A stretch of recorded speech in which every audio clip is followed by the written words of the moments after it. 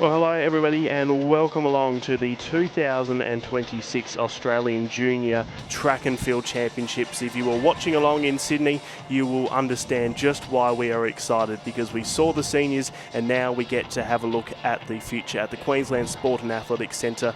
Hope you all are strapped in and ready for a massive few days of athletics here at what has traditionally been a very fast track. It is Wednesday the 15th of April, day one of competition for the Australian Junior Athletics Championships. My name is Ethan Quinlivan, and so good to have your company here as we are coming to you live from sunny Brisbane, and I'm not alone. Ella Toppin has been good enough to join me today. Ella, hello. Hello, how are you? I'm well. You excited? Excited is an understatement, I think. There's so many juniors who I think have the potential, well, to be great seniors in future, but are going to prove their worth on the track this weekend. Well, it all starts here. We've all seen the biggest names in Australian athletics come from these championships. Though you were recently competing over in Sydney, your recollections of the junior championships, you must look back on it with, I suppose, a lot of pride, but also a heap of fun. I think so. These competitions are such building blocks. Like, there's so many learnings and opportunities for our juniors here, whether that be competing in events for the first time, chasing down medals, sometimes junior records, or even if it's just participating in relays for your state. I think it's so exciting just to have an opportunity to put that, showcase all that hard work that you've put together.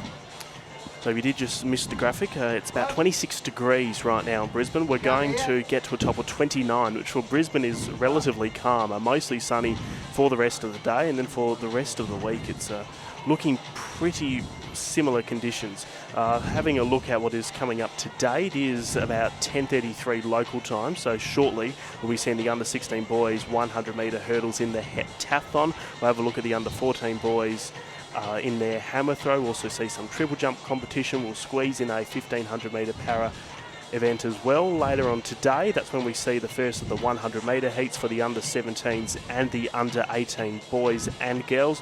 We'll see another hammer throw. It will be the under 18 boys hammer throw final we will see, and the under 16 heptathlon high jump is going to be taking place, as well as a few para 100 finals. But there's so many athletes competing in some of the events that we've had to include heats, semis and finals, which in years gone by is unheard of. We'll see the 200 metre semi-finals a little bit later on today, as well as some more para 100 metres. To have semi-finals in, to just have the amount of athletes to warrant 3 rounds is just incredible, and it shows how good and how strong this sport is looking. So there's the girls preparing themselves for the triple jump, which is going to take place directly outside the 100 metre straight, closest towards the finish line. The conditions in terms of headwinds at the moment looks pretty decent. We just saw a minus 1.9. Hopefully that won't play too much drama with some of the sprints that come up later on today. In the 400 metres, what do you prefer? Ella, you're a 400 metre runner. Would you prefer running into the headwind on the back straight or home straight? Oh, this is a good question. And I changed my mind a little bit on this one, but I think at the moment it would be headwind in the front straight. Okay. Like, it is what it is. You're going to be dying anyway. You may as well get a good start and deal with that in the later part of the races. Spoken like a true 400 metre runner. It's going to hurt. It is going to hurt no matter how slow you take it out or how fast you take it out. That's what my coach told me. You don't need to go out in 30 seconds in the first 200 metres to try to prevent some sort of pain, because no matter what happens, it is going to hurt.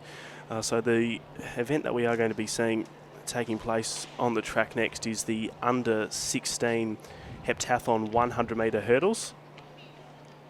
We've got 2 races here. This is the first of 2.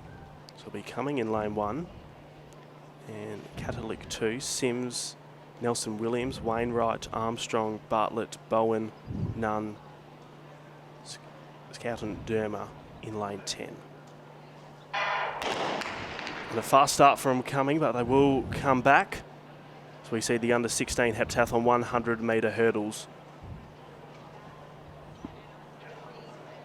And hopefully they are given the all clear, but we will let our world famous and world class start team and just determine it. Green card whipped out, so all good. It's always a good sign in the junior events. We don't ever want to see people getting disqualified. They've worked so hard to get on this start line, and this is the first event for the heptathlon, so we want them to do well. After this, just the small 6 events to come.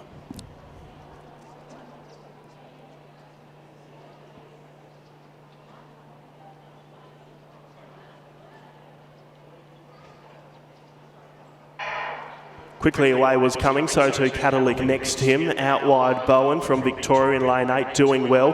Coming in Catalyc leading in lanes 1 and 2. Coming from Victoria ahead. Catalyc 2 metres behind, won't be able to catch him. Coming is able to win 13.48 unofficially with a plus 0.7. Good way to open up his campaign, Lachlan, coming in the under 16 boys heptathlon. Looks pretty happy with that, so I guess it's a good sign. First event, nice way to shake out the cobwebs. I've always admired the multi-eventers. It's something that I was always tempted to do, but just never brave enough to do it. To be able to be essentially a master of all, for these athletes, 7 events. For the senior boys, it is 10 events. To essentially just try to master them, it is a difficult task. Yeah, jack of all trades, isn't that the same? Yep. Well, we just saw some incredible athletes over the senior competition. I mean, Mia Scarry, who won the women's heptathlon, I think it was PBs over 7 events and missed that Com Games qualifier by about 25 points. So she's an incredible athlete that both the men and the women should be looking up to, and has done a fantastic job transitioning from juniors through to seniors now. Yeah, I just remember looking at that competition in the Australian Senior Track and Field Championships, and every time Mia Scarry touched the track, there seemed to be some sort of personal best for her falling, and I think she won pretty much all of the events that she was in for the heptathlon. I'll bring up those results because they were remarkable, Ella. Absolutely. What we can see at the moment on the screen is the under 14 hammer throw. These boys are throwing with 3 kilos. Got a Victorian in the circle at the moment. This will be the first time that some of these junior athletes are competing at a national championship, so it's important there to control the nerves and really focus on the positives. I think being here and the experience and not necessarily the outcomes are really important things for our juniors to remember. I completely agree. So just in their warm-up stages at the moment, the boys, they are going to get underway very shortly for the under 14 hammer. Just going back to the conversation on Mia Scarry, in the 7 events, she was able to win about 4 of them. Personal best in 200 metres, also PBing the 100-metre hurdles, high jump, long jump, in the shot put as well, and a personal best in the javelin. A little bit of a fun fact, I think she said that in the high jump, it's the first time she's cleared her height since she was something like 14 or something like that. Really? Yeah. I saw something the other day on her personal Instagram saying something along those lines. Oh, that is golden. 181 is what she cleared in the end for the women's high jump. First time since 14 years of age. Something like that, or some really young kind of age. Definition of persistence, isn't it? Absolutely. Now we have a big program, Ethan, over the next more than a few days, only 5 or 6 days. Is there an event that you're looking forward to, or one that you think everyone should tune into? Well, basing it off how the seniors went, it is going to be the under 20 100 metres. They'll get out running 19.67, becoming the 16th fastest in history over the 200 metres. We get to see him over the 100, and this is a facility and a venue that means so much to him. It's only on the warm-up track. He ran his 100-metre PB, which stands at 10 seconds flat. So he's going to be taking part in the 100 metres for the under-20s. But the under-20 competition as a whole, there is so many athletes who have qualified for the World Junior Championships, and we can only take so many to the championships. So it's going to be so cutthroat, just those under-20s, given the amount of depth we have. And you were speaking, Ella, before the championship started, there are going to be some events where there will be athletes who have reached the qualifying standard for the World Junior Championships but actually won't be in the final for the under-20s. Yeah, the two that come to mind are the under-20s 400 and 800. In that under-20 women's 800, we've got 14 qualified. So you're nearly looking at, well, we're obviously not running an A and a B final, but if you were to have an A and B final, you're nearly looking at both finals qualified, which is completely insane. I think the challenge for these juniors here, many will be used to switching off, being able to roll through, have a bit of fun in the heats, but these under-20s, I think what's going to be more challenging is getting into the final than the actual finals. So for the World Junior Championships, aside from relays, we take 2 per event, and these under-20 championships are crucial because if you have reached the qualifier and you were the first eligible athlete across the line, and when I say eligible, first Australian and also first athlete who has got the qualifier, essentially if you win gold and you've got the qualifier, you're on the plane over to the World Junior Championship. So that's one way you can get a selection.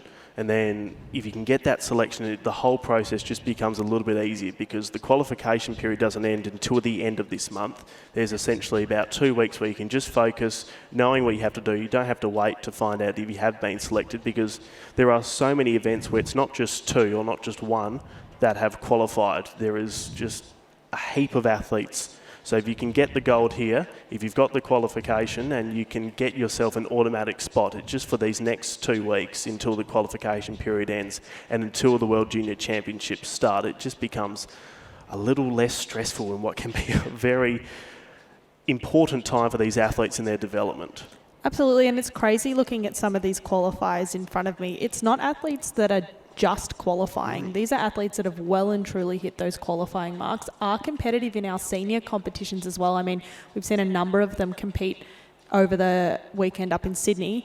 We saw Zara Hagen, who made that women's open 100-metre final. Like, that's a huge achievement in itself. Ivy Boothroyd's another one. She, I believe, was 5th in the under-20 800-metre final. You had the likes of Daniel Williams, who also made that open... it was the open men's 800-metre final. So came fourth. Well, I mean, look at these juniors. They're not just making up numbers in these senior finals. We've got athletes, junior, under-20 athletes, that are well and truly competitive and giving the seniors a bit of a run for their money.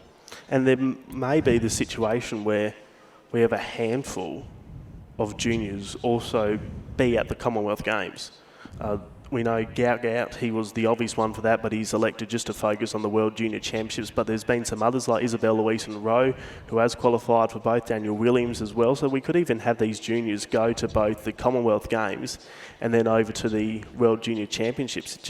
It's a historic time and period for Australian athletics. It's a very tight turnaround, though. I remember, I think it was 2 years ago. No, it would be 4 years ago now when we had the last Commonwealth Games. Yep. We had athletes, senior athletes, going from those... it was World Championships through to Com Games. So juniors will have to go, if that's the choice they make, and have qualified. It'll be from the Commonwealth Games that ends, I think, on the 2nd or 3rd of August through to World Juniors that starts on the 4th of August. So it's a very quick turnaround and something that those juniors will have to consider, particularly if they want to be competitive in those junior fields. I mean, under-20s is no small feat, and all those athletes will come out to play.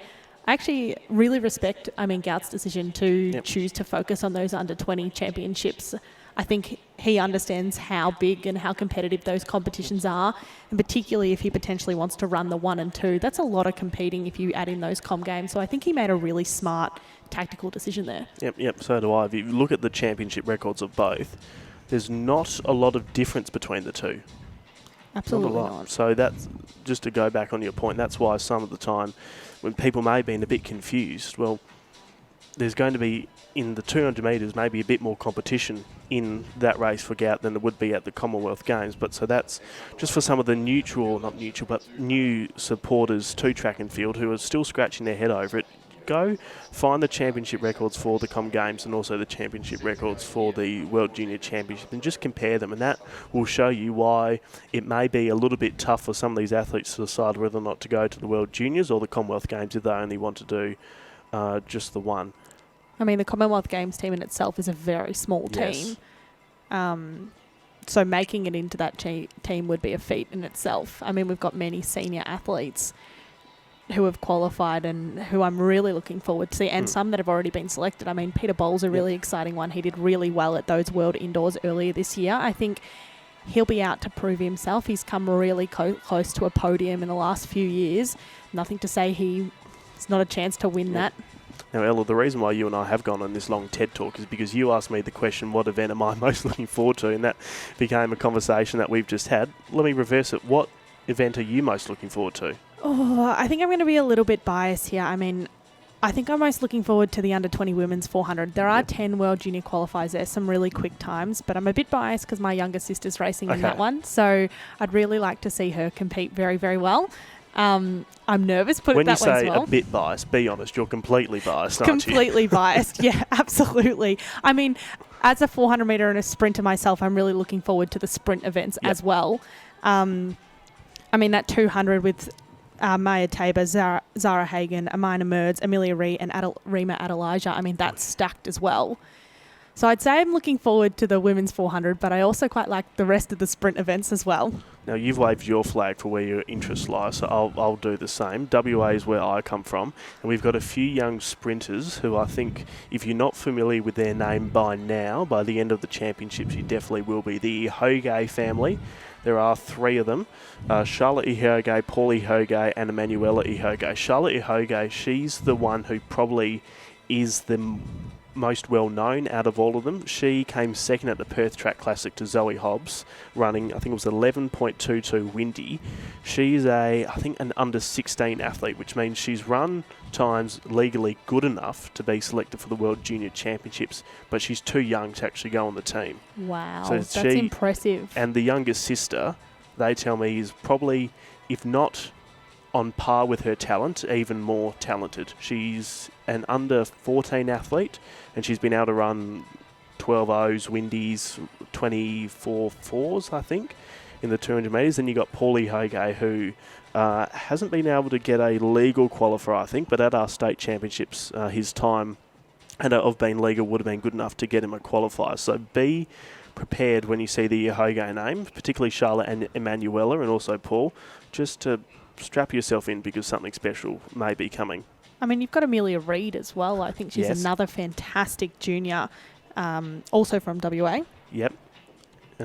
National record holder in the under 16 100 at the state championships. Charlotte almost broke that record, and then just a few races after Amelia was there. So I just wonder, she would have been laser focused into her event, but she would have just been keeping a look on the clock just to see how fast Charlotte would have gone. The sprinters are coming along strongly, not just in Western Australia, but also here in Queensland, because how good have the sprinters out of this state Oh, there are so many. So many. And I know I mentioned before the likes of Zara Hagen. I mean, I just think it's incredible, and there's not enough emphasis put on the fact, like, making an open final is no small feat. No. I mean, I think athletes, whether that be senior or juniors, can really get caught up in the fact, oh, I didn't make the final, I didn't do that. But I think we need to remind ourselves, all these athletes here are the best in the country. You're coming, even making it to nationals, you're looking often at being in the top 20, top 30 in the country, and that's an incredible feat in itself. So then for a junior like Zara Hagen to make it to an open final, she then sits in that top 8 in the country. It's just, when you put it into perspective like that, it's remarkable. It really is. So we are preparing. There's the women's triple jump. There's Sophie Williams, who is a heptathlete in her own right, won the bronze medal at the under-20 championships in Sydney. They did the under-20s and opens heptathlon and decathlon championships over in Sydney. And we are underway on the track with our 1,500 metre para events. We are going to be seeing the under 15, under 17, under 20 men's para 1,500 metres. They're starting to make their way around the track. I think in this first place we can see Eleanor Downing. She's a T20 athlete. She's taken out the lead fairly quickly there. She's an incredible athlete, having competed in the Virtus World Athletics Championships in Brisbane in 2025. She's taken it out really strong there as she's coming in to the first kind of 300 metres. She looks really relaxed and is willing to really have a crack over these races. I mean, it is about placing and wanting to win and all those kind of things, but it's also, this track gives you the potential to run PBs. It does. So go through the first 300 metres in about 55.6. Eleanor Downey, T20 competitor from Victoria. Then the Queenslander Venner, a T20 competitor. For her, she's only really about 15 or so metres behind. And for those who are new to the para sports scene, it's not necessarily who crosses the finish line first that determines how the medals are sorted out. It's all based on their classifications and how close they are to their classification world record. So you might see an athlete on top of the podium who maybe came second or third across the line, but that's just a brief explanation on how it works. So this is the under 20 women's para 1500 metre final. We'll get the men's on the track shortly, but Eleanor Downey from Victoria, she is not slowing down, and she's really extending the margin between Venner and herself. McCarthy and Schultz from South Australia and Victoria, both T38 competitors. They are behind two leaders, and we're just seeing the Victorian in Zoe Schultz hit the 200 metre mark of this lap, and then McCarthy just crosses the 200 metre line for this lap now. It's starting to come through for about 850 metres to go, and Eleanor Downey gone out hard, and she's holding on. Yeah, she's holding it beautifully. I mean, that cadence and that leg turnover hasn't really changed much since the beginning of her race. So it'll be really interesting if she can hold that through the final two laps. She'll know as well that Libby Venner, she is the same classification as Downey. So she'll want to at least win that aspect, so she can kind of guarantee that. But as our other athletes, so it's our other Victorian that's coming through now, Zoe Schultz. The clock's at will probably be about 2:47-ish as she comes through here with about 800 metres to go. And I think we've seen Eleanor Downey pull out there. So it is now the Queenslander in Libby Venner, who is leading at the moment.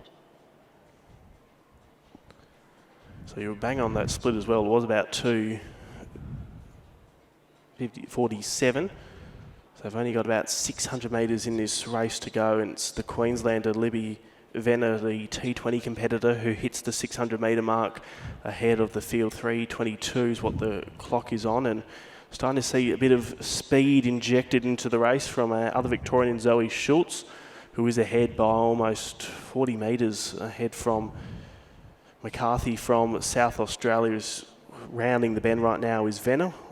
Yeah, and she's continuing to extend that lead. It now sits at about 80 metres at the moment, and she'll be knowing she's coming into this straight to head into that final lap. I mean, conditions are good. We love warm conditions, but for a 1500 metre, that can be really challenging. Particularly, I think she'll be well accustomed as she's a Queensland athlete, but for those Victorian and the South Australian, the weather might play a little bit more of a challenge given it's a bit warm and it's a bit more of an endurance-based event.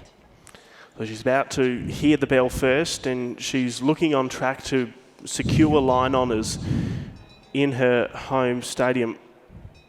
Absolutely, and that's an achievement in itself. Yep. It's really exciting to cross the line, whether that be in a heat, a final, winning a national, anything is super, should be absolutely celebrated.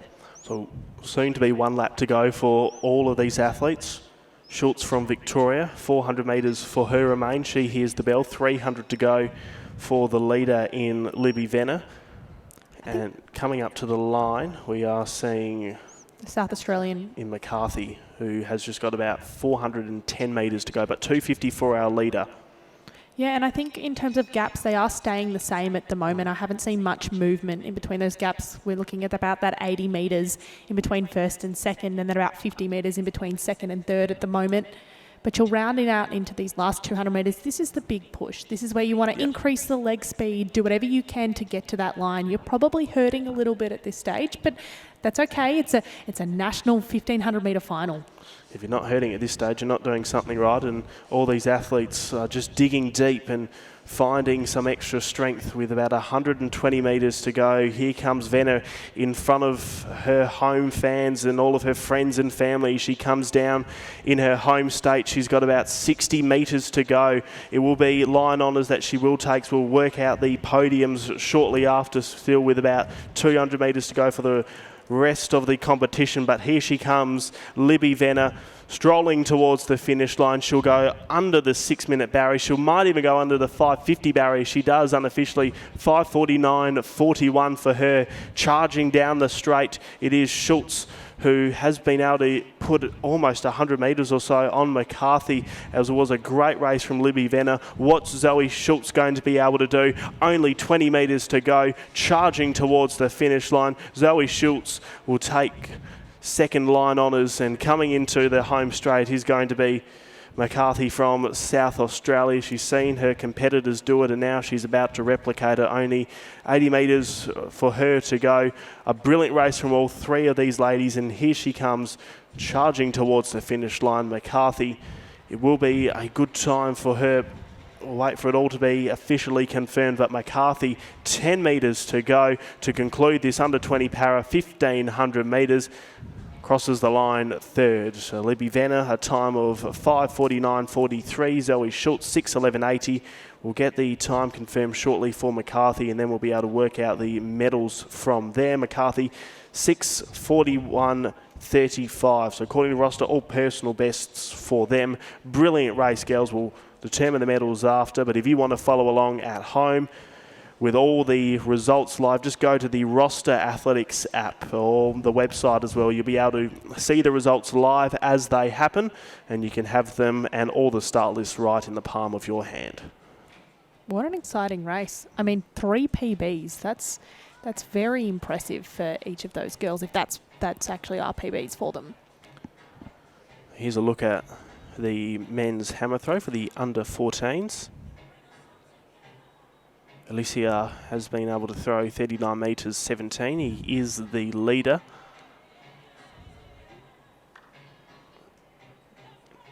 If you did miss it, we'll just flash up in a moment. The results from the last race, here they go. Schultz, 6:11.80. So we can see just on the far right column the points. So that is how we work out who is the gold medalist. And it will be Schultz, who did get the second fastest time, 6:11.80, but had a point score of 88.35.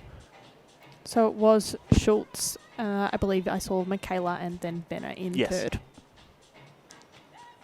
If you want to get all the results from all the races, like I said, just go to the Roster Athletics website. Only the second jump in this triple jump competition. Ashley Coleman from Queensland took the opening jump to 10 metres 41. I imagine with our para athletes, they'd be in a championship kind of race. It'd be very different to our able-bodied athletes and how they go about, I guess, the tactics of those races. I mean, we've seen championship races, particularly that women's 1,500 at seniors, where they really did just slow the race down and kind of left to a sprint. Our para athletes don't really have the opportunity to do that, I guess, because you've got to kind of put your best run on the board, knowing that there would be athletes of different, with different. I've lost the words, with different classifications. Yeah. That's the one I'm looking for. So you'd need to really put your best foot forward, knowing that it's all very different and not necessarily it's not who crosses the line. It's you've got to put your best race forward. And a very good point you made there, Ella. Very good point. Our next para 1,500 metres are going to be the ones I alluded to before, the under 15s, 17s and 20s. So they'll all be a combined race. So it's going to be interesting to see, one, who takes line honours, but two, who is able to take out each classification. Going back to triple jump. I can see on the track at the moment it is Cherry from Queensland. She did just get the red flag up there, so that jump won't be counted. She must have just stepped over the board there. So 11.42 for Caitlin Butland, who is leading from Lillian McAuliffe. Jumped 11.24, and Ashley Coleman 10.41. Still very early days. We are only in round one. We have only seen 4 jumpers. Well, I guess having a look at the weekend as well, you had Brooke jump incredibly in the last round to take the gold. So every round does count, and our juniors need to keep their nerve there, because I mean, you can really take that gold medal and jump big in those last rounds. I'm also fascinated to hear what your opinions on this is, but I've noticed 2 occasions of it in the senior championships where in the qualifying rounds we had athletes be able to reach the Commonwealth Games standards. Delta Amadzovsky, she jumped 6 metres 84 in the qualifying women's long jump to book herself a spot in the Commonwealth Games, and also Lockie Kennedy famously went sub-10 in the heats. 996, which went under the Commonwealth Games qualifier. So if the conditions are good, Ella, and you know that it's within your capabilities, do you say, righto, stuff it, I'm just going to send it in the heat, see what happens, hopefully book a spot, and then worry about a gold medal in the finals later on? I think this can be a bit of a twofold, and it is a discussion that you need to have with your coaches. I mean, in my head, a lot of the time I'm thinking, well, at the end of the day, if you want to make a world championship final or an Olympic final, those athletes are going out and having to run fast. I mean, you've got the top 2 or 3 that potentially can switch off. Yep. But I'm a big believer that sometimes, particularly at championships, depending on how you want to go, it is an opportunity to really practice and have 2 really strong races and kind of emulate those kind of world championship or whatever that international competitions, because in an international competition, there's not many people that I can think of that are able to switch off. But then again, it is championship racing, and if you know and feel very comfortable in your ability, sometimes it is easier to back off in that final 100, final 200, kind of depending on those races. I mean, these finals are absolutely stacked, and not all athletes are able to back up in the same way. I mean, I can think of a number of athletes which do really just tend to have that one performance in them. So I think it's very individualized discussions that need to go on with coaches and kind of really centered around goals and what you're trying to achieve. But I'm not against it. Having a crack in all 3 rounds. I mean, Kennedy, I think, was smart with it. He had 2 days. First day was that heat, and that's when he had a crack. And when he had that semi, which sat about 2 hours before that final, that's when he took it a bit easier. So I think that's a really smart way of doing it. He's got an opportunity to execute his race plan in reasonably good conditions. Can he have a look at that Commonwealth Games qualifier or that sub-10, which he did? And then knowing that he wants to win that final, he doesn't need to do that in the semi. He's very confident in his own ability there. No, that's the pattern I like. Go for it in the heats, and then worst comes to worst, you've run 10:01, say, in the 100 metres, and everybody else goes to sleep thinking about how you were this close to going sub 10 seconds in a heat. So after seeing what Delta and Lockie did, I'm a fan of, if you're feeling it, if it's good conditions, if you know you're capable, just go for it, because you never know what will happen. Well, and in those events, particularly things like the 400 and the 200, if you're winning and getting those automatic qualifiers, you also get good lanes. And I'm not going to say, like, you can run fast from any lane. I mean, we're all running the same distance, but as a 400-metre runner, I do think the lanes make a little bit of a difference, and it is nice to be in those middle lanes. I actually think it'll be really interesting to see what happens with our under-20 women's 400. I mean, we have 46 competitors, which is absolutely insane. Earlier this week, an extra round was added into the program. I know we talked about athletes potentially not having ever run 3 rounds before. What's really interesting about that is we've got our 400-metre heat and semi on the same day. So that kind of throws a little bit of a mix into it. You've got, and a 400-metre, I mean, that's not an easy event to back up in, even when it's over multiple days. So it'll be really interesting to see what our juniors do, whether or not they take that first round, particularly our World Junior Qualifier athletes, whether they take that first round a little bit easier, knowing they have to come back at about 6 o'clock. I think the first round's at 9, at about 6 o'clock later that evening, and run to make a final. And I honestly believe it's harder to make this final than it will be to make the World Junior team. So they're going to have to run really, really fast. There's not a choice, to be honest with you. Very good points raised from you, Ella. Right now we can see the under-18 women's triple jump. Mackenzie Ryan has been able to take the lead. Charging to the board right now is Letson from Victoria. We do see the white flag come up there, so that jump will be counted. Relief. It's nice to put those jumps on the board, even though you've got however many rounds. It's just a bit of, okay, I've put one on the board, and we can kind of like build confidence from there. So Ryan, 11.49 for her. Caitlin Butland, 11.42. Over then in the hammer competition.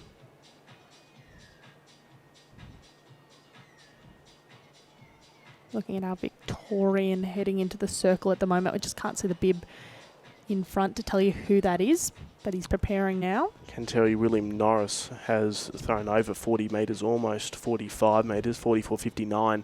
He has got the lead from Lasaya, who threw 39 metres 17, and Luke Francis, 35 metres 76. Here's a look at our hammer results for the under-14 boys. Still in round 1, so still very early days.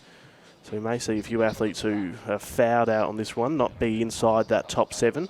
But Norris on top from Alasaya, Francis, Rooney, Jarvis, Daly and Valentine.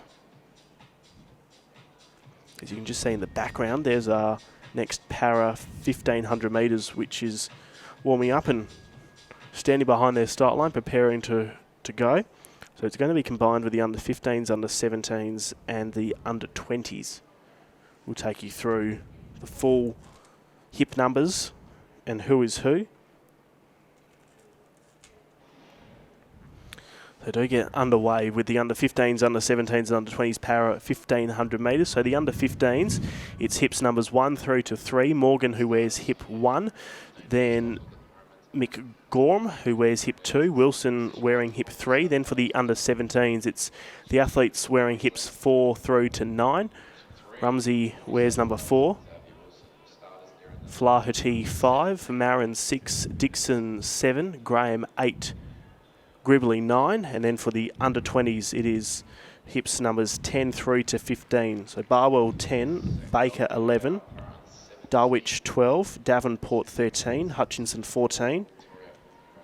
Sir Inga, who wears hip number 15, has made the way through the first 300 metres, and it is Barwell from New South Wales who has been able to start out strong. He's leading not just this race but the under 20s as well. You can see the full hip allocations on your screen. There's Barwell charging down the back straight. Starting to make a move is Dixon, the Tasmanian, for the under 17s. He's only half a stride behind Graham, who's a T20 competitor from Queensland, who is wearing hip number 8, and catching up to them early is Davenport from Victoria. So in this leading group of 4, we've got 2 under 20s and 2 under 17s. It's very good, Ella, to see the under 17s really sticking it to their seniors. Absolutely. I think it's a really good opportunity as well for our under 17s. I mean, having more experienced athletes in these longer distance races, allowing to sit behind and kind of stay relaxed, might pull them through for some pretty quick times here. I mean, I think under 17s, and when you're a bit younger, you also have that confidence to maybe take that. So as we come in to that with 2 laps to go, the positions stay about the same. It is the likes of Barwell still leading at the moment with a small chase pack behind him. And leading for the under 15s is the Queenslander McGrom, T38 competitor. Overall, he's inside the top 10. He's probably just in about, I reckon, 9th as we see them move through to the back straight. And our leader still Barwell. And he's up by almost 2 metres from the under 17 in Graham, the Queenslander. Dixon not far behind, and he's been pressured by Davenport wearing the blue of Victoria. He's also got the blue hair to match the Victorian colours, and with 200 in this lap to go, they're really starting to congest.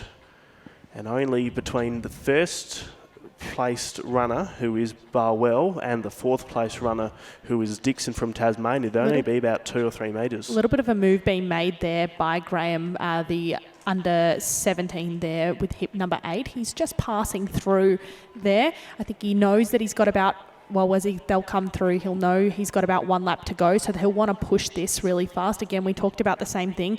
You've got Graham, who's a T20 athlete, and it was Dixon, who's a T38 athlete, so Graham will want to come in front here as they head through with 1 lap to go. So he looks like he's pushing hard. It is then the Victorian. I actually can't see that hip number there with the blue hair chasing very quickly behind him, followed by our New South Wales athlete. And we're just starting to lose our Tasmanian athlete there. So it is still leading is Graham at the moment, and we've got a pack of 3. So don't forget, these athletes are spread across various age groups, so the finishing order will not represent how the medals will fall. We'll also have to work out their points based off their classification.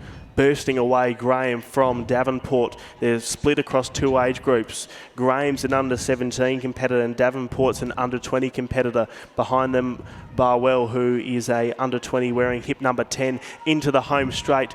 The Queenslander strides away from his competitors. Graham in front of his home family on his home track. He's up by 5 metres. He's going to be able to take line honours as he stretches to the finish line. A good time. It's 4:21.25 unofficially. Then crossing the line after him was Davenport. Barwell next across, and then after those it is Dixon, the Tasmanian. So we've got our first 2 across the line for the under 17s and the under 20s. We start to see our next runners roll through, but a brilliant race in the end, and perfectly timed tactics from Graham. Absolutely, and a big achievement as an under-17 to take that for the under-20s as well. We've got a Queenslander coming through here again, the crowd getting around him. I think that athlete is with the hip number 9, so that'll be Tom Gribble from Queensland. He's in that under-17 competition as well. We're just trying to find one of our under-15s. I think that's another under-17 there, the Victorian and Matthew Rumsey coming through. Looking for numbers 1 to 3 for our under-15 competition there. Looks like we got Wilson, who was first across the lines for the under-15s, and not far behind him was McGrom for those under-15s. So we've seen almost all of the first through for the different age groups. That was their Peter Flaherty. He's a Queensland athlete in our under-17 para category there. He's just finished. Still got a few athletes on track. Got Dominic Baker coming through now in that last 20 metres, really strong and celebrating all the way through to that line. He absolutely should be very proud of that achievement. He's got, actually, sorry, I said that wrong. He's got 1 lap to go. So he's getting ready and he's building speed coming into that final 400 metres there. We've got 3 athletes still left on the track. Really injected some speed into the race, didn't he, when he heard the bell, as Morgan from New South Wales. He's about the 150 mark of this lap, and just coming up behind him is Darwich, who now overtakes him. The New South Welshman moves into the home straight wearing the yellow shoes ahead of Morgan, who is the under-15 competitor, and Darwich wearing hit number 12. He's an under-20 competitor. It's got about 50 metres to go, and as you said, just knowing that line is almost there, he's really, really winding up coming through. I think as I say that leg turnover speed gets even faster. So with about 10 metres to go now, he's almost through there. It'll be about 6:48. And we've got 2 athletes left on the track there. It is the likes of, did you say Toby Morgan from New South Wales coming through there? So he's also got about 30 metres to go, and our final athlete on the track is about just under 200 metres there. And that is Baker, who has the 200 metre mark. Here's Morgan as he approaches the finish line. He's still got 1 lap to go. With 400 metres remaining for Morgan. Hip number 1, a under 15 competitor, is rolling into the straight with only about 120 metres to go. Now it is Baker. Baker's putting his hand up. He wants the crowd to get around him. So if you are in the stands, everyone get around Baker as he finishes off this last 80 metres here. He is absolutely moving. Look at the speed. He really can sense the finish line is only about 50 metres away. He's been able to move into another gear. Baker storming towards the finish line. This will be a very fast final 100 metres to go towards a sub-8 minute 1,500 metres for him. We'll wait for the official time, but well and truly under the 8-minute barrier, and he is jumping for joy, as he should be. An excellent race from you, Baker, as well as all of the boys. And with about 250 metres to go, the race definitely isn't over, because we have still got one of our stars in Toby Morgan, T43 competitor.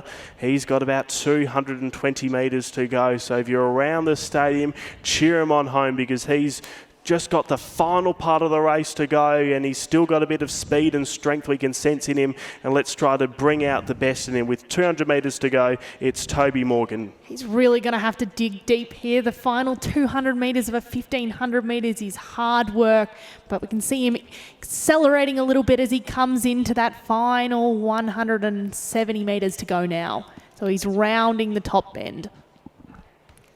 It's so nice to see many of our other para-athletes waiting for him to finish there at the finish line, getting around those athletes.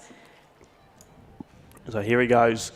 He's only got about 120 metres to go. He's about to move past the yellow relay tick, which means only 120 to go. The clock stands at 9:12. What time is he going to be able to do? Rolls into the home straight. 90 metres for him to go. It is so close, and he can feel it. He's starting to find some speed, and he's really moving. He's gone into another gear as well, and he picks up the pace rapidly. 50 metres to go, charging to the finish line. A great race for him. It will just be over 9:30. It could be under 9:40. Is it going to be Unofficially, yes. We'll wait for it all to be confirmed, but a good, fast finish from Morgan in this para, under 15, under 17 and under 20, 1,500 metres. Now, Ethan, I've just had a little message from Mitch here, who's also on our commentary team for this weekend. He said he's a massive Dom Baker fan, follows him on Instagram, so a little plug there for Tom Baker's Insta. So very exciting stuff. So I think that's an account worth following. I mean, an exciting young para-athlete that absolutely injects energy into the track. Tell you what, if you've got Mitch's attention, you must be doing something right. Hope you're enjoying the first day of the Australian Junior Track and Field Championships here at the Queensland Sport and Athletic Centre. Stick around, plenty more to come. We will be back in just a moment. Queensland Sport and Athletic Centres, we bring you day one of the 2026 Australian Junior Track and Field Championships. Ethan Quinlivan in the chair alongside Ella Tobin. Been a brilliant start to the championship so far today. We're rolling into the 800 metres shortly. We will give you an update in how this women's triple jump is going. At the last count, we were in round one, and we have gone into round number two, and it is Audrey Campett-Pierce who leads with a jump of 12 metres 33. She's actually tied with Michaela Frey. Michaela Frey, by the way, the all-schools champion and the national silver medalist from last year when they were under 17s. She jumped 12.33. Still early days, that's why it is on count back. Audrey, she did have a foul in round one, and Michaela yet to jump in round two. And we've seen Lillian Mycliffe, who has jumped 12 metres 14 for third. So there's a bit of a gap forming because between third and fourth, there's almost a bit over half a metre with Butland jumping 11 metres 58. So still early days, Ella, but starting maybe just to see where the medals are going to be heading to. Absolutely, and running alongside that treble jump competition, we have our under 14 boys hammer throw. Now, this one, our leader from throw one, William Norris, he is still in the lead, and he's actually bettered his lead there with a throw of 45.86. And according to roster, that's a season's best, so that's a great way to perform in a championship. Closely behind, we have Nielsen Shabu. He's thrown 43.16. And in third at the moment, it is Lucas Francis with a throw of 42.74. So those top three currently at the moment to crack into the medals, you need to be above 40 metres. So big throws from our under 14 boys. They are in the third round now. And also, if you are tuning in outside of Brisbane, it is a good 26-degree day here in Brisbane. 29 degrees is where we are going towards. Mostly sunny, a bit overcast today, which is breaking all sorts of Brisbane protocol, I would have thought, and Queensland protocol, but I'm sure that will get sorted quickly. And then for the rest of the week, it's all going to be pretty similar conditions. Mostly sunny for the rest of the day. Tomorrow we'll get up to 30, Friday 31, with Saturday mostly sunny 30, Sunday 28, and then Monday 28 as well. Pretty much sunny and mostly sunny for the championships. Just knocked on wood, no rain is forecast for the rest of it, so conditions are looking pretty good. It's always exciting when the national championships are here, but you don't want to be looking back on a wet, gloomy national championships, don't you? So sunny Brisbane, sunny Queensland, the perfect place for it. Absolutely, and that overcast will actually help those athletes in these longer events. I mean, it can be really challenging, particularly when the sun is absolutely beaming down. So these under 14 boys now that are making their way on the track to start the first of two 800-metre heats. This one's really exciting. I mean, the name that stands out to me who actually sits in that first heat there is James Hall from Victoria. Yep. He's an incredible athlete with a PB of 2:04.76. I'd comfortably say he's probably the favourite here. I've seen him race a number of times now at all schools nationals where he competed up an age group at that point. He was in under 14s and was the bronze medalist there, which is an incredible achievement. I've also seen him run against boys 3-4 times his size nearly at the APS Championships schoolboys competition over in Melbourne. For such a young boy, he's so tactically smart. He knows how to race 800s and he really backs his ability. So it'll be really interesting to see how he races this. I mean, this is as we said before, do they go out hard or is he going to play games with the field, which is crazy talking about playing games as an under 14. So There are going to be 2 heats in the 800 metres. James Hall, who you just heard Ella speak about, he's going to be wearing hip number 1, wearing the blue of Victoria, in roster PB of 204.76. That is remarkable. Medals galore, as Ella said, the all-schools champion when he competed in the age group above, and also the under 13, national champion from last year. So looking to go back-to-back in terms of age groups. There'll be 9 starters, and we'll give you the progressions on how they look shortly. And don't forget, if you want to follow along at home with all of the results, start lists, etc., you can just go to the Roster Athletics website or the app. You can download it, and as soon as we get the results, that's when you get them as well. Just moving the way onto the starting position. Get you an update as well with how the hammer throw continues to progress. And there's also a shot put that is just starting to warm up. So field events galore at the moment, which we will keep you updated with how they progress. I mean, I think we've got our women's, I think it's the under 15 heptathlete high jump. Yes, they're about to start as well. Yeah, I'm seeing some white flags, so I'd say that competition is already started. The boys, though, for those 800 metre, just doing their final run-throughs as they get ready to hop on the track. Sun's starting just to poke out now. Where that hammer throw competition is, that's probably the only place actually where there is still a little bit of cloud. Everywhere else seems to be great sunny conditions as we get a great shot of the conditions. Unfortunately for that hammer, just deviates outside the sector, and it will be marked as a foul on this occasion. But here come the boys back to their start line. For those who are new to athletics, these first heats are randomised in terms of lane numbers. So normally we'd see our faster athletes in the middle lane. But don't get too confused. James Hall is out of lane 1, but it is randomised in this first round. So we don't expect to see certain athletes in certain heats. So they're lining up now on that start line. Yeah, so not a reflection of where he is, but just randomised, as you said. Then once we move into the finals, that's when they... the lane positions does have some formulas and reasonings behind it. Just getting ready to start here. We'll give you the start list after that gun goes.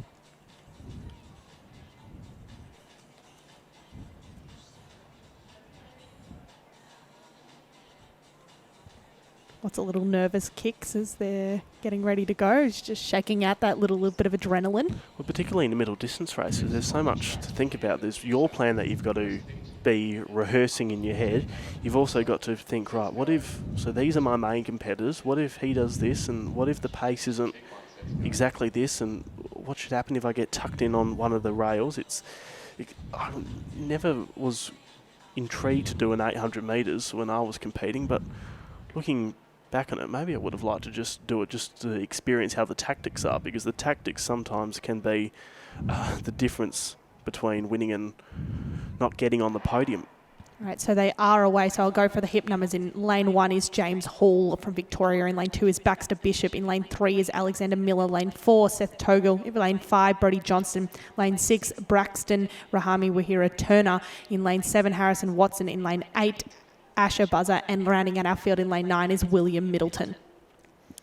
And it's the West Australian in Turner who has started off really well. He hits the 200 metre mark well ahead of the rest of the field. Hall from Victoria, not far behind. Charging through from New South Wales is Johnson, who's wearing hip number 5 as Hall makes his presence felt onto Turner. There's almost about 9 seconds separating their personal best, with Turner ahead of Hall. 204.76 is the calibre of athlete we are dealing with. Hall, he's only about 2 or 3 strides behind Turner as they start to make the way through the first lap. 430 metres remain. Turner looks comfortable, and so too Hall, to get automatic qualifying spots into the final. So coming through in 62.5, which is reasonably fast for these boys. Now it is 2 heats here, so that means we're probably looking at top 3 and next 2 fastest. So those first 2 are out, and there's a chasing pack for that 3rd spot. As I say that, it is the likes of our Queenslander athlete in Seth Togel, who's starting to try and chase down those fronts too. But on this back straight, it just looks like James is incredibly comfortable. He's starting to make a little bit of a move now as he rounds into this final 100 and really shows his strength and the kind of athlete he is. So he'll pull through Turner with him, and Turner's not going to let him get away. And that chasing pack is starting to close. That gap is absolutely starting to close at the moment. Buzzer leading it from Victoria. He's only 5 metres behind Turner. Top 3 into the final, and into the home straight comes Hall ahead of Turner. Buzzer behind. The top 3 pull away from the field, and then behind is Middleton. Charging towards the finish line, here's Hall, the under-13 national champion from last year, really makes a statement in their heats, and he crosses the line first. We'll get the time. Turner after him, and then it was Buzzer who was next across the line, but you pointed him out before, Ella, and it is clear to see why. Yeah, absolutely. Just cruised across, and he's walking nearly straight off the track. Doesn't even look like he's worked there. So what an impressive heat run. He'll be back, I'm sure, tomorrow to try and claim that national title. But he won't get it all his own way. We had a number of athletes there. I really like the confidence of Turner, hip number 6 from WA. He took it out and he knew what he needed to do to make that final. So I actually think for Turner there, according to this, it is a PB, which is a pretty awesome achievement. So our automatic qualifiers there are James Hall, Braxton Turner and Asher Buzzer from Victoria. Our first little queue at the moment is our Victorian in Harrison Watson, 2:10.87. He'll have to sit in what I like to call the hot seat, waiting for that second heat there to see whether or not they'll run fast. But I think Turner's really done that whole race a favour, taking it out strong. I mean, in these heats where there are time qualifiers, having an individual to lead that race really helps to pull those athletes along and make those time qualifiers nice and speedy. So the hot seat, that's a good one. My favourite, I want to run by you, the zone of uncertainty. The zone of uncertainty. I mean, I hate being in the zone of uncertainty. It is so nerve-wracking, particularly if you're in that first heat, watching those remaining heats go past. So we can see the second of those time qualifiers. It's the New South Wales men in William Middleton, 2:11.15. So 2:11.15, a PB for both our time qualified athletes. 2:11.15 is the time marker. So those athletes in that second heat will know what they need to do now in order to make that final. A decent clip, 2:10.87, as you said, is the leading little queue. Then 2:11.15 if you did miss it. James Hall 2:08.84, Turner 2:10.04, and Buzzer 2:10.15. So decent pace that these boys are going in as we start to prepare for the next race. And there's the full list of results from heat number 1. Hall, Turner and Buzzer get the automatic spots. Top 3 the next 2. Watson and Middleton in that hot seat. Heat number 2 just being presented to the stadium. Looks like a very healthy and very decent crowd in the opening day, which is great to see. And I wonder when the hometown hero, Gout, rolls up for his 100 metres, I wonder how many people will fit in. So we are away cleanly again. From the inside, it is Jordan, Barton, French, Power, McManus, Statmus, Baker and Galvin as they come into the first 100 metres here. It is the outside athletes who have led this field out really strong. As they merge in now to lane 1, they are going to all come in a little bit of a pack. It is our Queensland athlete, the hometown hero Jordan, leading this pack out in the first 200 metres. He's doing a very good job as we hit that 200 metre mark in about 30 or so seconds. The Queenslander on top, Jordan, and he's been pursued by one of the Victorians in Stamatsis, who is sitting in second. Then wearing the headband is the New South Welshman in Galvin, who's in a good spot, and coming through nicely is Galvin, who's been able to swing past the once leader in Jordan and take the lead with only about 430 metres to go. We've got a new leader which is coming the way from Victoria of Stadmus, sorry. So they have gone through in 65, which is about 3 seconds slower than that first heat. So if they want those time qualifiers, this is going to have to be a hot last lap. But as I say that, I think you've got a pack of nearly 6 there starting to round up. So this is going to be competitive. They do not want to leave this to chance. So you've got 6 athletes chasing 3 automatic spots and potentially 2 time qualifiers, but it's going to have to be fast for that one. Look at Galvin. He's really burst away from the field. Going with him is Barton on the outside. Swings into second place. We're in the blue of New South Wales. It's Galvin and Barton, the New South Wales athletes who are charging away. Jordan starting to join the party. It's the top 3 who will go through to the final automatically.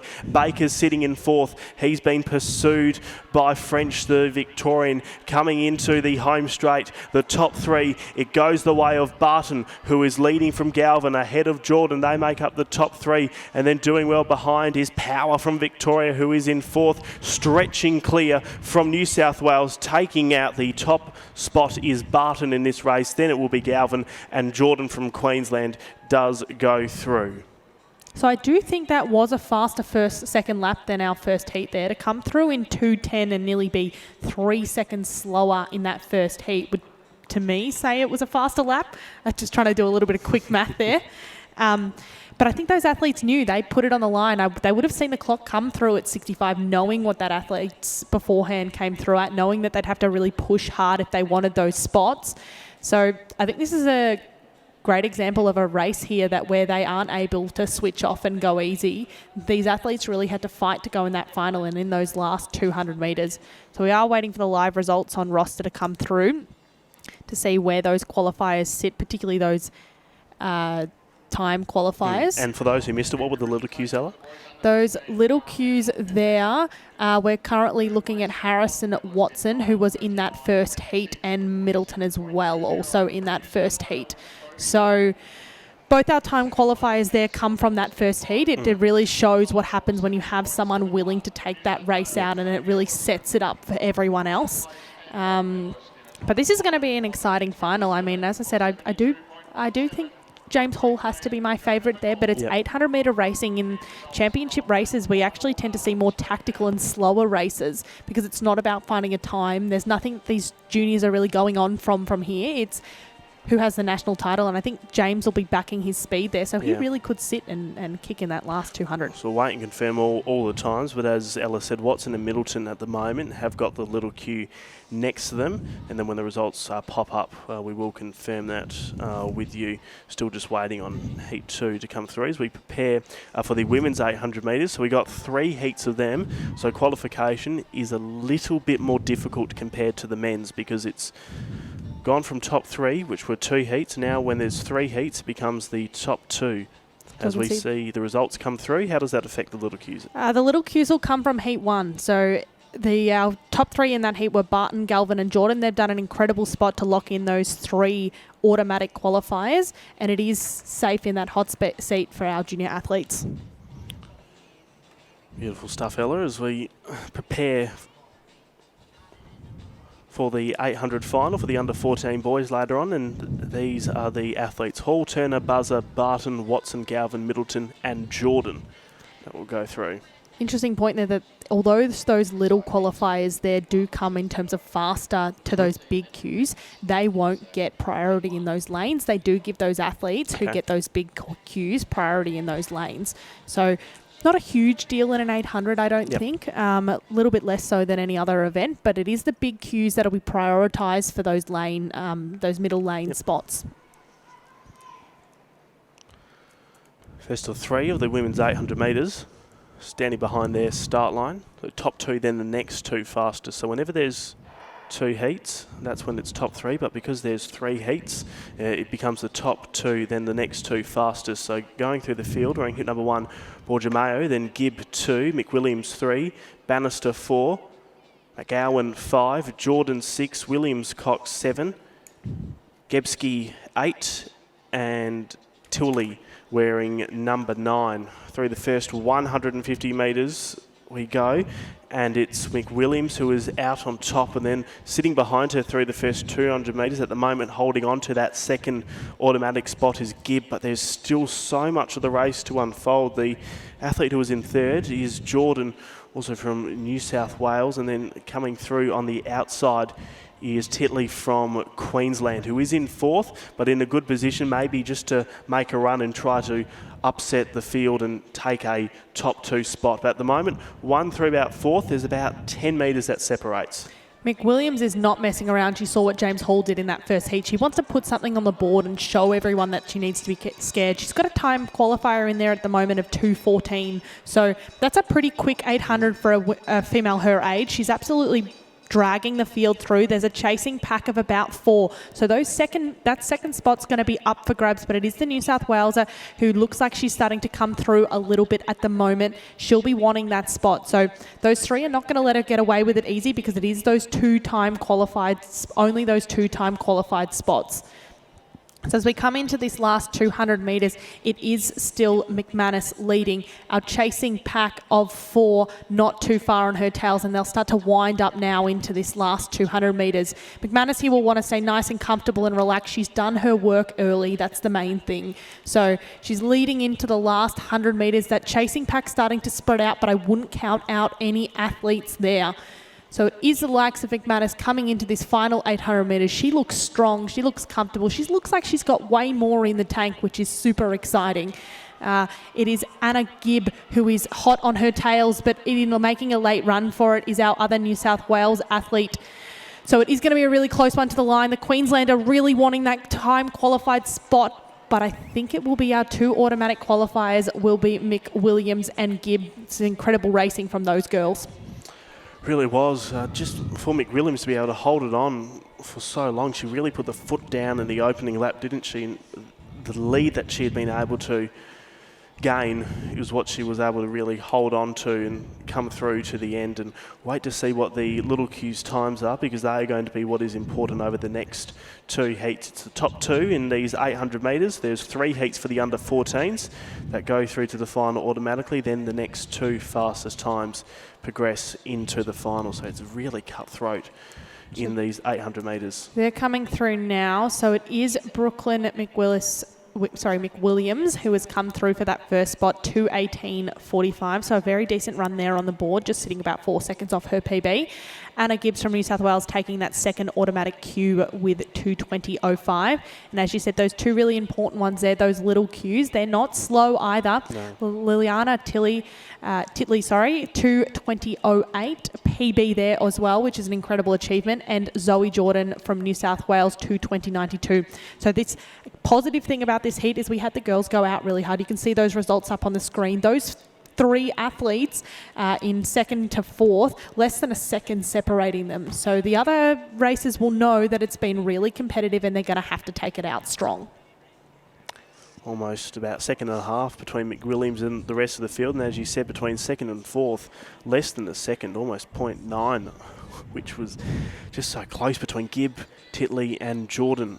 We prepare for the second heat of the 800 metres. You saw triple jump just flash up on your screen. We will come back to that in a moment. It is round 3.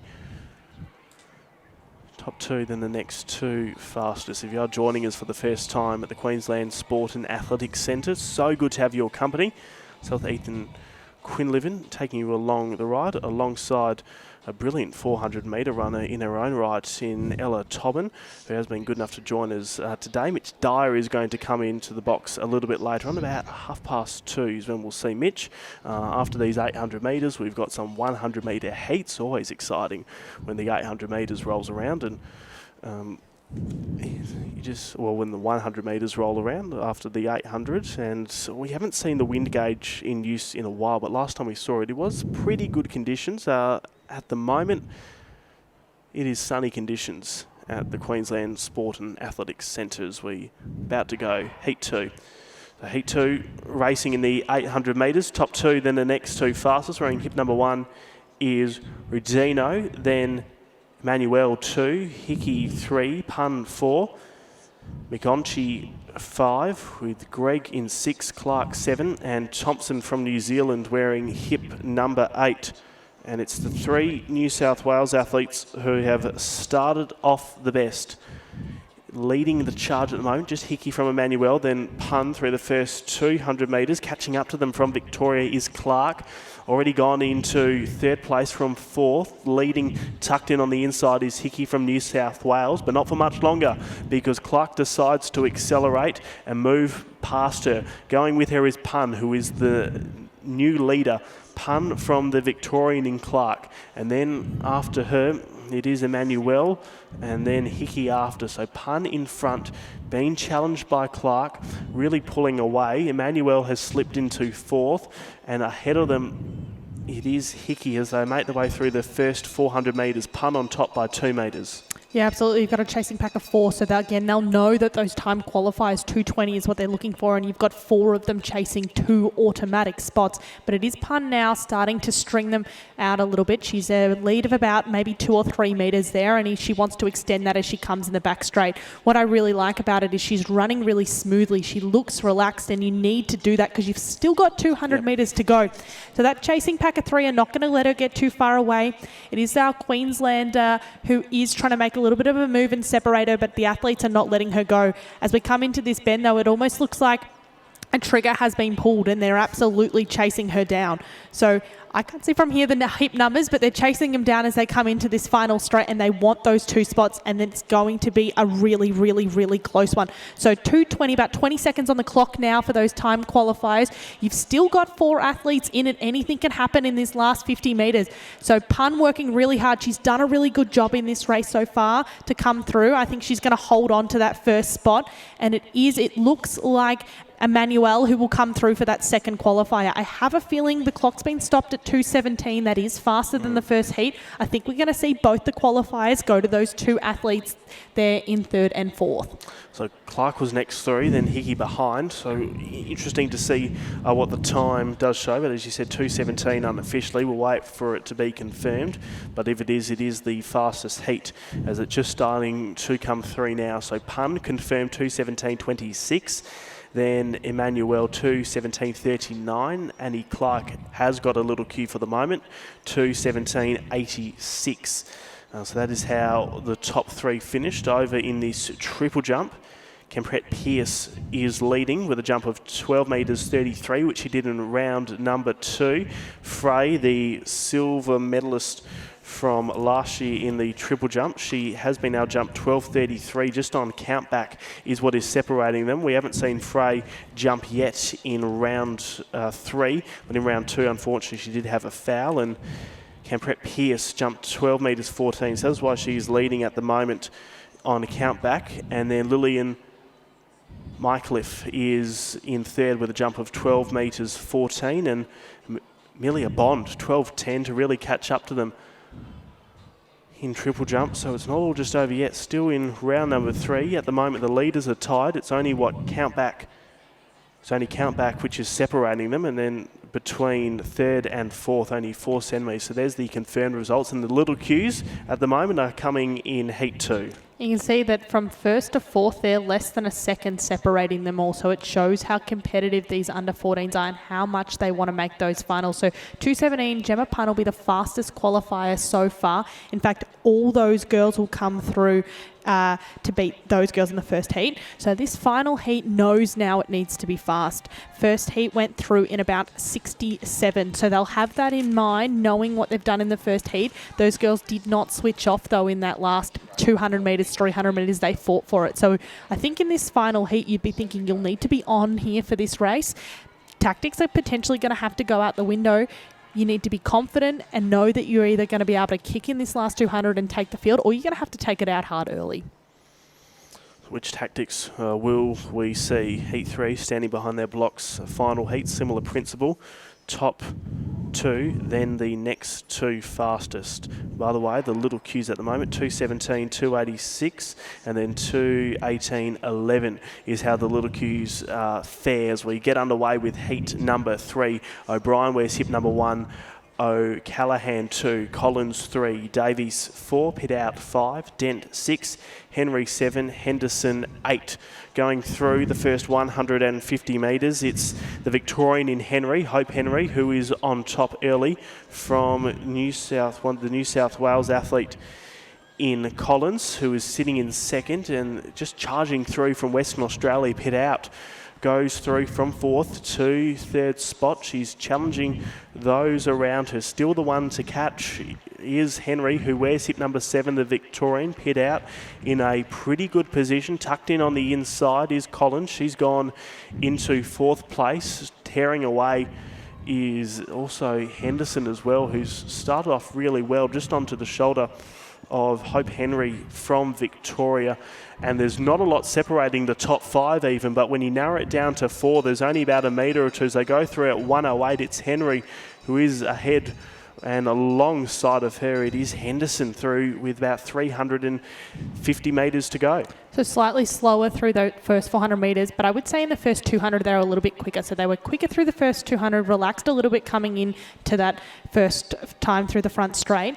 They'll be really conscious here. 68 through that first 400 means they're going to have a ripping last 200 if they want those time qualifiers. And at the moment there's 4 looking for those spots. It is Hope Henry doing all the work there. She's been out in the front early. She's got 200 metres to go, and she knows she's got 3 girls behind her.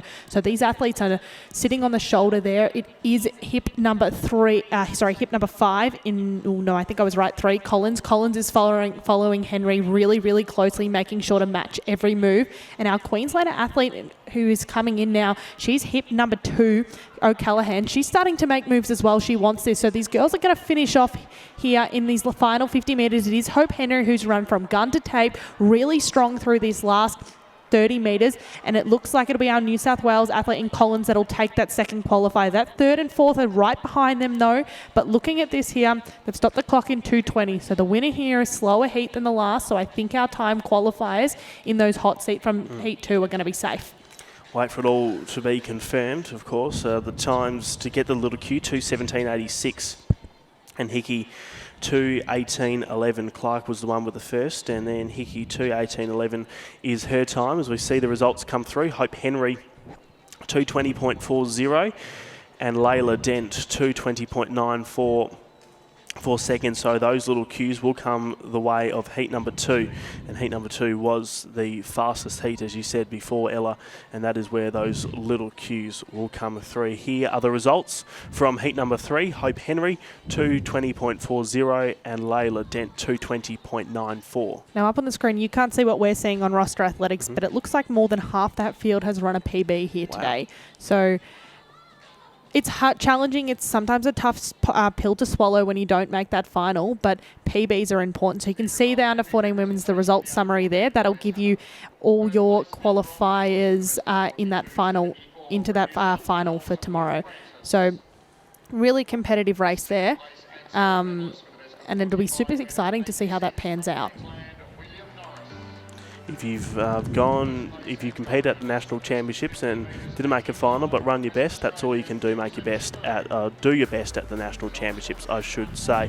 It's a great day so far at the Queensland Sport and Athletic Centre. Hope you're enjoying it. Myself, Ethan Quillivan, alongside Ella Tobin. We will be back in just a moment. We've got some 100 metre heats which aren't far from starting. Welcome back, and for those tuning in, we are up in Brisbane for our Australian Athletics Junior National Championships. There's been some incredible competition already this morning. We saw the under 20 1500s for our para athletes, and just then our 800 metre for our under 14 athletes. Those are really competitive heats there that came down to time qualifiers and athletes really having to put it on the line. So it'll be really interesting to see what happens tomorrow in those finals.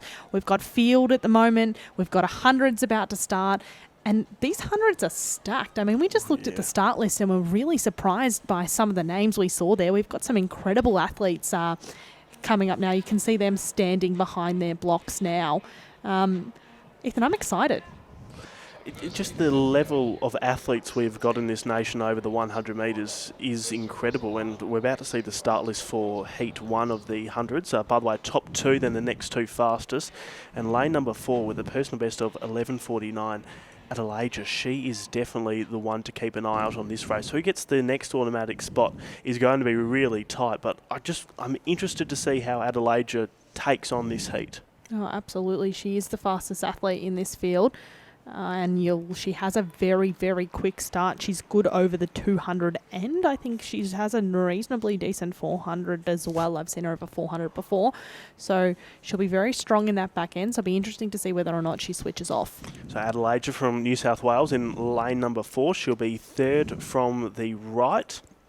Will be Hood in lane 2, Siasat 3, Green 5, then Walters 6, Farrell 7, and then Grimshaw from Queensland in lane number 8. Top 2 then the next 2 fastest. It's the under 1700. A really quick start from Siasat in lane number 2. Likewise with Hood. Adelaide winds up and powers to the lead, going with her Walters from South Australia. She's in second. Adelaide gets the top spot. Then it's Walters after her. It's a 11.79 unofficial winning time with a minus 0.1. And Adelaide and Walters book their ticket to the final. Yeah, what a great start. She kind of run gun to tape, though. I didn't really see her switched off. It was a really strong and controlled race throughout the whole 100 metres there. So she's done a fantastic job. And I'm really excited to see what she's got to come in that final. So she books her spot in that first of 2 heats there. And we're waiting on the live results now to see our other placings. Didn't get the greatest start in the field, but it was just the way... When she got into her running, she got up to speed and stretched from the field. It was incredible. Once she got to the lead around the 50 to 60-ish mark, you could just tell she went into that cruise control mode where she hit the speed she knew she had to do just to maintain the lead through to the line to go into the final. Walters as well did really well from South Australia, a personal best of 12.09. And when the results come out, which they have now, we'll get that all confirmed for you. By the way, if you want to see the official results as they come through, just go to the Roster Athletics website and app, and that's how you can see the start list results at the same time we do, and we'll give you the little cues as well. So definitely Adelaide Walters, the top 2, and we'll give you the times once they've been officially adjudicated. So if you're new to 100 metre sprinting, what they're doing right now is setting up their blocks. They tend to do a little bit of a push out start between kind of 10 to 40 metres depending on what you need. This is a really good opportunity to just get those fast twitch fibres kind of ready to go, kind of get in your own headspace. I think it's a really good thing for the nerves. Execute what you can while you're pre-race, so get that start in, know that you've done that really well, and then they come back and stand behind their blocks before they're called up into this second heat of 3. So start lists are about to appear on your screen that's the results there. So you can see that it's Adelaide and Walters who will take those big cues. 11.79, that's going to be hard to beat for an under 17, 12.01. And those time qualifiers sit at 12.17 and 12.2 from Hood and Farrell. So be really interesting to see. It's a bit different in sprinting. You can't really base your run off what the previous heat has done. You just need to go out and execute well, particularly over 100 metres. There's not a lot of room for error. Correct. Particularly the start, just so crucial. So we do, I believe, yep, there we go. It's our start list for the second heat of 2. So from Queensland, Tiana Kiki. In New South Wales in 3, Taylor Bryant. In 4 from WA is Sasha Grieve. In 5 from New South Wales is Princess Carla Fieta. In lane 6 from Victoria, Tilly McBain. In lane 7 from Queensland, Charlie Cox. And 8, rounding out our feed, also from Queensland, is Lily Woods. So the girls are getting into their blocks now. I think this is going to be quite a close heat. You can just see Kiki on the screen and Bryant getting ready to start.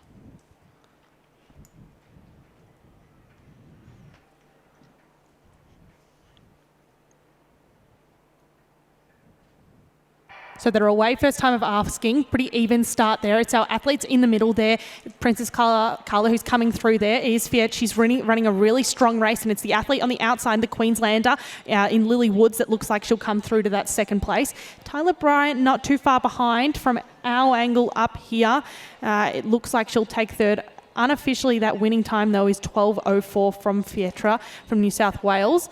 She's done a fabulous job again, really good execution. We'll have to wait for the official times. It looks like it was a 0 wind reading, so ideal for 100-metre running. Well, I don't know. I think 100-metre runners might say that they want 1.9 or 2.0. Put it this way, better than a -2. Oh, absolutely. So that was a really good run from her. I think it was quite competitive. That whole field got out very evenly kind of to begin with. So it does kind of put a little bit more pressure on athletes when you've got the whole field coming out at the same time. You tend to tighten up a little bit. So you can see those results on the screen now. It is Fieta from New South Wales with 12.03 and our other big Q from Lilywood. So at the moment, our time qualifiers will come from Heat 1 and they will sit at 12.17 and 12.20. So it'll be interesting to see what happens in this final heat. But I guess you could say, Ethan, that's probably expected given Adelaide was in that first heat. Yep. When we have that fast sprinter come out and drag that heat through, it's often that the times behind it will be a bit faster. Correct. It's sort of just a lead and they will follow, isn't it? You often see so many times in World Championships and Olympic Games that whichever race has the fastest winning time more than likely will have, if not one, then most of the little cues. Here's the start list for heat number 3.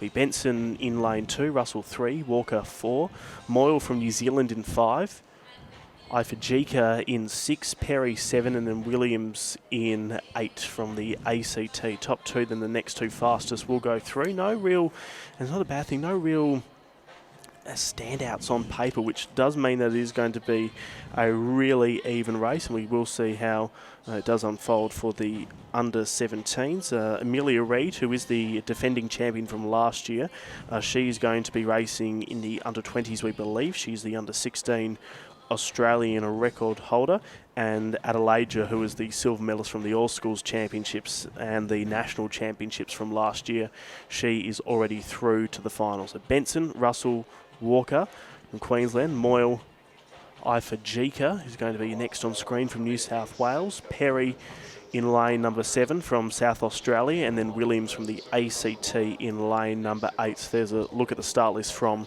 right to left. We're using lanes 2 through to 8. Conditions a bit overcast, I should say, in Brisbane, and a cool about 26 degrees at the moment. Be called to their blocks in just a second. Here we go. Heat 3, top 2, then the next 2 fastest go through on times. At the moment, Jemima Hood has got a little queue with the time of 12.17, and Ellie Farrell with the time of 12.20, a little queue for her.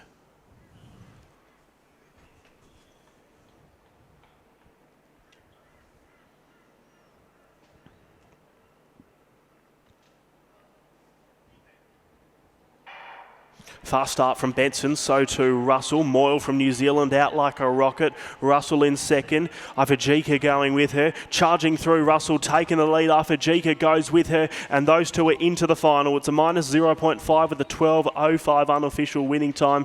Ifajika into the final alongside Russell. It'll be interesting to see what happens here. Although that heat was a little bit slower than our first one, our 1, 2, 3 was much closer than that of that first heat. So it'll be interesting to see what happens now with our time qualifiers. And I think one will come from there. It is the New Zealander who does sneak into that final now and takes that little cue off no, it wasn't Jemima Hood, it was Farrell. So it's Jemima Hood and Eden Moyle from New South Wales that'll take those little cues from these 100-metre heats. So the winning time, 12.04, as we're about to see the full results. Fajika 12.08, Moyle 12.19 does enough to get the little queue in this race, and a pretty good start from Russell. And then just when she got into her running, similar to what we saw in the first heat with Adelaide, she just knew the pace she had to do to hold it through to the finish line. She could feel some pressure from Ifajika coming on her outside, but she just did enough to hold through and go to the finals. Adelaide, 11.79, the fastest qualifying time. Then Walters, 12.01. Patiri, 12.03. Russell, 12.04. Ifajika, 12.08. Hood, 12.17. And Moyle, 12.19. And then Woods, the other qualifier to go through to the final. So they are the athletes who are into our under 17 women's 100 final. Now, Adelaide here, she's qualified with the fastest time qualifier, the only athlete in this race or those races there to go sub 12. I think because we didn't really give her a big introduction there, she actually is a world junior qualified athlete, so that's pretty exciting. And we'll get to see lots more of those athletes over the next kind of 5 or 6 days, but in the meantime, we're going to go to a little bit of an ad break. 8 degrees in Brisbane, so good to have you with us as we're at the Queensland Sport and Athletics Centre for the Australian Junior Track and Field Championships, and it's already been an exciting day one. We've got 5 days for you in store at what is a historic venue, and I'm sure there are going to be many names who get put into the history books after today. So good to have your company. Ethan Quillivan's my name. Ella Tobin has been good enough to join us throughout the day. Mitch Dyer is going to come in a little bit later on. We've got the 100 metres, which are just about to start. We've seen the under 17s. We roll through to the under 18s. 3 heats. It'll be the first 2, then the next 2 fastest, Ella, that go through to the final. Yeah, certainly will be, and this heat is stacked. I mean, lane 4 is probably the athlete that I look for. Maya Tabor, she is an incredible athlete with a PB of 11:43. So that is absolutely flying for an under 18. Just take note there, she has a number of World Junior qualifiers to her name. I think she's the second fastest at the moment behind Zara Hagen. This isn't an under 20 race. This is an under 18 race here, but she'll still be looking to take those championships out. So they're standing behind their blocks now. We're just focused in on the triple jump for now as we get ready to watch these 100. So she is one of 2 athletes that have broken that 12-second barrier. It is Ely from New Zealand. So you can see them lining up behind their blocks now. So lane 2, Madison Ely from New Zealand. This start list will come up momentarily.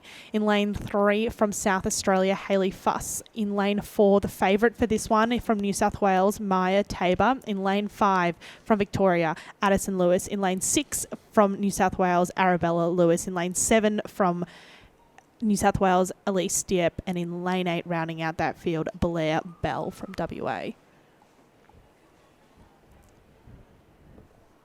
So it is Tabor. Ooh, okay, so a little bit of a break there, or unsteady. We'll have to see what the officials call there. Can be really nerve-wracking. First race of the championships, 100 metres. You want to be nice and fast out of those blocks, but you cannot break. Yeah, so for those who aren't familiar with the false start rule, it's one and done in the under 15s and above. For the under 14s, they do get 1 false start.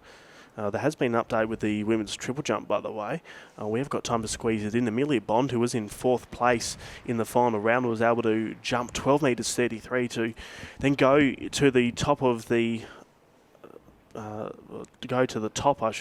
the under 18 women's triple jump after having jumped 12:33. She's tied with Kempret Pierce.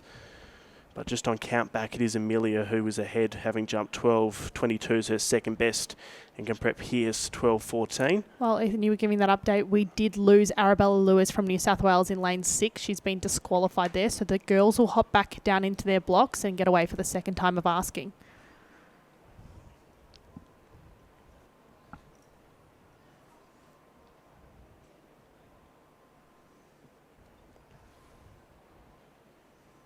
So we are away cleanly this time. It's actually a fairly even start, but now Tabor starts to get up into her running. She is absolutely flying through this field, and she is going to pull through the South Australian in Fuss with her. But it is Tabor who actually backs off as well in that last kind of 5 metres or so. She looked really relaxed, but I think this will help bring Hayley Fuss through. She was really good there, stayed very relaxed, had her eyes on Tabor, and was able to kind of chase her down almost as a little bit like a rabbit. So those 2 girls there will have to wait on results. Tabor will come through with an 11.92 unofficially with a negative 0.9. So that's a very decent run for a first round. She executed that really well. I'd say she was probably a little bit slow out of the blocks than she probably would have liked to be. Considering what she's run in the past, you'd probably like to see her come out a little bit harder. But she did really well in that second half of her race to get into her upright running and really power through that ground. It really did what she had to do to go through to the final. Top 2, then the next 2 fastest. As you said, yeah, she wasn't the quickest away, but just her getting up to speed was excellent to watch. And once she got there, I just seen the relaxation she was able to deploy and see her get to 11.91.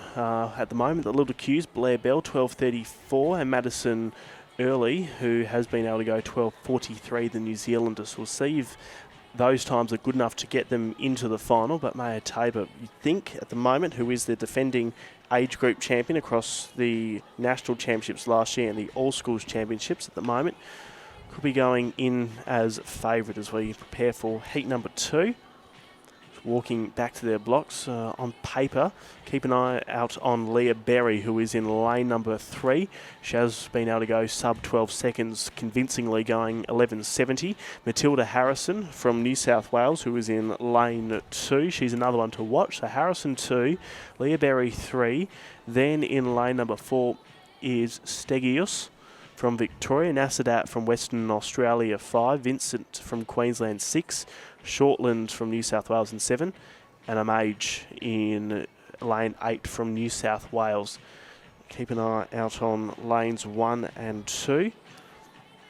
2 and 3, excuse me. Leah Berry, the under-18 all-schools bronze medalist. She'll be second from the right from Victoria.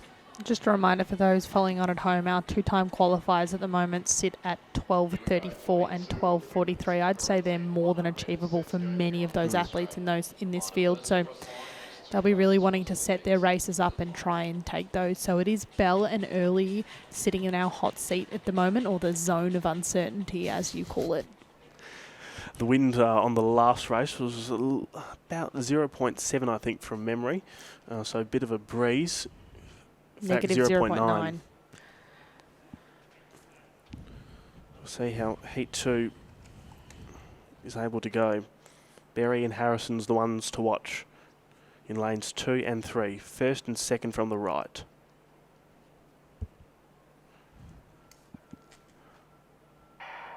Fast start from Berry, so too Harrison. Nasadat out hard with Vincent in the middle, pulling away Berry and Harrison. Berry just ahead, Harrison going with her. They can ease up because they're both into the final. 11.76, brilliant time unofficially. Harrison and Berry first to hit the line, a plus 0.5 for heat number 2 of the under-18 women's 100 metres.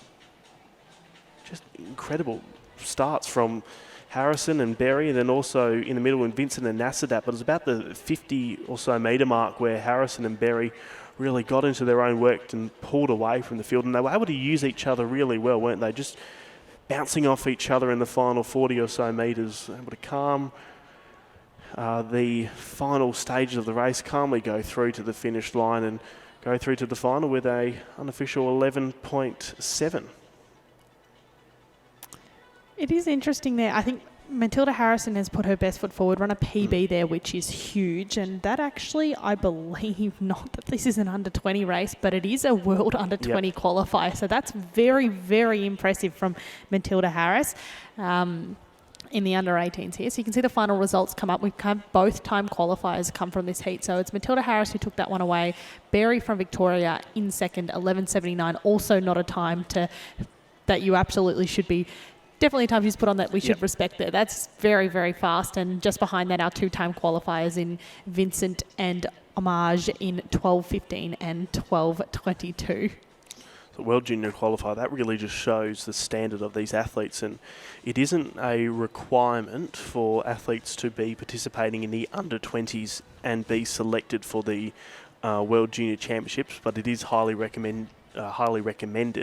But in theory, we could see possibly one of those athletes who just ran the World Junior Qualifier in the under-18 race be selected as Heat 3, standing behind their blocks. Unfortunately, it doesn't look like we've got Kate Philpott in this race in lane number 5. She was definitely going to be one to watch, so that's why there is a bit of a vacancy in lane 5, but some other good names in Heat 3, Ella. Absolutely. So if we go through this start list now, in lane 2 from ACT is Chloe Giltrap. In lane 3 from WA, Taya Lees. In lane 4 from Victoria, Nina Quill. We don't have lane 5 at the moment. It is vacant. In lane 6 from Queensland, Finity Mark. In lane 7 from New South Wales, Maddie Guilford.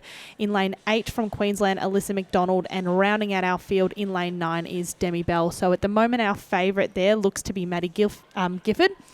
So we'll see what she can do.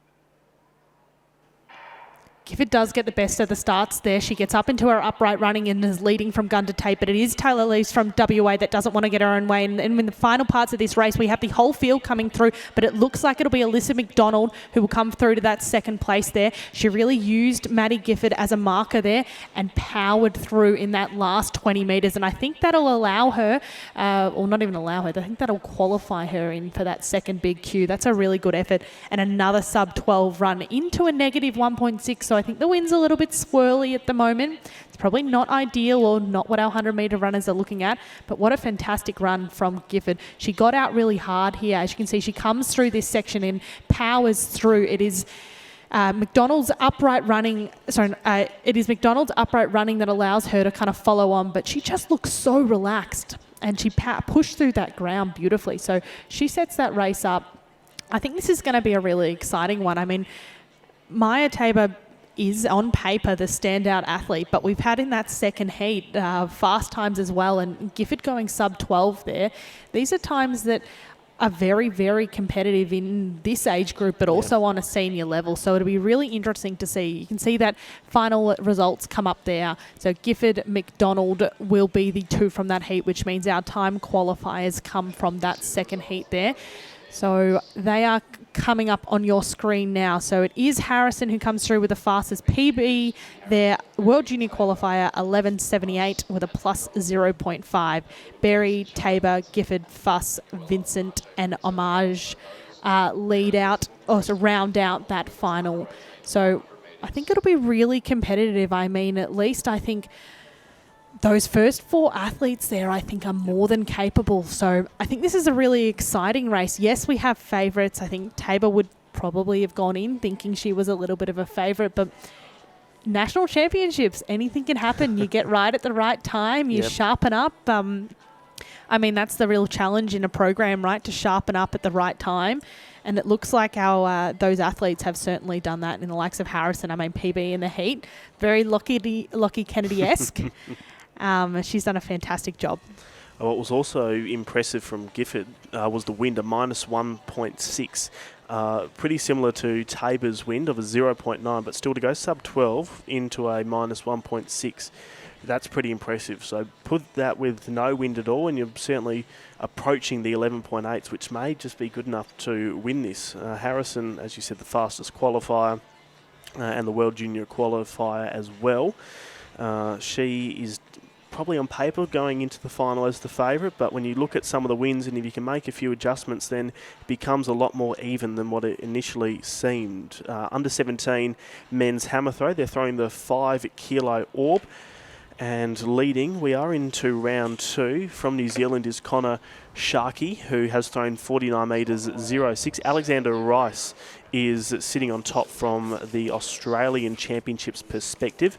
48 metres 95 is what he's been able to throw. From Wilson Riley, 43 metres 53. So a bit of a gap between second and third. And for Tristan Swinburne, he is in fourth, having thrown 42 metres 68, but in the bronze medal position in terms of how the Australian Championships is looking. Looking back at last year's results for the under 17s, Alexander Rice, who is in second, he came second at the All Schools Championships, and in good position at the moment to take out the gold medal. Unfortunately, don't see the defending age group champion in this age group. Won't be returning, so it leaves a vacancy for someone to be able to fill in. At the moment, Alexander Rice filling the void pretty well. Be nice for him just to be able to take the competition on. As Connor Sharkey, he is leading the competition from New Zealand. As here's a look at the high jump competition, which is going on closest towards the finish line end for the under 15s and the under 16s in their heptathlon. For Group A, the height of the bar stands at 1 metre 51, and then for Group B, the height of the bar there, 1 metre 45. So they split the pools across the two just to be able to get through the competition as quickly as possible, because there is 2 days of competition for these girls. While they don't want to have their events rushed, they do want to get it done in a timely manner so that they can recover and recuperate and get ready for day 2, because they've got 4 events today, and then tomorrow they've just got the 3. It's a bit of a more chilled and relaxing day for them, just with the 3. 3 events, chilled and relaxing day. I think that's a little bit of an understatement, particularly after you've done 4 the previous day, but I'll accept it, I guess, for now. For them, it's chill. For the heptathlete, for the decathletes, it's a relaxing day. Imagine coming for them saying, oh, you've only got 3 events. They would be doing cartwheels. Oh, I don't know. I think when you've only got, it's kind of like a rep thing. When you know you've got 2 reps to go, you can get through the 2 reps. When you know you've got 3, you can get through the 3. But you're not going to be any less tired whether it's 2 or 3. Like we spoke about with the 400, no matter how slow you take it out in the first 200 metres, it is going to hurt. Absolutely. I'm really excited for this next event here as well. We start to see our men's, we've just saw our women's under 17 and under 1800s, and we're now moving into our men's under 1700s. There'll be 3 heats here, so that'll mean the same kind of progression through to the finals. It'll be top 2 and next 2 fastest. This race here, this first heat, the name that stands out to me is the Victorian, Kevin De Silva. He's done a fantastic job at being such a competitive force from basically under 14s. He's got a PB of 10.86. He is the favourite here. I just love how he moves across the ground. In the 1 and the 2, he's electric. His ground contact time is so minimal and he moves so nicely through the ground. So you can see the start list there. In lane 3, you've got from ACT Will Heritage. In lane 4 from New South Wales, Max Horsey. Lane 5 from Victoria, Kevin De Silva. Lane 6, Rowan McLean. Lane 7, Paxton ONG. Lane 8, Tom Gartland. And in lane 9, Brooklyn Bennett.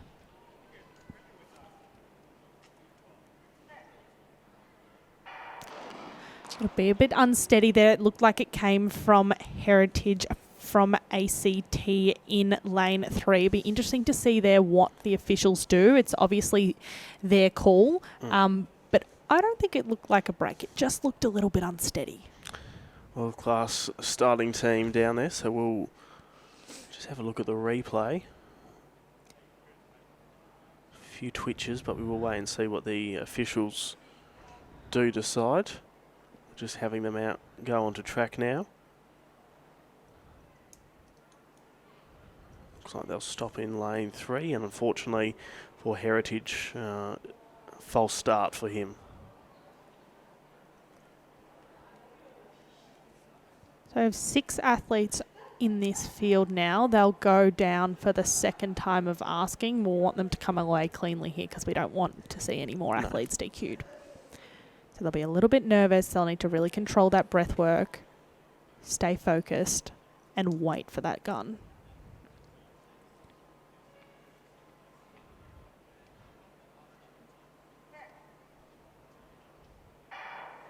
De Silva is electric out of that start. He gets up into his upright running and just pushes through the ground. It is the WA in Bennett, not too far behind him, but he looks relaxed. He's switched off. He's looking to the side. 20 metres to go. De Silva has done a fantastic job, executed that race early, put himself in the lead in that first 20 metres, or from the gun even, and then just a little bit of sneaky. It's, you know, they've got a little bit of confidence when they're looking to the side, having a little peek. So De Silva, I think he'll be pretty happy with that. Not sub 10, no, sorry, not sub 11 there in that one there, but it doesn't really matter, I guess. It's a heat. He was more, as you can see here, he pops up really quickly. He gets out. His drive phase is very impressive. It is about from maybe even 40 to go. He has a quick look to his shoulder and just takes the pedal off the metal a little bit. So to be able to switch off as a junior from 40 metres to go, you have a lot of confidence in your running.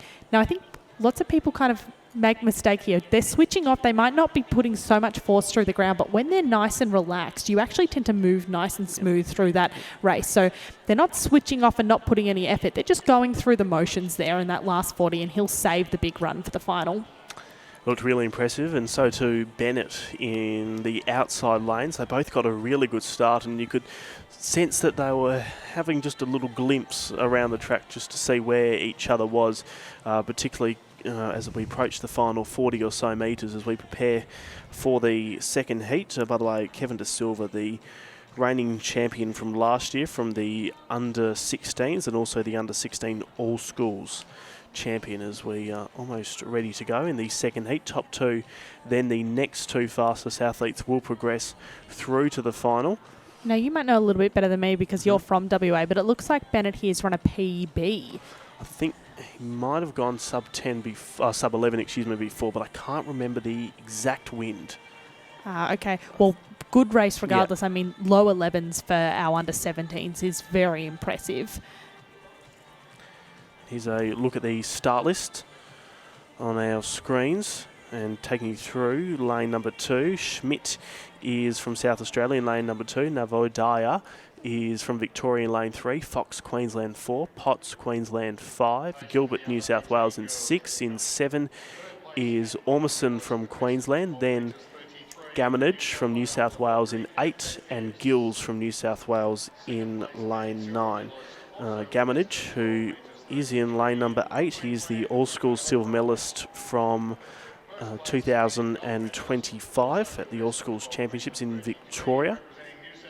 Here's a look at the field again. Schmidt, Havadaya, Fox, Potts, Gillett, Amorson, Gammonage and Gills. So the ones to watch, definitely the All-Schools champion from last year. He's in lane number 8. So the top 2, then the next 2 fastest who will progress through to the final. At the moment, the little queues stand at 11:38 and 11:41. So pretty achievable, I think, certainly for these athletes and the athletes to come in the next. But you never know what's going to happen. In the last race, the wind was a minus 0.4. The sun is starting to poke through the clouds again. It's just laying itself along the 100-metre straight. Pretty much the only place at the moment, so the heavens have opened up just for the moment in terms of sun, not for rain, fortunately, as we see clearance in the high jump for the heptathlon. So the athletes go to their blocks for the 100 metres for the under 17s. Heat number 2 of 3, top 2 then next 2.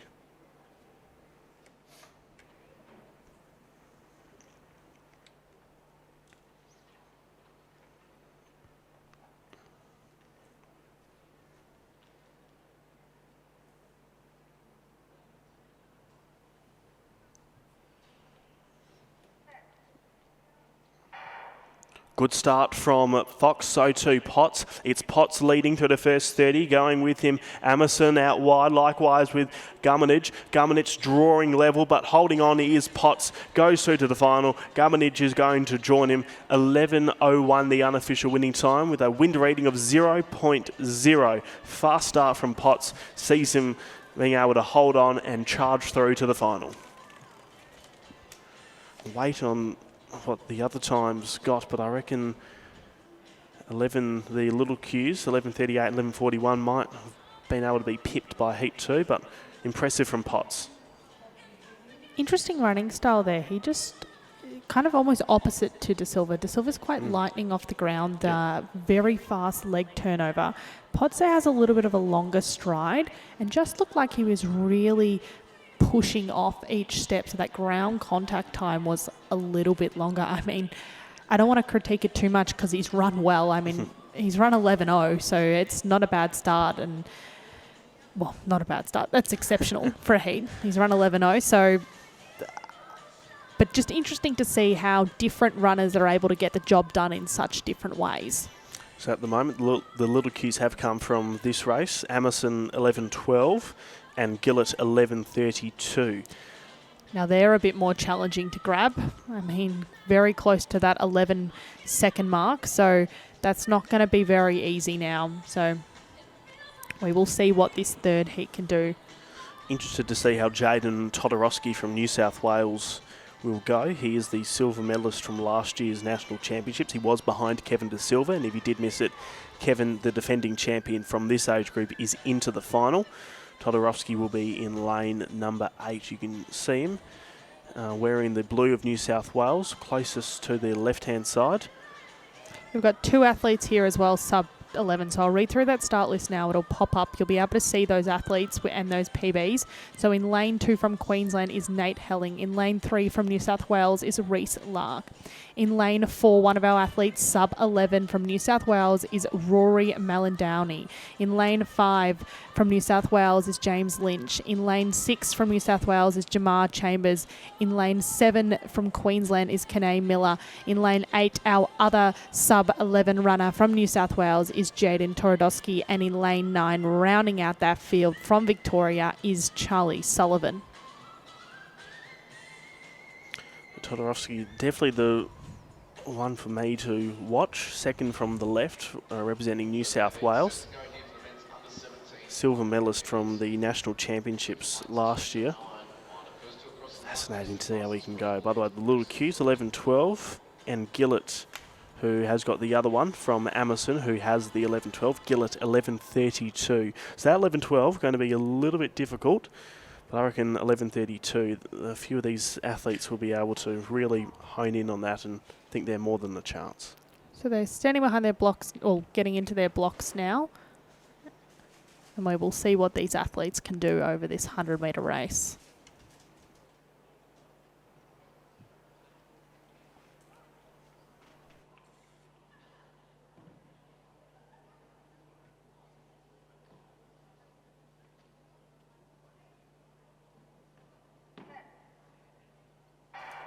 Fairly even start as they come out now, but it is, you're right, Torodowski from New South Wales getting the lead, but it is the athletes also from Queensland, Helling and Lark, that are coming through, so it'll be almost all three, but Torodowski shows his dominance there. He is able to look to the side. He'll get one of those qualifiers. So I think that's a little bit of an ego move there. You show that, hey, we've all run very similar, but I looked to the side. I was able to switch off and have a bit of fun in this round. So Torodowski will take out that one. It was very even through the start. Those three athletes there in 1, 2, 3 made their move in the back end of that race. So it'll be interesting to see the results there and what they'll come through. I think we'll probably, which we do get a time qualifier there. So we have 3 athletes go sub 11, which is incredible. So 10.84 for Jaden Torodowski.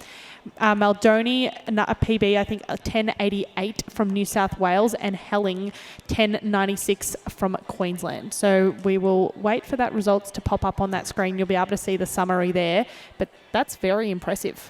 Fastest heat, certainly 10.84 from Torodowski. Incredible. Knew he was capable of being able to go sub 11 seconds, but to be able to well and truly go underneath it in a qualifier is impressive. And then we've also seen Helling, who was able to go through, or Helling I should say, in the time of 10.96. He is in with a little Q through to the final alongside Amelson, who got that 11-12. So we've seen the heats. Torodowski, I think, for mine, at the minute, will go into the final as the favourite. Very impressive running there. You'll see that the final results come up there. Pretty impressive for the first. There's 3 athletes there that have gone sub 11, and many not sitting too far behind. So I think, to be honest with you, although I'd say you've got the likes of De Silva, Helling, Maldoni, Torodowski and Potts, who I would say are, well, it's kind of hard to pick a favourite if there's 5 of them, which is a bit crazy. But I think this final is up for grabs. There's not an athlete there that I think is incapable of medaling. So all these athletes need to be confident coming into these finals. And we look forward to the men's under 18 hundreds after this break. Welcome back to the 2026 Australian Athletics Junior Championships right here at the Queensland Sport and Athletics Centre. Ethan Quillivan and Ella Tobin with you on commentaries. We prepare for the under 18 men's 100 metres, 3 heats. Athletes to keep a watch out for in this race is Paulie Hoge, who will be in lane number 8, second from the left, and also Tino Tender here in Dero from Western Australia. 10.78 is what he's been able to run. Ihoge has got a legal 10.59 to his name, but a windy 10.49. Second from the left is Ihoge. This could be pretty quick from Ihoge if he can put his foot all the way to the floor.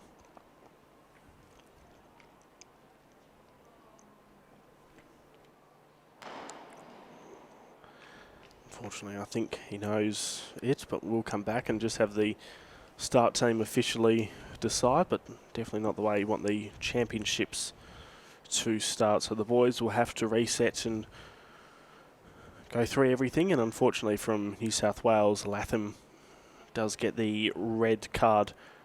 So we will have a vacancy in lane 6.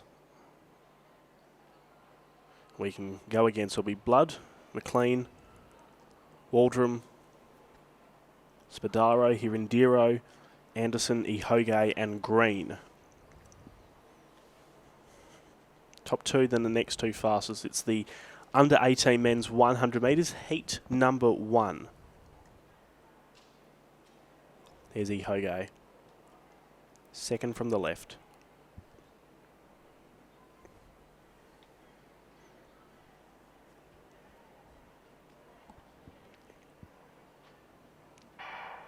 Good start from Ihoge, so too Green next to him. Ihoge 3 metres clear of the field. Hirindiro goes with him, so too Waldrum, but Ihoge separates from the field and puts on a good time. 10.59 unofficially with a minus 0.5 will be equal to his personal best if it is confirmed, but a great opening race for Ihoge, Paul Ihoge in this championship 100 metres, safely through to the final. That just looked too easy. Yes. Like the whole race, if we watch it again, he gets out really, really well and drives through that phase. Once he's up in his upright running, he gets across the ground really well and just powers all the way through. I have a lot of respect for athletes that will run the whole way through the line. They don't need to play games, don't need to check it out. He's put a time on the board and he's gone, boys, I'm the winner of the first heat. Come catch me if you can. Wait for the confirmed time, but 10.59 blistering for him, and if it is confirmed that was his time, it will equal his personal best. Heat 2 starting to come out, and we'll also have a look at how the little cues will fall. This one here, it's our New Zealander that has the fastest, but before we discuss them, we'll have a look at the results for Heat 1. So Ihoge PB 10.58, Waldrum the next little queue with the next big queue I should say with the 10.94, Hirindiro 11.06 and Spadaro 11.07. So tough already are what the little queue spots are. Not impossible, but tough. These under 18s showing the step up from under 17 to under 18, particularly in the men's events. You see really big jumps from age as they get older, and we kind of expect that. So you can see the step up from the previous heat. We can see the start list coming up now for this heat here. So out of lane 1, we'll have Daniel Nwobi from ACT in lane 2 from New Zealand, and I'd say favourite in this one, Ricardo Cadell Haggard. In lane 3 from New South Wales, Phoenix Phillips. In out of 4 from Victoria, Jonathan Firth. From Tasmania, in lane 5, Levi Cara. In lane 6 from South Australia, Isaac Winther. In lane 7 from Victoria, Jacob Bulge. In lane 8 from Queensland, Matthew Green. And rounding out our field in lane 9 is Jack Proudford from New South Wales. So that's a big field. There's a lot of athletes here that have gone sub 11. We've got 1, 2, 3, 4, 5. So 5 athletes that have gone sub here. Our qualifiers sit just at that 11 mark. So every single one of those athletes looking at this field, to be honest with you, is capable of that. So it'll be really interesting to see what happens here. So we're just waiting for our South Australian in Isaac Winther to return back to his blocks. Sometimes there's a little bit of a tactical advantage, mind games going on, making everyone wait for you. Be the last one in the blocks. I think Don't forget last to be in the still, on your marks position. Last to be still. To be honest, I have been called up a couple of times this season for being a bit slow. But yes, not intentionally playing mind games, just trying to get my own nerves and head ready. But you just lose track of time, do you? Absolutely. Yeah, I think so. But I wouldn't put it past our under 18s to play games here. I think the boys are a little bit confident or overconfident sometimes.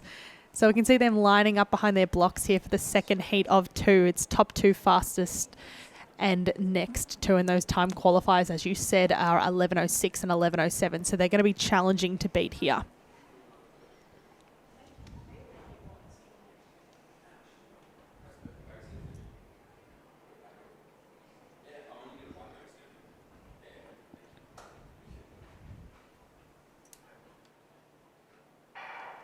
So it is Haggard from New Zealand that gets out the fastest here, but it is a line across the track, and the Victorian in Firth finishing strong here. So it looks like the Victorian will come through for that first spot.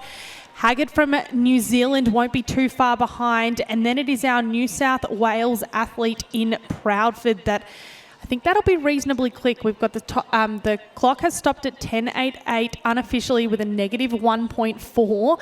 Given how close that second and third spot, I would expect one of those athletes in the zone of uncertainty to be kicked out there. So if we rewatch here, first from 15 through to 40 is just so aggressive. He transitions so well into his upright running and he just stays relaxed. He's got quite a long stride and reaches out, but he manages to control his hips really well and get on top of those steps. So he's done a sensational job there to pull through and get that first of 2 automatic qualifiers. 10.87 is the confirmed time with a strong headwind, minus 1.4 to do it into that and run 10.87 is very impressive. And at the moment, Proudfoot has been able to grab one of the little Q spots, 11.03 here in Dero, still with a little Q next to his name. 11.06 here is the full results. So you can see those results up on the board now. So Jonathan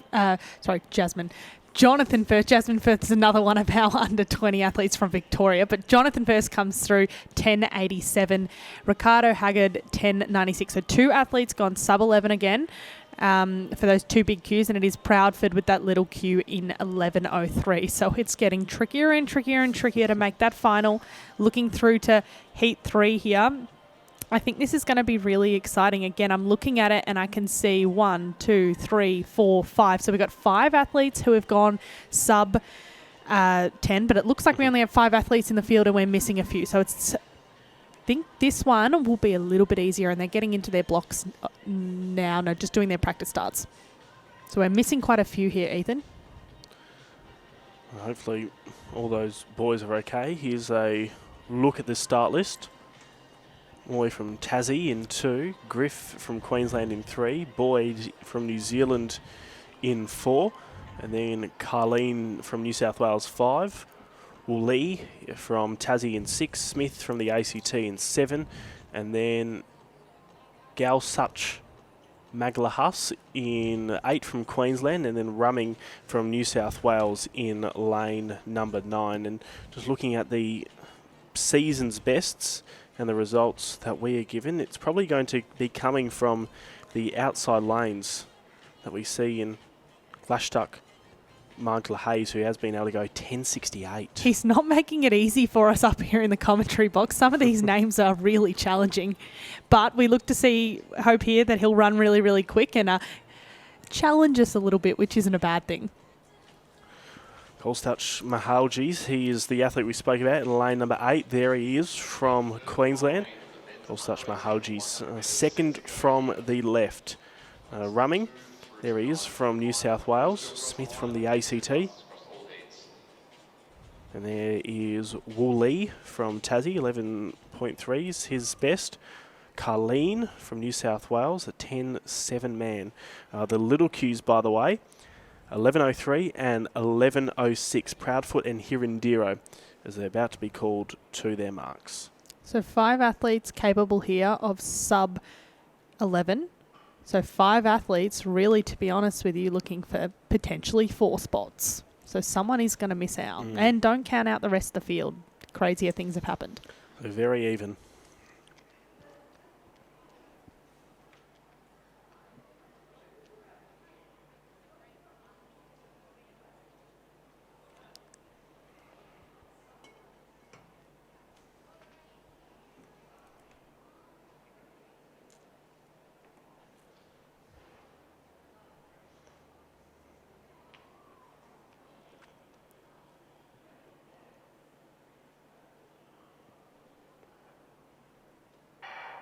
Golstouch Mahaljis, a really good start. So too Rumming next to him from New Zealand. Boyd racing well. Golstouch Mahaljis pushes away from the field and can ease up because he's into the final. It's a minus 0.3 headwind, but an unofficial time of 10.8 one of the best we have seen. And Golstouch Mahaljis is in from Queensland. The fastest we've seen and the most relaxed. I think he's going to be a real challenger for that gold medal in that final there. Oh, sorry, not the fastest, second fastest. So interested to see how the little Qs will fall. 11.03 is what Proudfoot has from the second heat, and then here in Dero after him.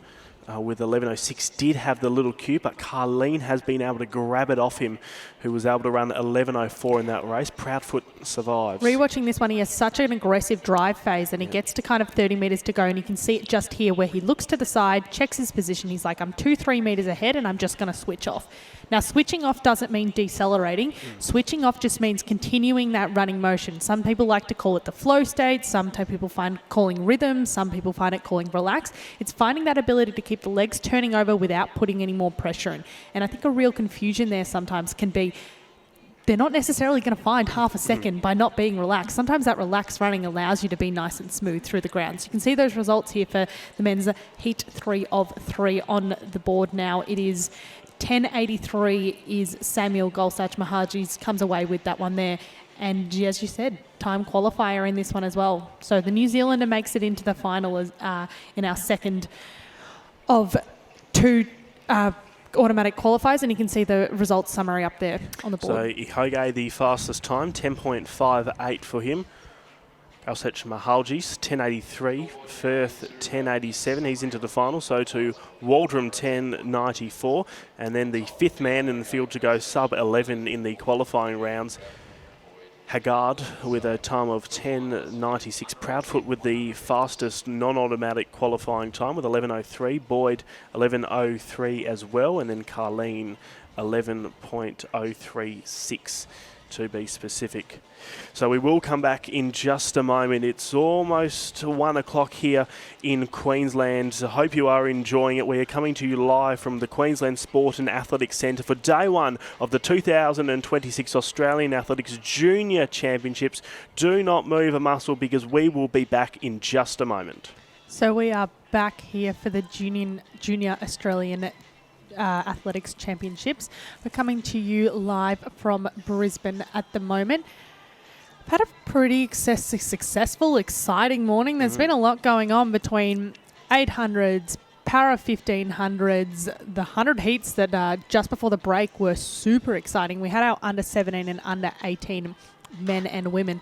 Big names in those races, athletes who have run World Junior qualifiers, athletes that have run PBs, athletes from all states. Tomorrow it's making up for a good final, yep. So it's super, super exciting. Conditions are probably not what our 100-metre runners would call ideal. We're having somewhere between negative 1.5 to 0 winds, and I think they'd prefer tailwinds. But hey, you don't get what you get, and you don't get upset, and everyone's running in the same conditions. Well, we had, 5 athletes in the heats go sub-11, put in some good conditions. The slowest non-automatic qualifier ran 11.0, so I can't see a reason why tomorrow we don't have all of the athletes going sub 11 seconds in the final, which would just be a wonderful moment for Australian athletics to have athletes achieve that. But if they're all running sub 11 seconds, the question is then where do you look? Ihoge was the star, but the minor medals, pretty even. Oh, very exciting. Now we do have our under 15 para 100 final behind their blocks at the moment. From Queensland, in lane 2 is Rowan Gilman, a T11 athlete. From ACT, in lane 3 is Gabrielle Kalinjuk, a T21 athlete. In lane 4 from New South Wales, Hugo Kaspari, a T37 athlete. In lane 5 from Queensland, Xavier Lefu Canel, a T20 athlete. Another one from Queensland, in lane 6, Jonah McGoram, T38. From New South Wales, in 7 is Toby Morgan, T43. Again from New South Wales, in lane 8 is Jacob Picton, a T20 athlete. In lane 9 from Queensland is Thomas Wiltshire, T72. And rounding out our big field of 10, in lane 10 is Mac Collins, our T13 athlete. So if you joined us for the 1500s, you'll know that the classifications do make a difference, and it isn't just who crosses the line to who gets medals, so you'll have to wait for them to do the calculations post this race. But hey, line honours are important, so it'll be really interesting to see what happens here. Got some of the best technical officials in the land who are able to work it out. It's based off their classification world record. Athletes are just getting down into their blocks now. The guy in yellow is a guide, just for those who are following along at home.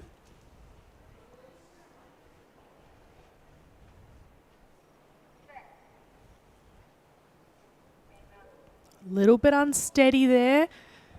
They'll come back down, or they'll be asked to step behind their blocks, and they'll have another go. That we do need all of our athletes to be still in order to blow that gun. So I don't think we're going to end up with anyone with a red card. Nope, they're getting ready to come back into their blocks. Big, deep breath from our ACT athlete, Gabrielle, as he gets ready to go again.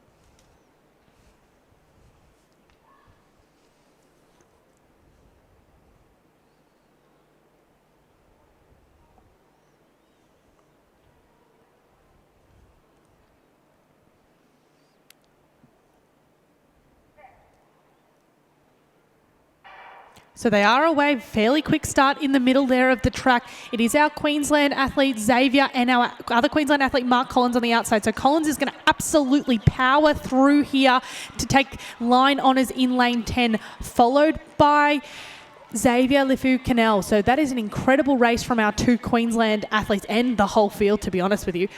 We have our final athlete crossing through the line now in lane 9 is Thomas Wilshire. He really pushed through to that line. So again, we've got many athletes in this race, all different classifications. We'll have to wait for the final results to come out, which will let us know which athlete is going to take gold, silver or bronze. But Collins has certainly done Matt Collins there has certainly done a really good job at putting himself out in the best opportunity to win. And you can see the camaraderie between our athletes shaking hands. That's really important. It's such a community here in athletics, but in para-athletics.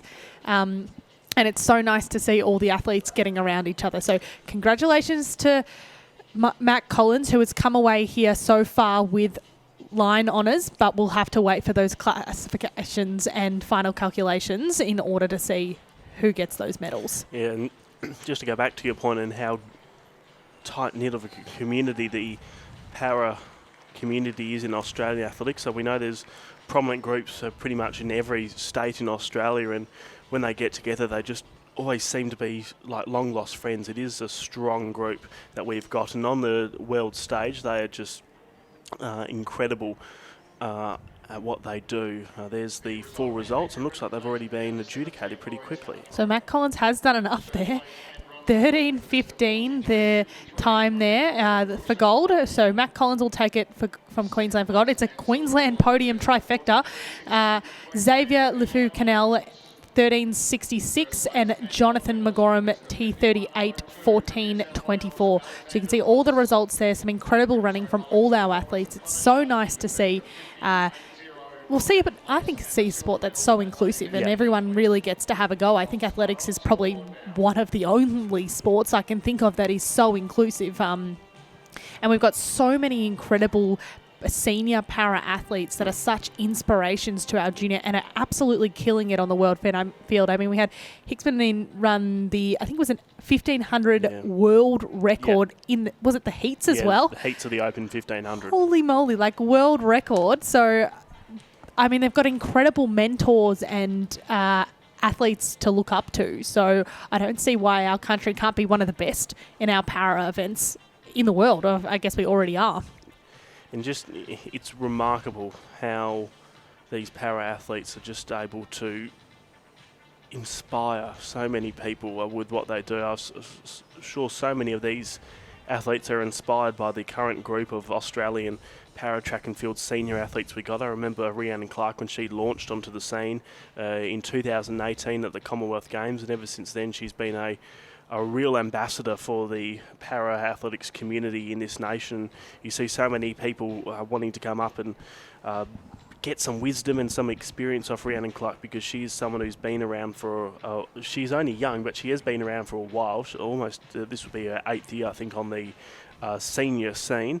And one thing I was really relieved for with the return of the Commonwealth Games is the opportunities it provides for the para-athletes, because it is the only major track and field event where the para-athletes compete at the same time and in the same venue as the senior able-bodied athletes. And for the exposure that the para-athletes get at the Commonwealth Games is almost really second to none. The Paralympics as well, that's just as big for them, but in terms of exposure and people in the stands, it's hard to rival the Commonwealth Games. And when it was announced that the Com Games would be returning, I was very relieved for our para-athletes. Well, it's exciting. I mean, we've got such a big group. I mean, look at this. We're about to see the first of 2 A and B finals in a in the under 17 para 100. So we've got 2 races here, which is awesome.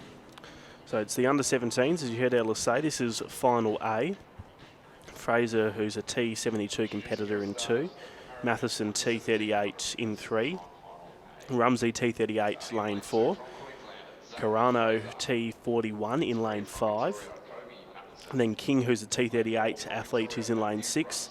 Stenhouse, T21 in 7. And Ramsey, T13 in lane 8.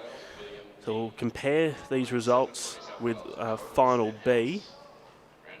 For those who aren't as familiar, Yep. An A and a B final is very different to a Heat 1 and Correct. Heat 2. So we won't see these athletes come back for a final. Yep. Results will be taken from A and B. So it's just 2 timed finals, essentially.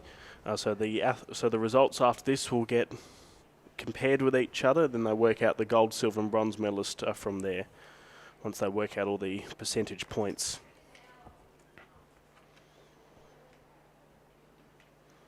Just based off C times, Matheson, who's in lane 3, second from the right, would be the quickest away from King, who's in lane 6, and then Carano in lane 5. Just a bit of unsteadiness from King. They will go down and have another opportunity.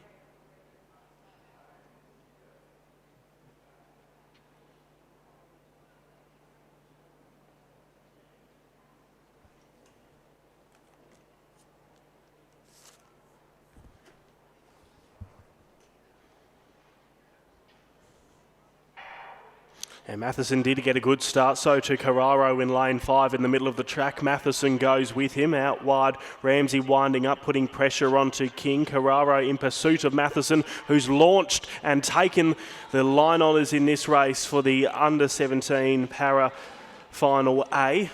Crossing the line with an unofficial time of 13:42 with a minus 0.4. And here's Fraser coming to the finish line, crosses it after those athletes ahead of him in the under 17 para final A for the 100 metres. A brilliant start from Matheson and was able to hold on. T38 is his classification and he's put down a really good time of 13:42.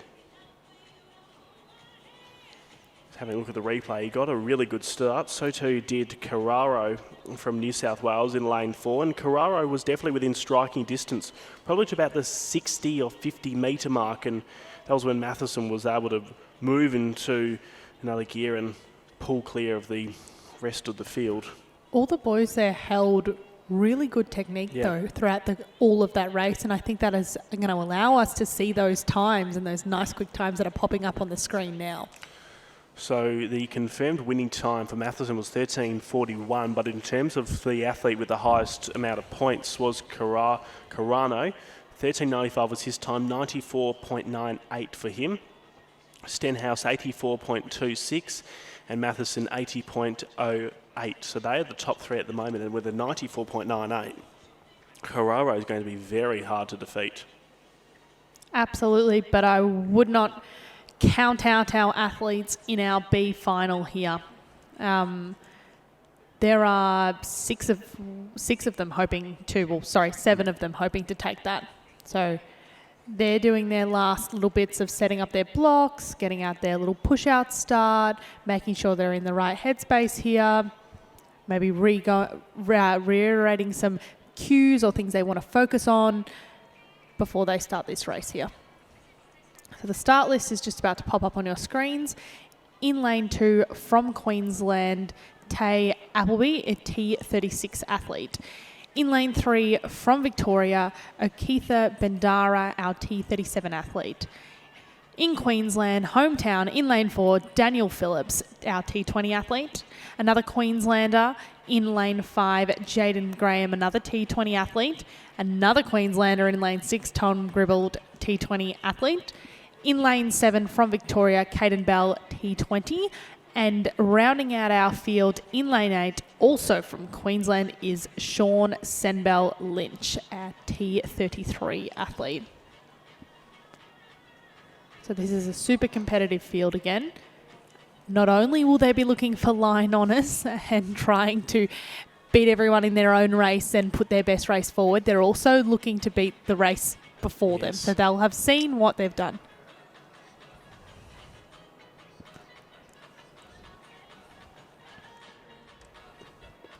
So they are now just standing behind their blocks, and they'll be waiting for the starter to call them into their block. So a little bit of legs, nervous shakes. I tend to think you're a bit switched on when you've got your little nervous shakes on. The adrenaline's there. And I think many of our junior athletes, what they come to need to understand is nerves are a really good thing. Correct. Nerves gives you that little bit of extra. It's that sympathetic nervous system, fight or flight response. It's get ready to race. It's when you hear that gun, it's go. Correct. So if you're not nervous, then something's wrong. Exactly. And nervous only means that you care. And I think some of the emotions that we see come out of these championships, whether that be disappointment and upset or excitement, I think they're equally as valid and very important. And I think that just shows how much effort that our junior athletes put into these events. So they're standing behind their blocks, being called into, well, take your marks now.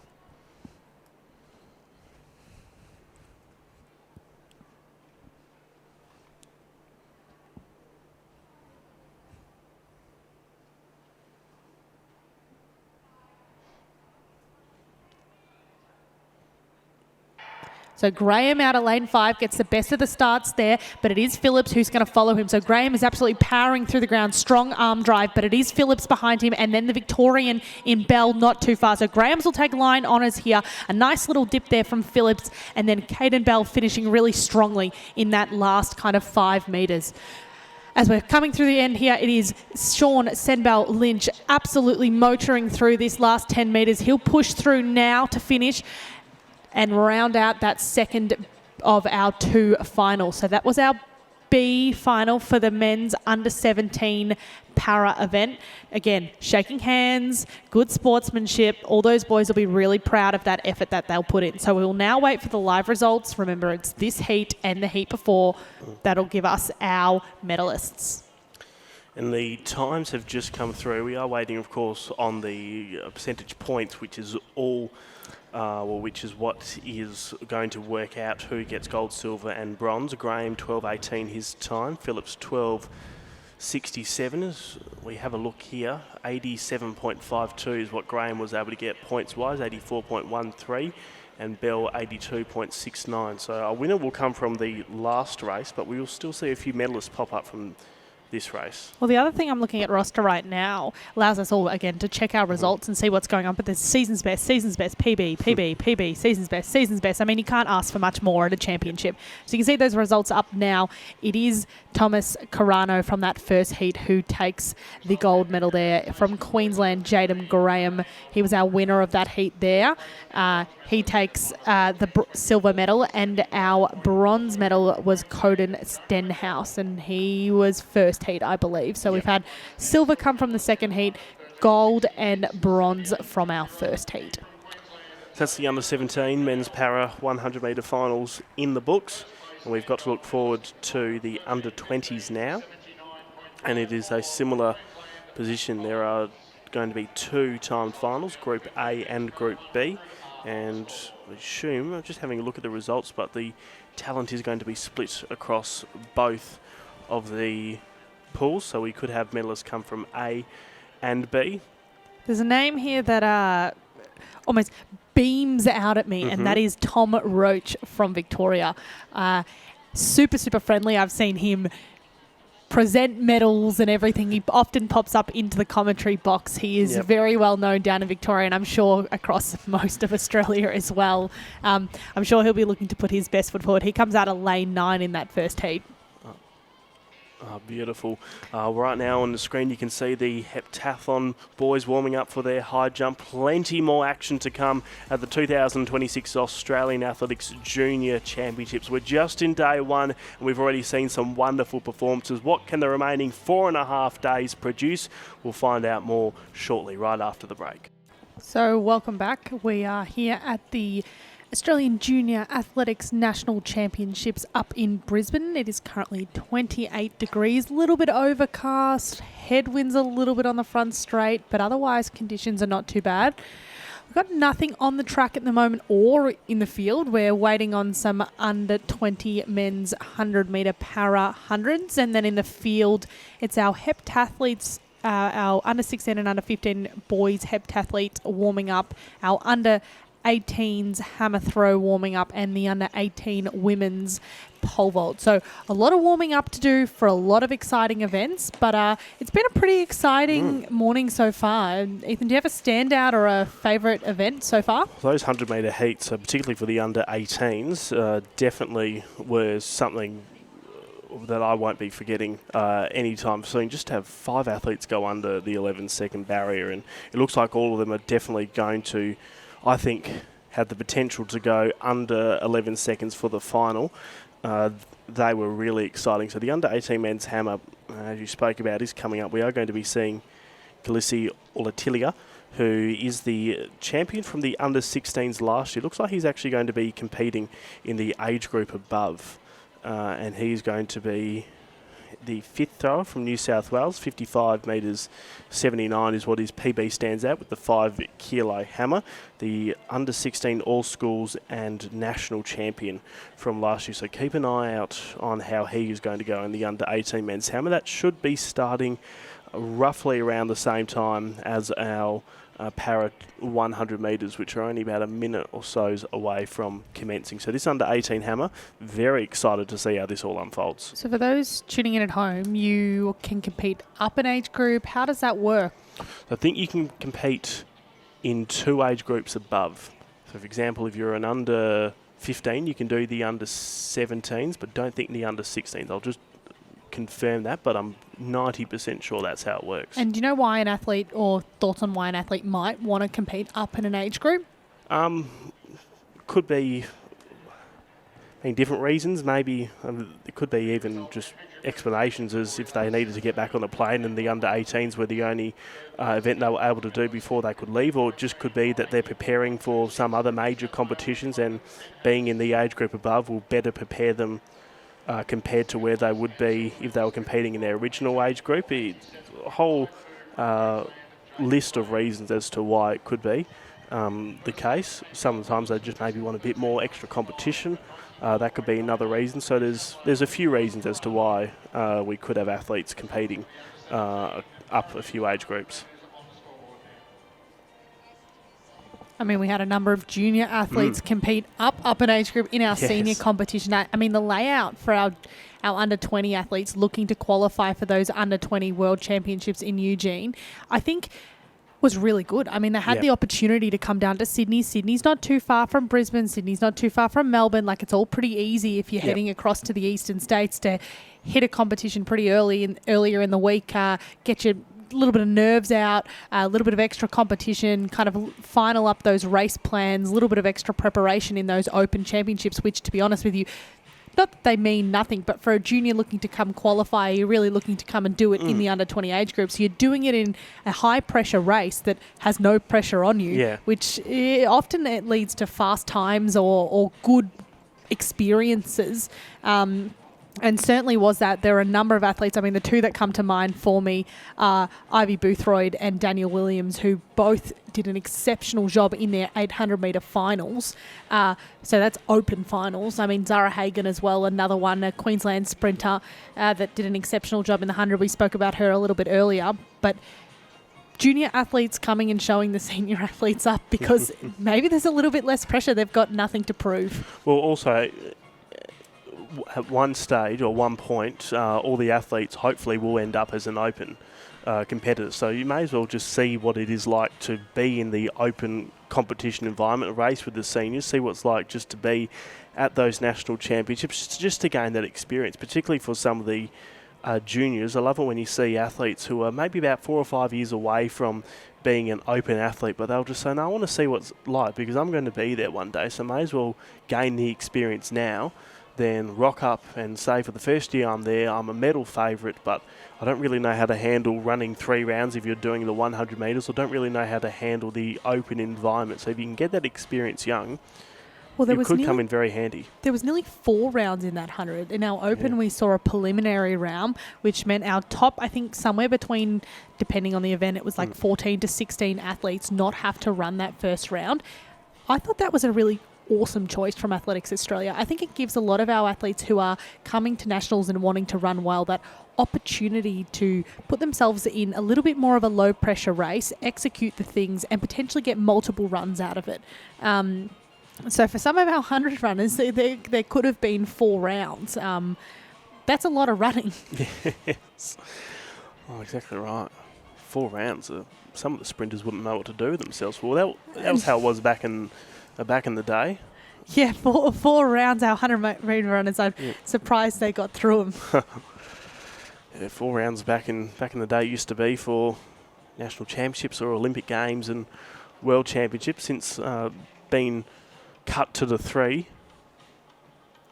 I remember you used to see the Olympic champions like Maurice Green used to come out in the preliminary rounds and run about a 10-4, then go to the heats and have to make it through to the heats to the finals. So 4 rounds back in the day. And some of the athletes like Kathy Freeman or Melinda Gaines for Taylor, by the time they were lining up for their last race, they had about 7 races in their legs.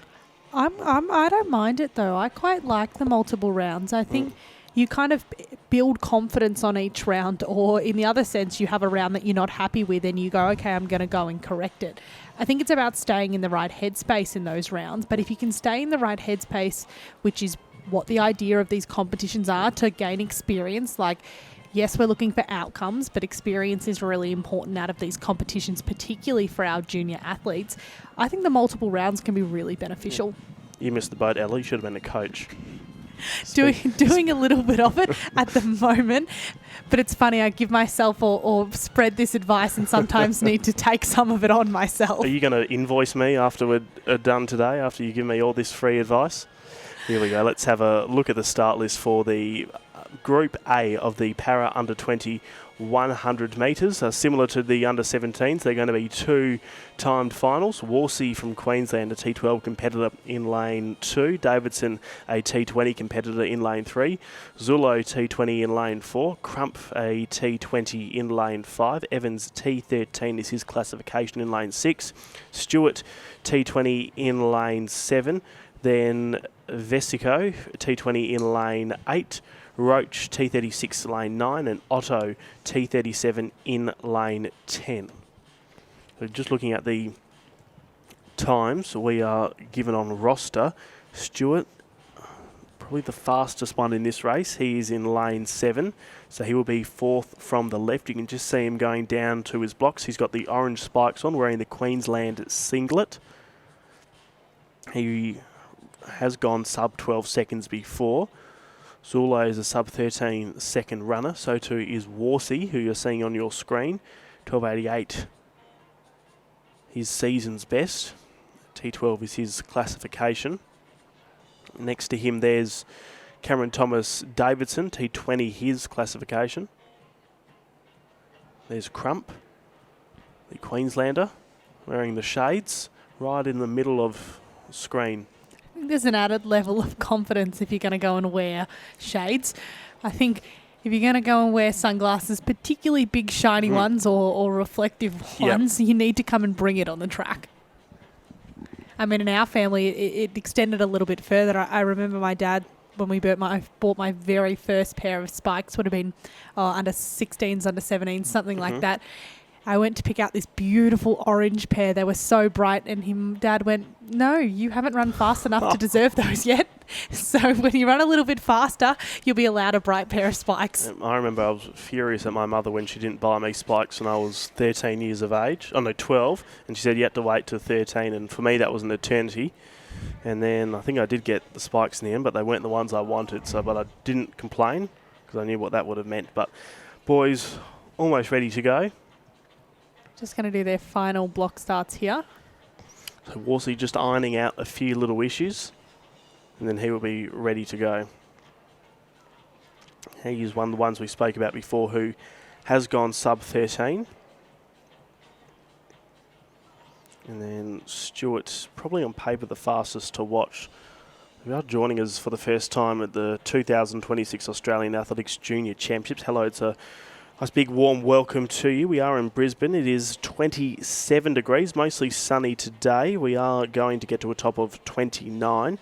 And here it's just gone 36 minutes past 1 o'clock if you are following along with local time and wanted to know what time we are.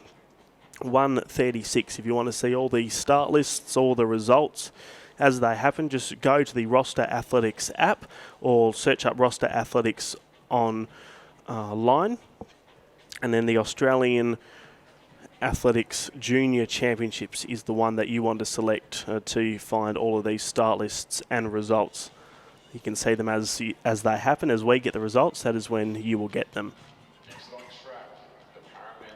So they are lined up behind their blocks now, and they'll be waiting for the starter's call to hop into their block. So it is, again, it looks like Warsey just done another little block start, making sure everyone waits, playing the mind games. It's 100-metre running. There's a lot of big egos that happens in the sprint events, but they'll line up now and wait for the starter.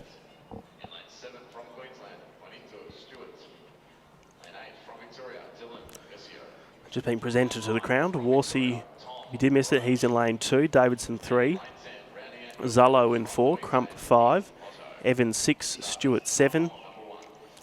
Then it's Vesco who is in lane 8. Then Roach, who is going to be in lane number 9. And then Otto in lane 10. So 9 athletes in this one. It's quite a big field. For those counting along at home, there are 3 New South Wales athletes, 2 Victorians and 4 Queenslanders. Was it the big 3, the state rivalry, the big 3? You probably won't like hearing that, being from WA. You put Queensland in there. I don't know why, but anyway, I'll allow it just for the argument's sake.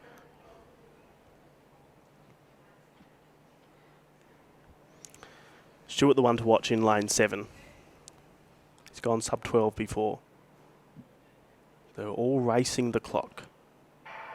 Really good start from Warsey in lane number 2. Out hard as well was Evans, so too Stewart. Stewart winding up, putting pressure on Warsey, goes past him, and Stewart will run to the finish line ahead of the field. 12.30 with Warsey behind. Crump wasn't too far behind those.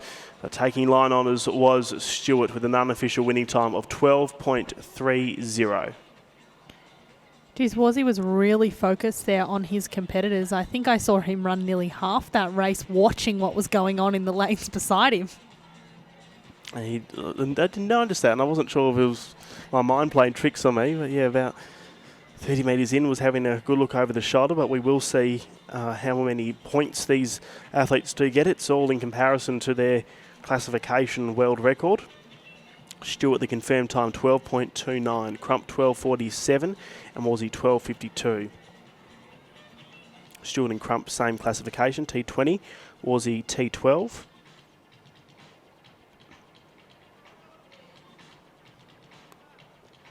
We will have a look at the results right now for you.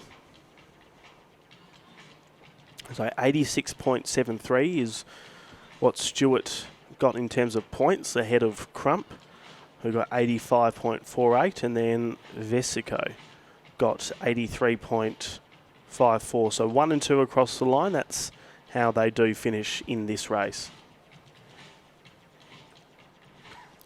We do have a B final here for those who were watching before we went on a break. That does mean they're only running once. So we've got an A and a B final, and then we pull together the results to see what happens.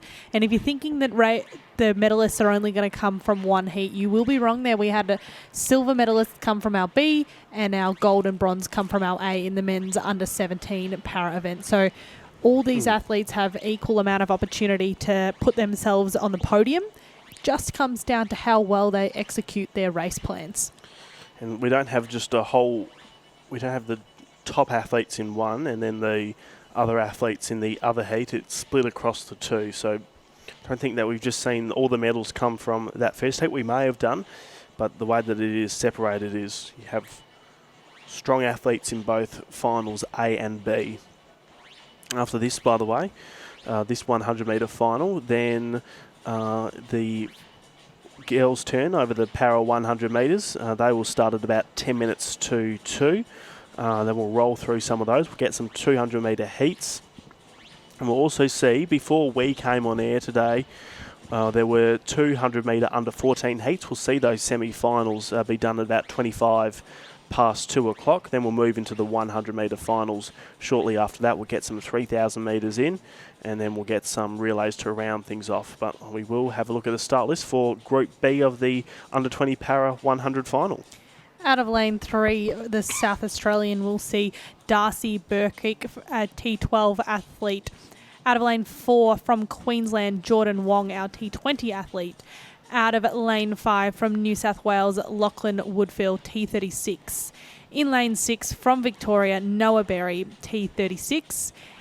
In lane 7 from New South Wales, another T36 athlete, it is Zach Harding. In lane 8 from Queensland, Kane Kellett, a T37 athlete. From WA in lane 9 is Levi Abmiss, our T38 athlete. And rounding out our field in lane 10 from Victoria is Daniel O'Regan, our T21 athlete. So those boys will line up behind their blocks now. Ethan, while you were giving us a little bit of an update on what's going on, I noticed nearly all of them shake hands already and pump each other up on that line. So it's nice to see such a supportive community and that they're even willing to get around each other right even into that line and when they're ready to race. But I'm sure once that gun goes off, it is every man for themselves. That's what we were talking about before, just the para community in this nation. They're spread out all across the continent, but whenever they converge and meet with each other, it's like meeting old, long lost friends, which for some of them they are. So it's good to see that before the race. As you said, they are all friendly, shaking hands. But then as soon as that gun goes, it is every man for themselves. And then once they all cross the finish line, back to being very good friends with each other again. And I think we see this not only in our para events, but in our able-bodied events as well. You hear a lot of the athletes talk about the communities and so is my best friend and all blah, blah, blah. We get along really well. But when they are on the track, it is every person for themselves. It's almost like red line fever or white line fever, whatever it is. It's who crosses the line first. So our para athletes are patiently waiting behind their blocks as the starters get ready to call them in. They're just giving the introductions now over the big speaker in the stadium. Again, little nervous jumps from our Queenslander, Kane Kellett. Just getting a little bit of adrenaline pumped out, getting ready to go, loosening up.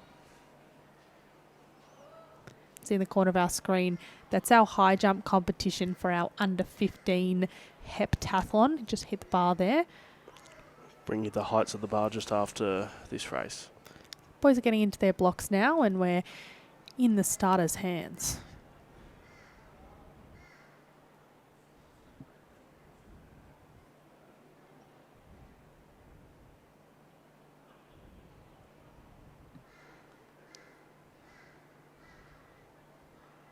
Just a little bit unsteady, so they'll have to go back and we'll have to go for take 2 here. We're going to have to wait for the officials to see what happens. They've been given the green card, so that means everyone's still in that race. Tends to just mean it's been a little bit unsteady. So they'll hop back down into their blocks and we're in the starters' hands, ideally getting away for the second time of asking.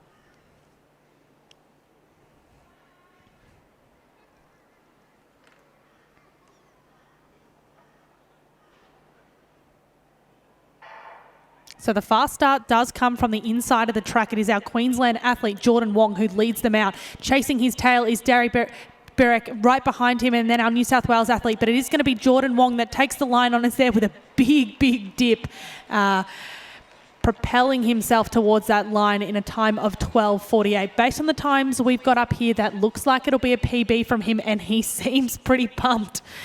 So it'll be Wong that takes line honours there, followed by Berwick. And then I think it was our Victorian maybe, but we'll have to wait. Oh, no, New South Wales athlete, but we'll have to wait to see the results that come up there. So Wong takes the line honours there in what looks like to be a PB. Not only are we looking for the results of this race, but we're going to compare them to the results of our A final. So as you can see here, he just gets out really, really well and propels himself through the ground. Berwick does a really good job at holding really strong and not letting him snap that elastic bend, and it is our New South Wales athlete in Harding that really pushes through to that line. He's got quite an upright running style. What I loved there was the dip. It was the double arms behind him. How quickly can you get your chest to the line there? So you'll see the results coming up on the screen now. This will be our results. So it'll be Harding that actually comes away with number 1, Jordan Wong in 2. So 13.18, 12.50, and third in that one is Darcy Berwick in 12.73. So you'll have to wait now as we see our final results and them get compared to the A heat. So our summary here, Jordan Wong actually does come away. I'm actually just going to wait on that because I can't see the classifications on the side. So we'll wait now to see where the classifications stand and how those points end up for those boys. So it looks like, I think the scores have just come through. I think Stuart, who was in Group A, in fact, we'll just wait for it all to be confirmed. Stuart got 86.74 in Group A, and we'll see how that compares with Group B once it's all been officially ratified. Jordan Wong 85.28 is what he got. So by the looks of things, Jordan Wong at the moment is good enough to get to the podium, but we'll see how he goes when comparing to the others. Zach Harding 88.92, so he may have just taken the lead actually, who came third across the line. I'll wait for it all to be finalised. You can see them on the roster athletics website and app. While we're waiting for our women to line up, we actually have the women's pole vault on the back straight. That's in their first round of jumps. The bar is currently sitting at 270. We've had a number of athletes pass in at that 250 height and potentially a few here jumping. What you can see on your screen now is the high jump. We've got the men's A and B finals for the under 16 and under 15 high jump. You can see him just clipping the bar there as he goes through. So in our A final, we've got 3 still in that competition at the moment, having jumped 135 on first time of asking. So that's Smith, Harbison and Hicks. PB for Hicks in that A final. If we look to our B final here, for the men's under 15, we currently have, it looks like everyone's still in.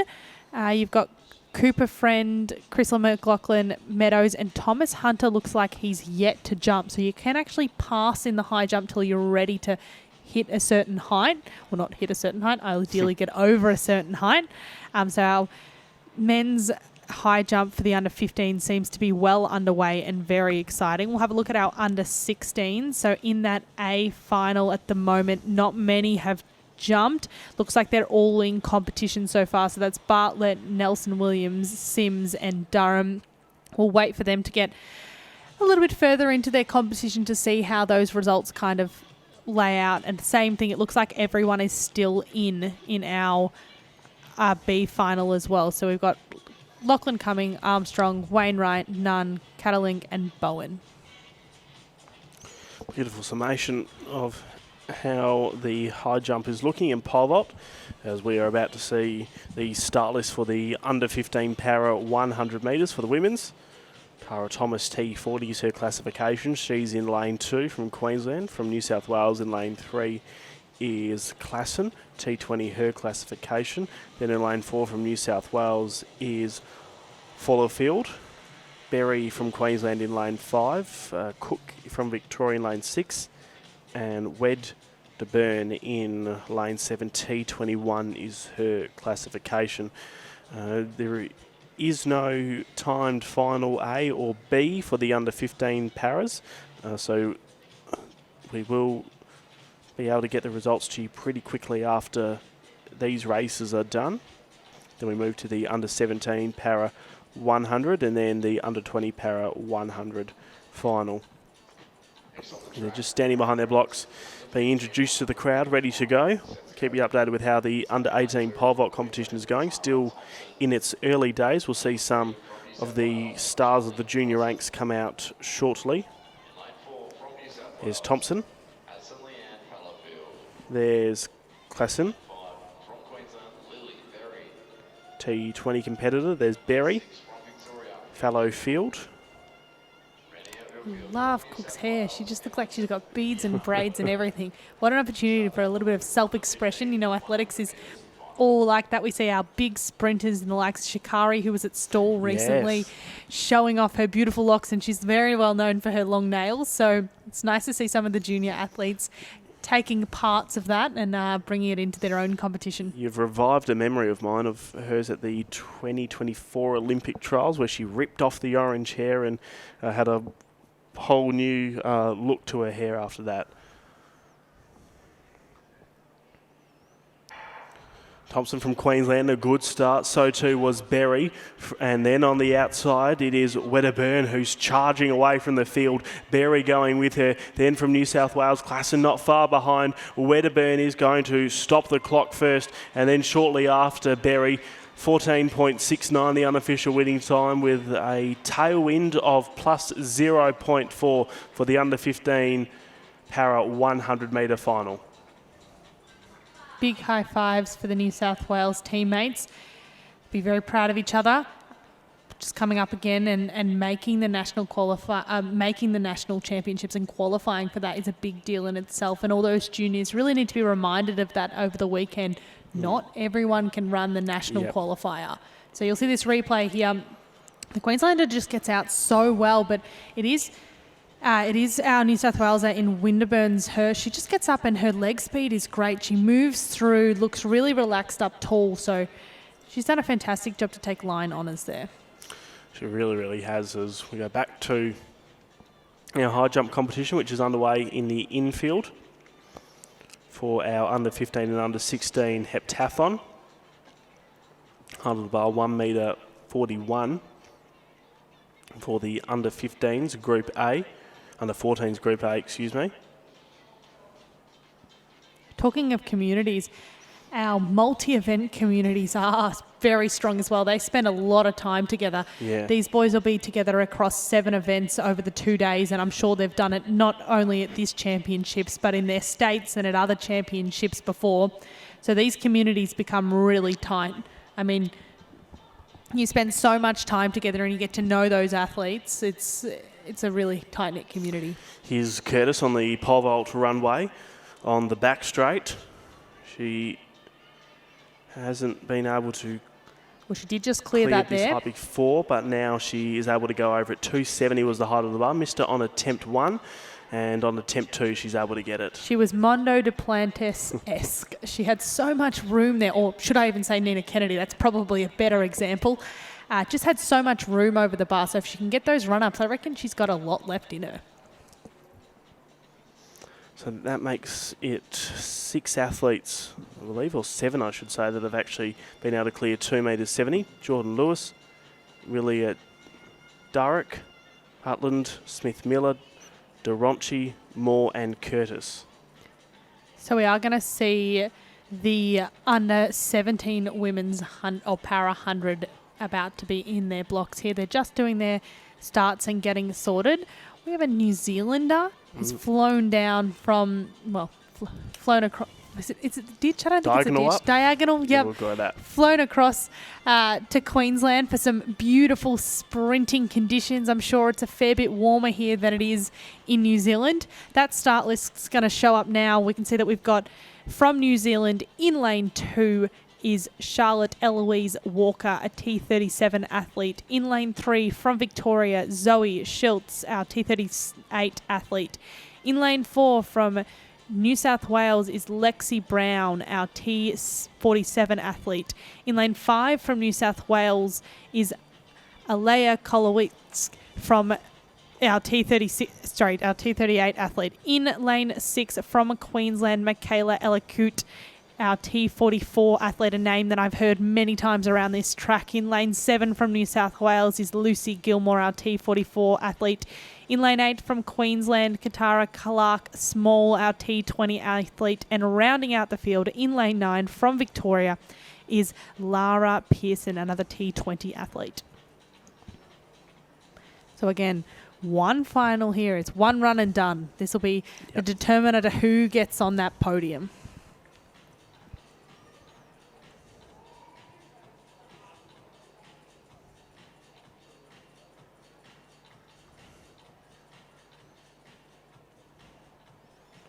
Hope you're enjoying the coverage on 7 Plus. Group just being introduced to the crowd. Overcast conditions at the moment in Brisbane. 27 is the current temperature that we are on, mostly sunny today. And we'll be on air with you right the way through well past 6 o'clock. Ethan Quinlivan and Ella Tobin alongside you. Mitch Dyer is in the building. He will be in the chair soon, but until then we've got plenty of athletics action coming your way on the screens of 7 Plus. Hope you enjoyed the National Athletics Championships in Sydney, historic championships, and we're going to see not just some of the stars of Australian junior athletics, but the stars of Australian athletics at these championships. And these, of course, are the championships. We are going to see a lot of our under-20 competitors get selected for the World Under-20 Championships in Eugene, Oregon later on this year, as our next 100 final about to start.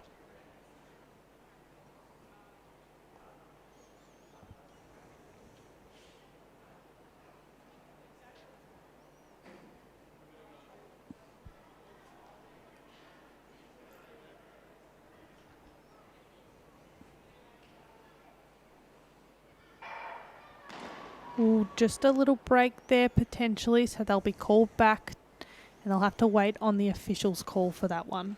Looked like the Victorian that got away very quick there, but it won't be up to us, it'll be up to the officials. Yep, our world-class start team. One of the starter assistants just going over to the starter and the start referee just to compare notes and see which way he's going to go.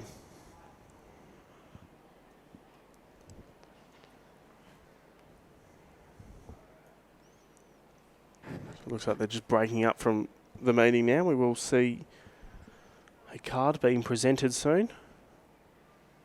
Hopefully the green card meaning all clear.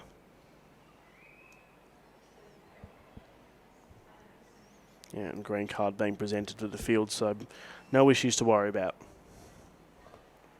Well, a little bit of nerves out of the way and they'll hopefully come down into their blocks and get away second time of asking.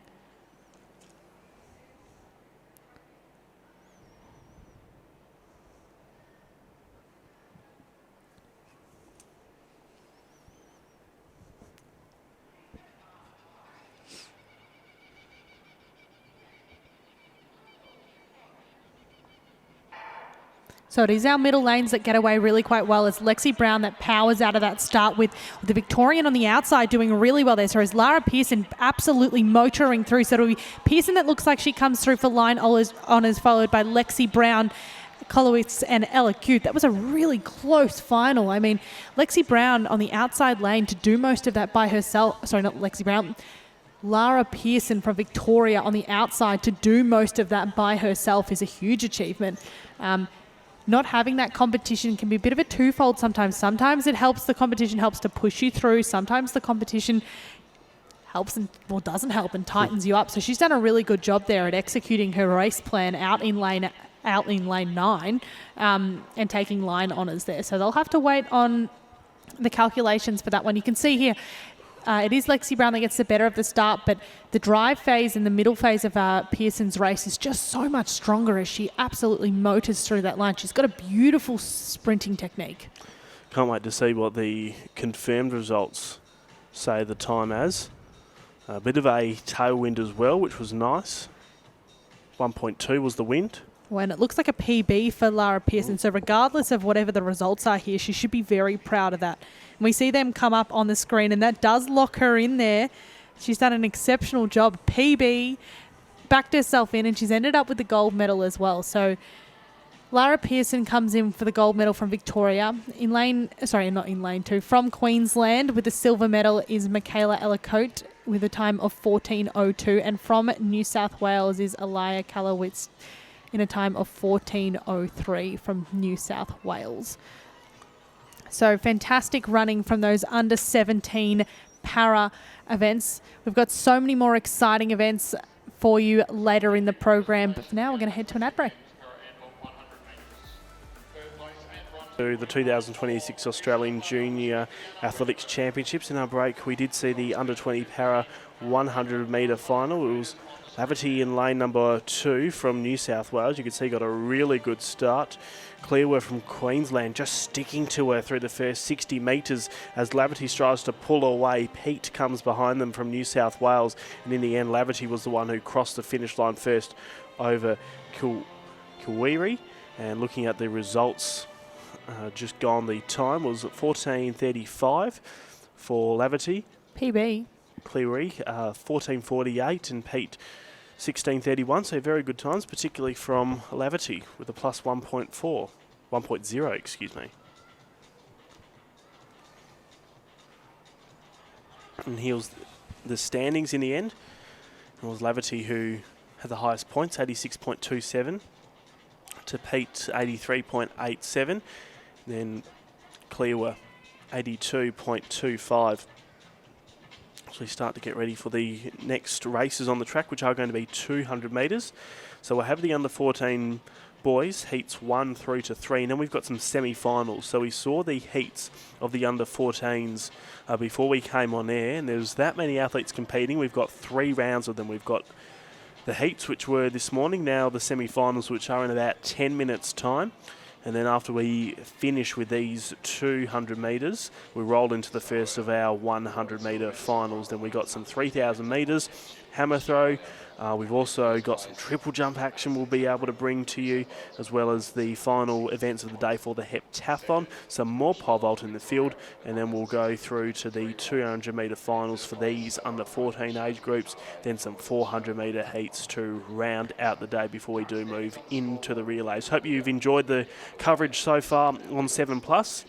As we're broadcasting live from Brisbane for the Australian Junior Track and Field Championships. Ethan Quillivan's my name. Ella Tobin is alongside me. Mitch Dyer isn't too far away from jumping on board. It's been a very good start to the National Championships for the juniors, hasn't it, Ella? Certainly has. I mean, I know we just said this, but you've got girls running 3 rounds today to over 200. Like, that's not an easy feat. I mean, when we talk about race tactics, absolutely those girls who wanted to switch off in that first round. If you've got to run 3 rounds in one day, what people don't understand is, yes, it's only 200 metres, which I hate it when people say that, but these athletes are having to warm up. So it's 200 metres, but it's probably the better part of an hour, depending on the athlete, an hour and a half warm-up pre-race into each of these races. We said it's good conditions for sprinting, but it is warm. So it means these junior under-14 athletes have to have the experience and ideally the guidance of coaches and parents to fuel well for the day. They'll need to eat in between races, which can also be really challenging, particularly if you're nervous. You'll need to hydrate well without overhydrating and feeling like you've got a washing machine in your stomach. You need to rest. I mean, looking at how quickly these have kind of been spread out throughout the day, it's unlikely that many of these athletes might make it home. So you've got to be really prepared. 3 rounds in one day. To be honest with you, if you're getting to the 3rd round, that's an achievement in itself. Yep. Completely agree. So those 200 metre semi-finals aren't far away. So too the 200 metre heats for the under 14 boys. So it is thanks to Chemist Warehouse that we are able to run such a fantastic championships. I'm sure they'll have tents out and about, and if it was anything like the seniors, there will be electrolytes and all kinds of stuff. Yes. So I would head down to Chemist Warehouse, particularly if you're here all day. Getting really excited for these 200s. I mean, as I said, I'm a little bit biased and love the sprint events, but 3 heats, so it'll be 3 heats, which means top 2 and next 2 fastest. Those boys are getting ready and standing behind their blocks now. If we start to have a look at the start list, that'll pop up shortly on your screen, but the one that really stands out to me is our athlete from New South Wales in lane 8, Lachlan Chappell. He's got a PB nearly 2 seconds to 3 seconds faster than the entire field. So 22.90, you'd expect him to be able to switch off. I don't think he'll be wanting to burn too many bickies here. 3 seconds in sprinting, for those who don't understand athletics, is a long way. So this is heat 1 of 3, the men's under 14 200 metres. Out of lane 2 from New South Wales, it is Owen Webb. Out of lane 3 from New South Wales is Josh Burnley. Burley. Out of lane 4 from Victoria is Jacob Orozami. Out of lane 5 from Queensland is Christian Kenman. Out of lane 6 from Victoria is Edward Watts. Out of lane 7 from Queensland is Carter Noble. Out of lane 8 from New South Wales is Lachlan Chappell, and I think the favourite in this one. And rounding out our field in lane 9 is Ian Lynn. Remember Lachlan Chappell well last year, the under-13 national champion across the 100, 200, I think 400 metres as well. And then in prep for this meet, I couldn't believe it, but wasn't overly surprised. I think I saw his name on top of the podium for discus in the under-13s. Whoa, that's insane. So the 1-2-4 discus. I guess ATP systems, big power, like short sprint events, but that's crazy. So we see them hopping into their blocks now, and they'll be in the starters' hands. But look for lane 8 on the outside. I think he'll be the one to watch.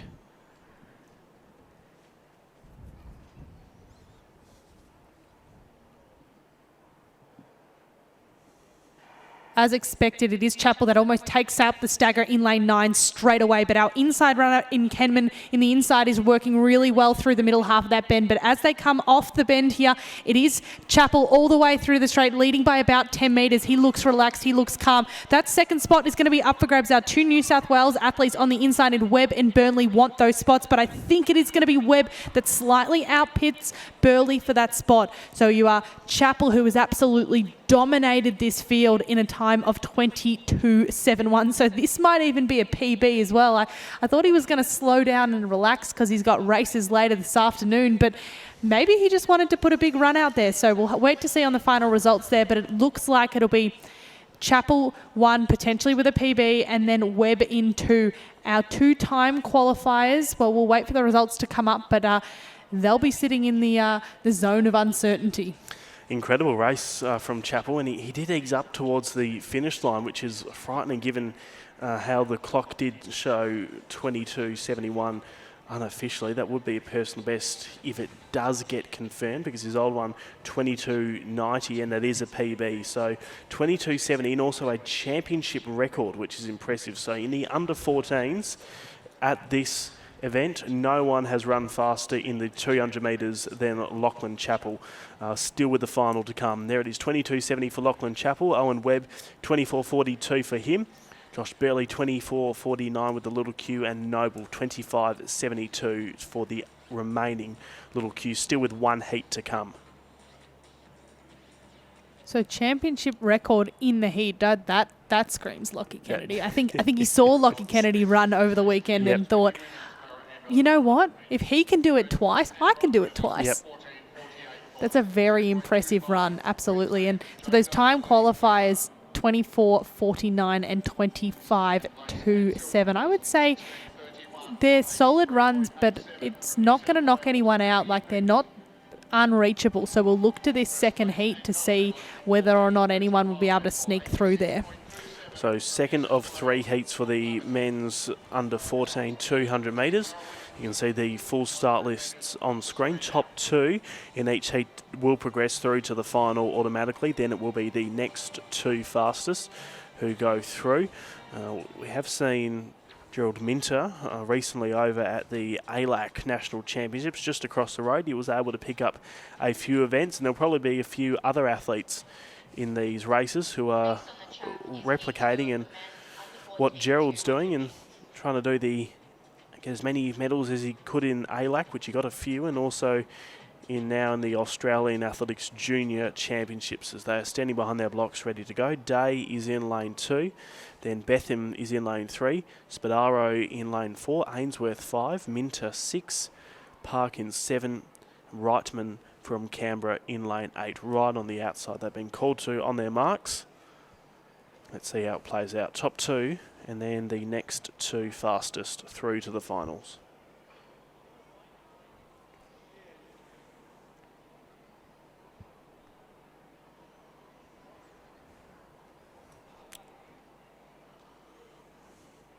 So Ainsworth just a bit too eager to go. Is given a warning, so for this age group, for the under 14s, they are given a warning. before there are any disqualifications.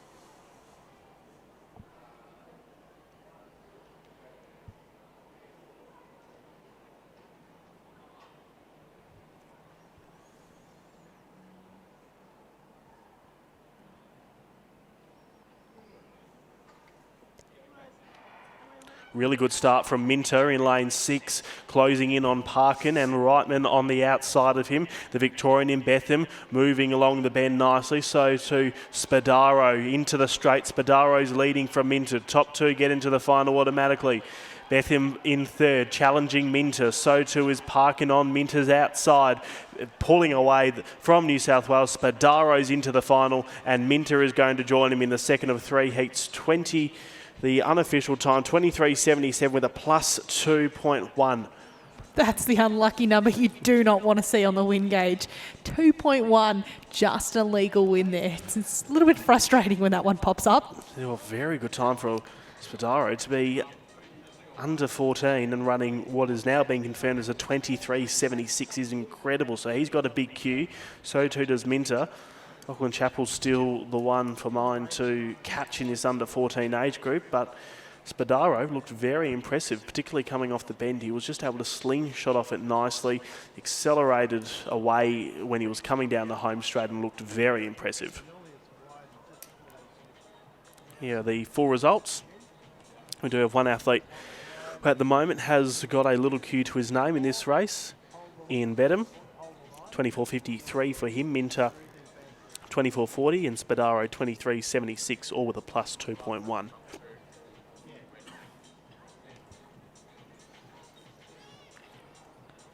So we will, that means with our little cues, we're looking at 24.49 and 24.53.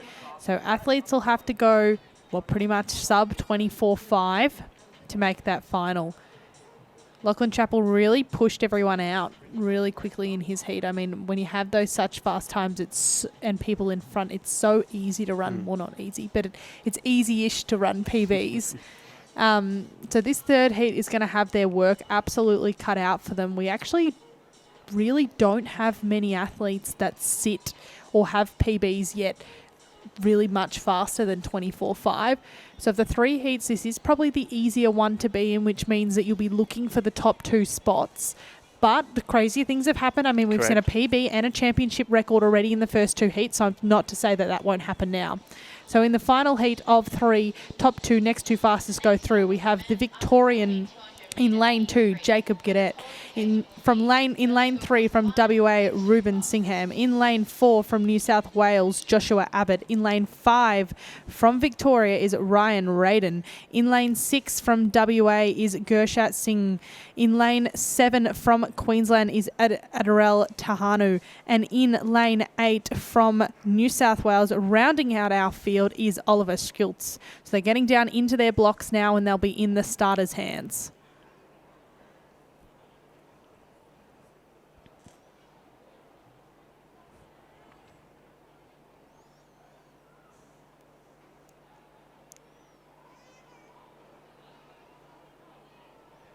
Away first time of asking, reasonably even start, but as they start to come through, it is our WA athlete in Shinghai that's starting to take through the bend, but it is those athletes on the outside that look to be a little bit ahead of the stagger. As we come into this final straight, it is the WA athlete pushing ahead, but it is our New South Wales Inskilly athlete who is pushing through and wants that first spot. It is line honours that they're looking for and a little bit of bragging rights. It'll be the New South Wales athlete, pretty happy with that one as well to come through with the win. In Scully will be really happy with that run. 23.82, that'll be unofficial. That'll be a massive PB if that's what it ends up being. Negative 0.1, which means that wind is super swirly. I think we'll see quite a few PPs come from this race. I mean, looking at those results, we said there was no one sitting kind of under that 24.5 mark, and I can see, well, I saw a 23 something on the clock, so he'll be super happy with that. In fact, all those boys, just looking at their faces there, look like they have a bit of relief. Those first 3 are going to end up with PBs. So those first 2 there, sub 24, that's very impressive in a heat. And they're not small PBs. No. Those are big PB. So it is Oliver Shirley from New South Wales in a PB of 23.81 who will take that first big Q, and then Gurant Singh from WA that'll take that second one in 23.99. So incredible running from our under 14 men's 200 metre boys, and they'll be back later this afternoon. So you can see those results on the screen there. What you can't see is that whole race has PB'd according to Roster Athletics. So it's not showing you up on the screen, but head to Roster Athletics if you're looking for results or wanting to follow along a specific athlete and see how they're tracking against their previous runs. And you can see the summary popping up on the board now. So you'll see who's made that time qualify. It is Lachlan Chappell, who I would say is a favourite by nearly not a favourite, he's a favourite by nearly a second, which is super, super impressive. But I think it'll be an incredible, exciting final, particularly for those minor medals, second and third. So super exciting things coming up after we head for a break. We are going to see our women's 200 metre semi, so that'll be the second round from them. So we stay around because that is certainly something to look forward to. Welcome back to QSAC. We've just seen the first semi-final for the under 14 women's 200 metres. Here's a look at the replay. You could see that Dick in lane number 7 from Western Australia got a really fast start, closing in on Bosick on her immediate outside, and then towards the middle pun, he got a really quick start, and Patterson was able to accelerate off the bend and challenge Dick down the home straight. Dick pulls away, Patterson going with her. Third is tight. It's Bosick from New South Wales who's laying down a challenge to Patterson. Dick emerged the victor, and then in the end Patterson was too good and she crossed the line for second in the 200 metres semi-finals for the under 14 girls. And here's a look at the results. Madison Dick 24.85 for her, Patterson 25.62 and Bosick 25.73. So it is semi-finals, which is different to what we just saw with the under 14 boys. It does mean we've got two races here, which means you're looking at top 3 and next 2 fastest into that final. So we've got the women for the second of 2 semi-finals behind their blocks now. Sure to be another very quick, fantastic race.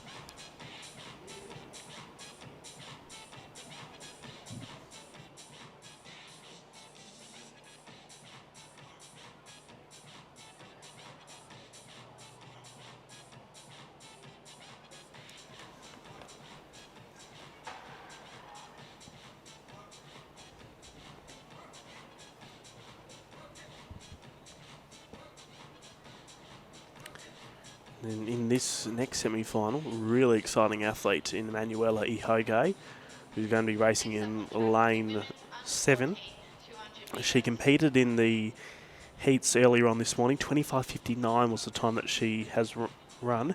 And from memory at the state championships in Western Australia, I think she clocked a 24.40. I think from memory it was a little bit wind-dated, but it shows that she is capable of going well and truly sub 25 seconds. And I'm sure she was just holding it in, knowing she's got 3 races today. So it'll be interesting to see what she does in this second one. Will she be able to do the same and keep it a little bit more under the radar?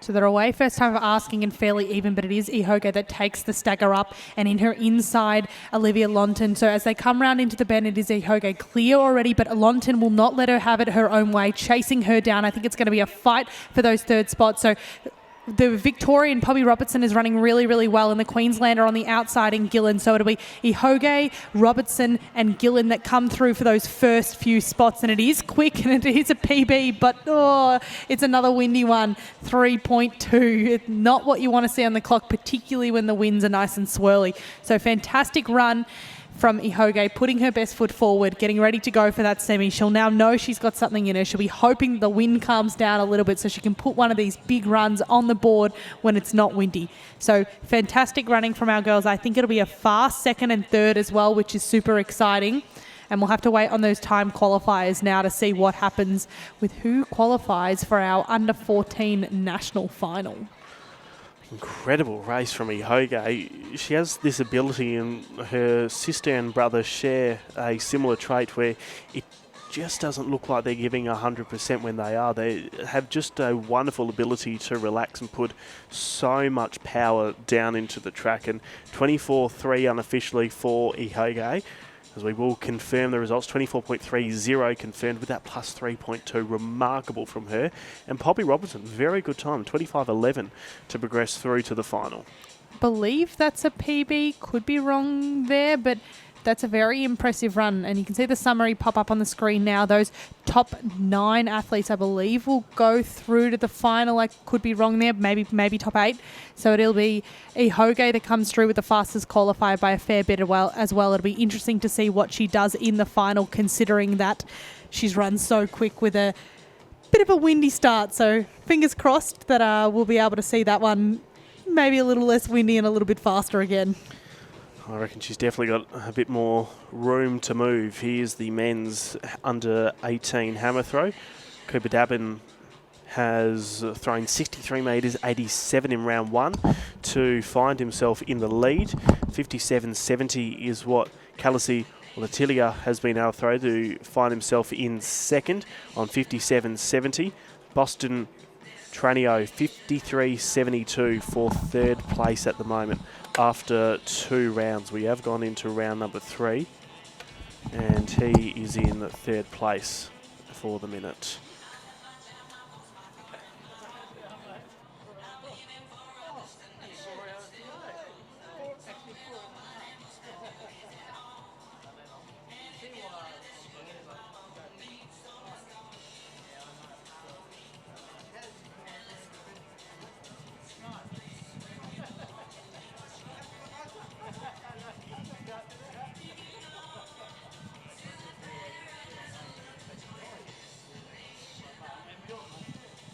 Let's look at the hammer standings for 1 through until 7th.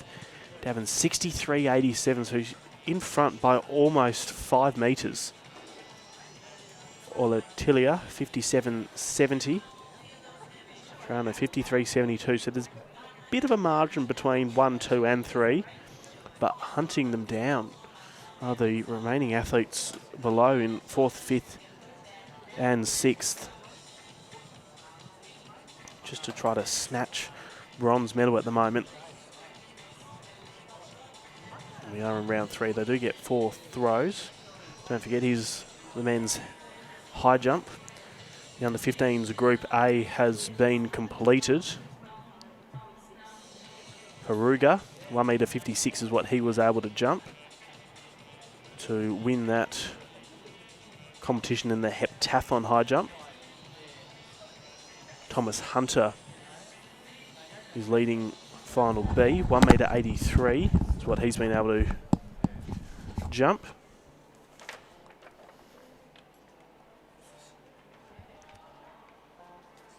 Metre finals not too far away. Here's a good look at Hunter from Queensland. He is ready to go.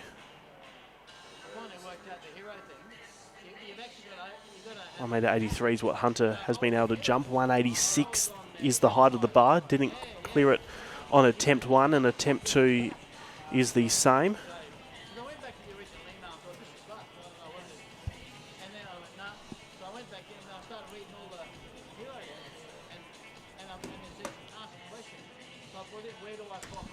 So 100 metre action not too far away. So good to have Ella on the live stream as well. She was brilliant. Hope you're enjoying the coverage on 7+ as we are broadcasting the Australian Junior Athletics Championships in Brisbane at Cusack, a historic venue. And if I'm going to go out on a limb, I say there's going to be some more history being created in what is already a glamorous venue. And I'm delighted to say for the first time at these championships, Mitch Dyer is alongside me. Mitch, welcome.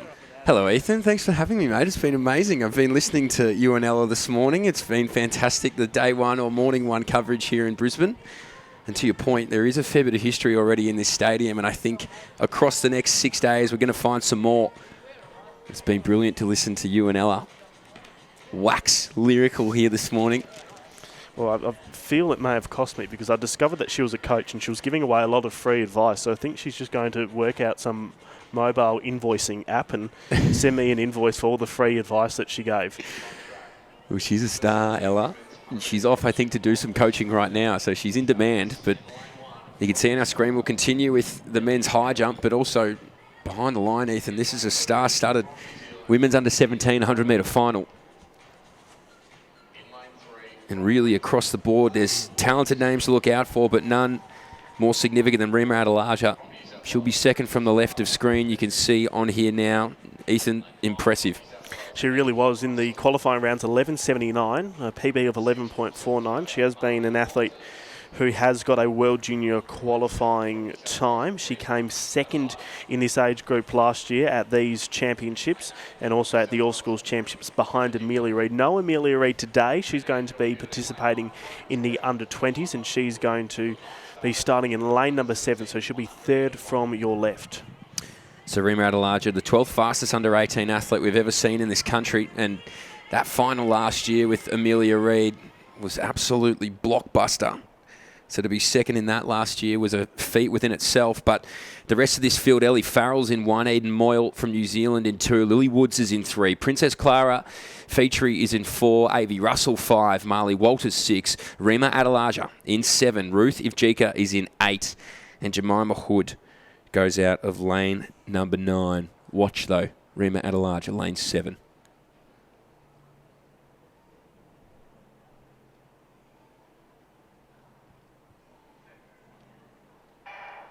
Clean start across the field here. You can see now Adelaja gets the best of this field early. So how quick can she go? She was silver last year. Stares down the barrel of the gold now. Rima Adelaja in front of this field. 11.62, the under-17 champion. A tailwind behind her of 0.2, so didn't get too much assistance, but was away from this field early and does enough to get gold.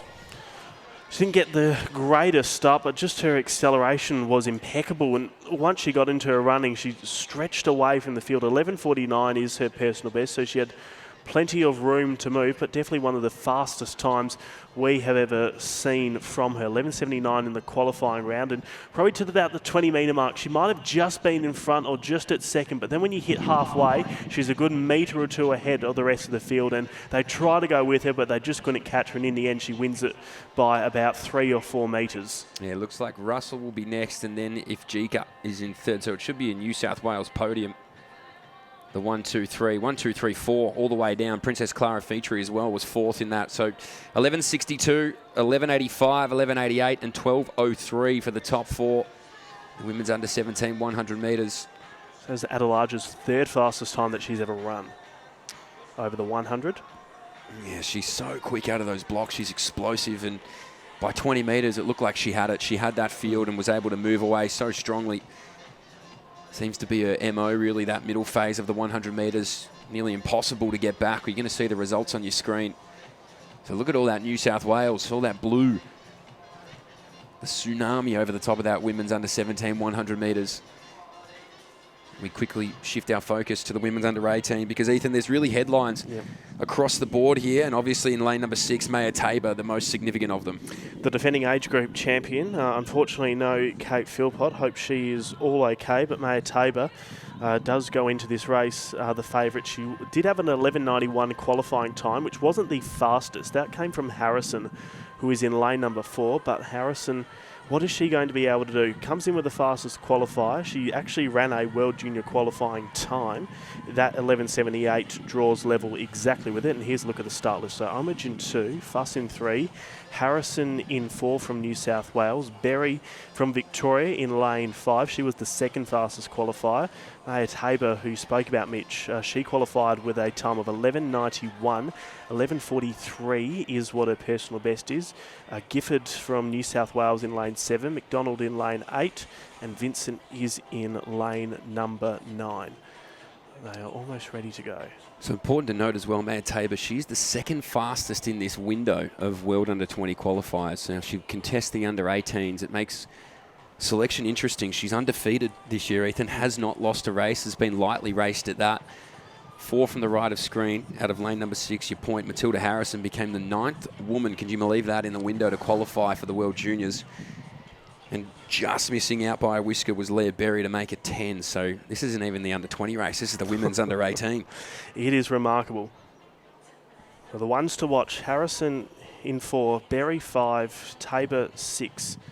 Also, Gifford, don't be surprised if she's able to produce some magic. She did go sub 12 seconds in the qualifying round. There's Vincent on screen. 12:06 is her personal best. She will be closest to us in lane number 9 as they just start to get presented to the crowd. Pretty good attendance so far on day 1, Mitch, of the championships. Yeah, that's the beauty of the juniors. I feel like all family, coaches, neighbours, everybody that you can possibly think of that has any type of connection to these athletes loves to make their way down, particularly if you're in the local area. A little bit more extreme if you're coming stateside or all the way from your side at least, Ethan, from Western Australia, probably bringing the smallest contingent of people possible. But families, friends, coaches, everybody here to watch some world-class athletics off the back of what we saw last week as well in Sydney. We've never been in a better place in recent memory for Australian athletics. It's a famous stadium, this one. It's got a lot of aura surrounding it, and these under-18s not too far away. Homage, Fuss, Harrison, Berry, Tabor, Gifford, McDonald and Vincent ready for a start. Last year, the national record was set in this race at 11:14. So great start here. Maya Tabor got some work to do, though, to pick up the rest of this field. Just starts to make her way through it now at 50 to go. So Tabor versus the clock. The gold is in hand. How quick will it be? 11.37. 1.0 the tail. And that's quick for Maya Tabor. That's a national title in the under-18s. That was just unbelievable from Tabor. Really pulled away from the rest of the field, particularly at 50. She just had this ability to launch again.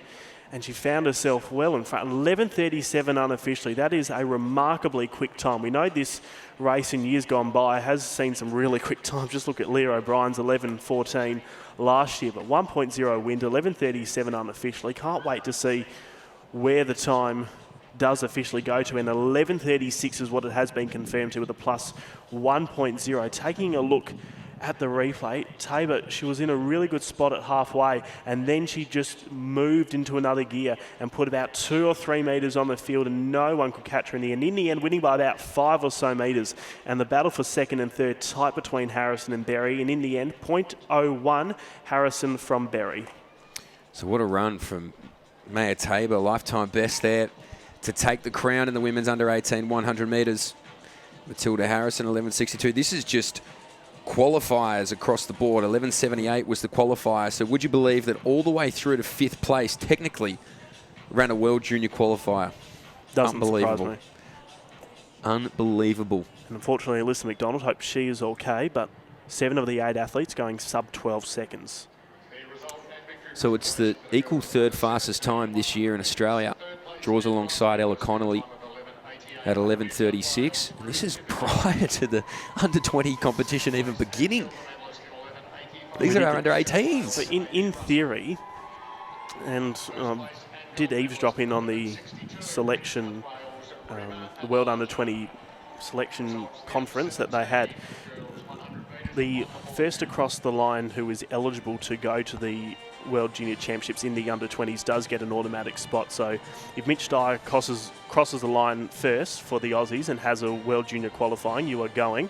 But the second spot doesn't have to come from the under-20s. So it can come from a range of... It can. Okay. It's recommended they do the under-20s, but in theory, it can come from the under-18s or whoever else has it. Fascinating, because then you'd think if you're the national champion in the under-18s, you've got the 2nd fastest time in the window. You're now if you're Maya Tabor, the 4th fastest this year, open age. Correct. You would think that your argument will be pretty strong, depending on what this result is for the under-20s. Exactly right. So you really have to play your hand, don't you? It's like a game of poker.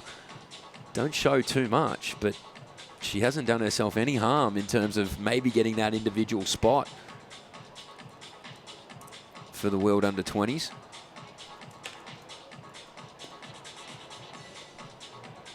So men's high jump continues. And our men's under 17 100 metres will now get prepared. So caught these heats this morning. Beautifully called by yourself and Ella. And Kevin De Silva, the Victorian in lane 7, he just looked the most class. Well, he's the defending age group champion, picked up gold when they were under 16s. Jaden Todorowski, very impressive from New South Wales. He'll be in lane 4. He was able to go 10.84. He came second at the National Championships last year behind Kevin De Silva. And based on the way he was moving in the heats, he is definitely a legitimate chance on being able to walk out of this stadium with a gold medal. Well, Todorowski as well, through those early age groups, 14s, 15s and beyond, he was gold, gold, gold. You couldn't stop him, the man from New South Wales. He ran like he was possessed. And now he's met his maker in Kevin De Silva, also Kanawa Gamanja. He was one of the fastest men this year, so him and Todorowski shared those honours in terms of fastest times of the year, but gold medals, they're significant, and Kevin De Silva knows how to win them. I liked Ella's breakdown. His foot strike, his time on the ground is so minimal. He's so poppy in the way that he's able to get off the ground, the Victorian. And that's hard to beat. Joshua Potts as well was another in those heats. So this will be close. I don't think this will be a runaway winner. No. By any stretch.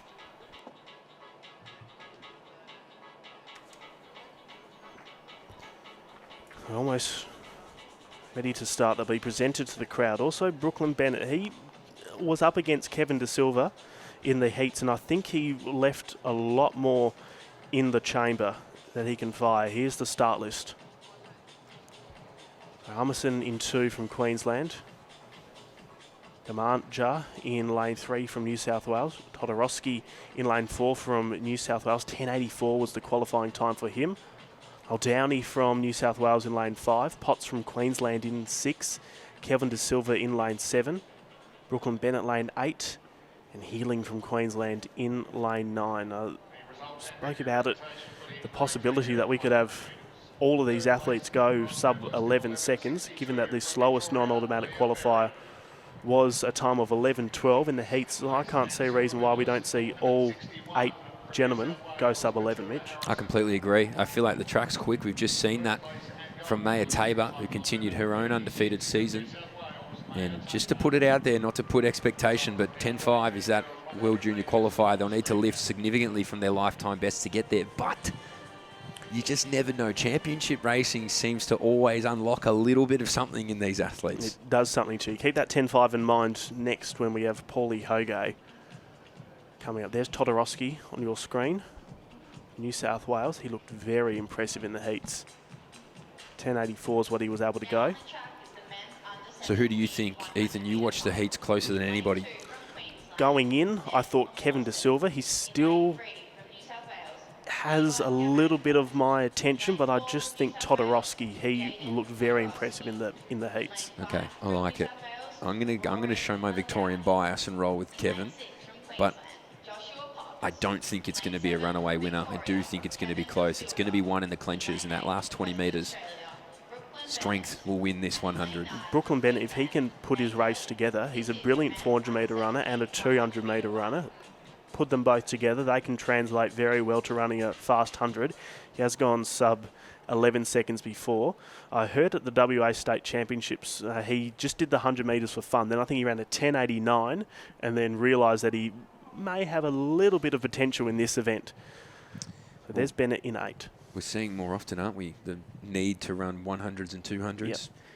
Aidan Murphy improved his 100, 200, 400 this year, and look where that got him. Saw the reigning world 100-metre champion in Bleaksville do a 200 metres not too long ago, and he also did a 400 metres. Todorowski, lane 4, second from the right.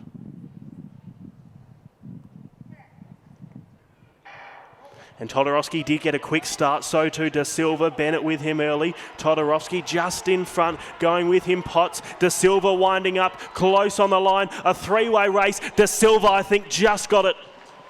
Downey was there alongside Todorowski. 10.76 is the unofficial winning time with a plus 0.0. De Silva lunges late, but was it good enough for him to storm over the top? We'll wait and find out. But for mine, Mitch, I think De Silva got it. Oh, it's going to be close. You might be right. I think Rory Muldowney will go close here as well, but I think you're right, Ethan.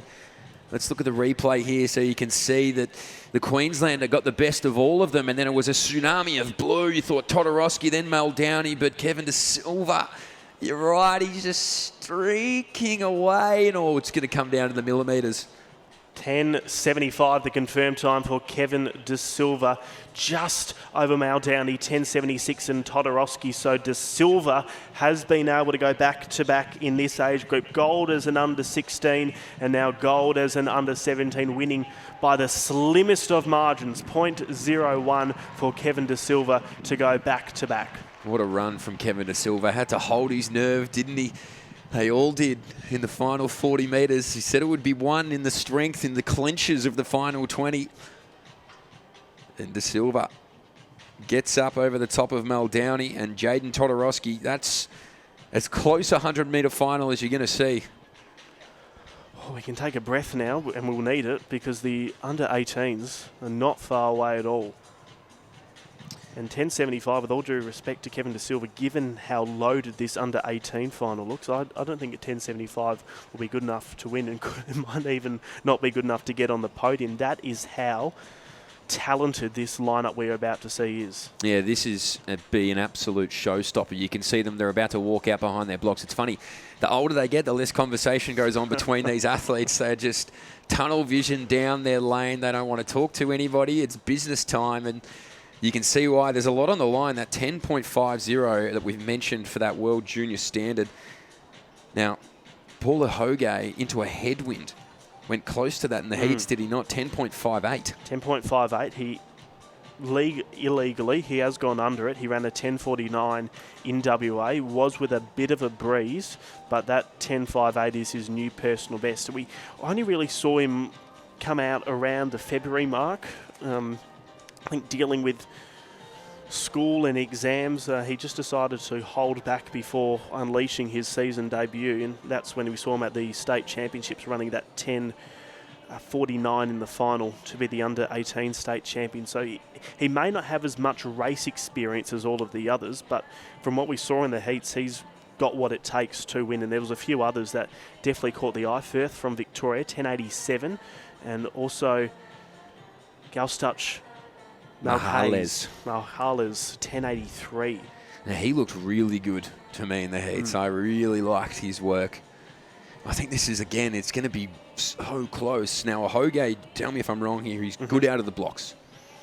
He's gotten better. Yep. He's probably the best in his family out the blocks. They're not the best starters, but he's definitely gotten better. And over the last 2 or 3 races, I'd say that's probably been one of the strengths of his race. So we're looking at Paula Hoge here. He's in lane number 6. Samuel Galstuch Mahales is next to him, the Queenslander, in 5. They'll draw strength from each other being so close. First, the Victorians in 4.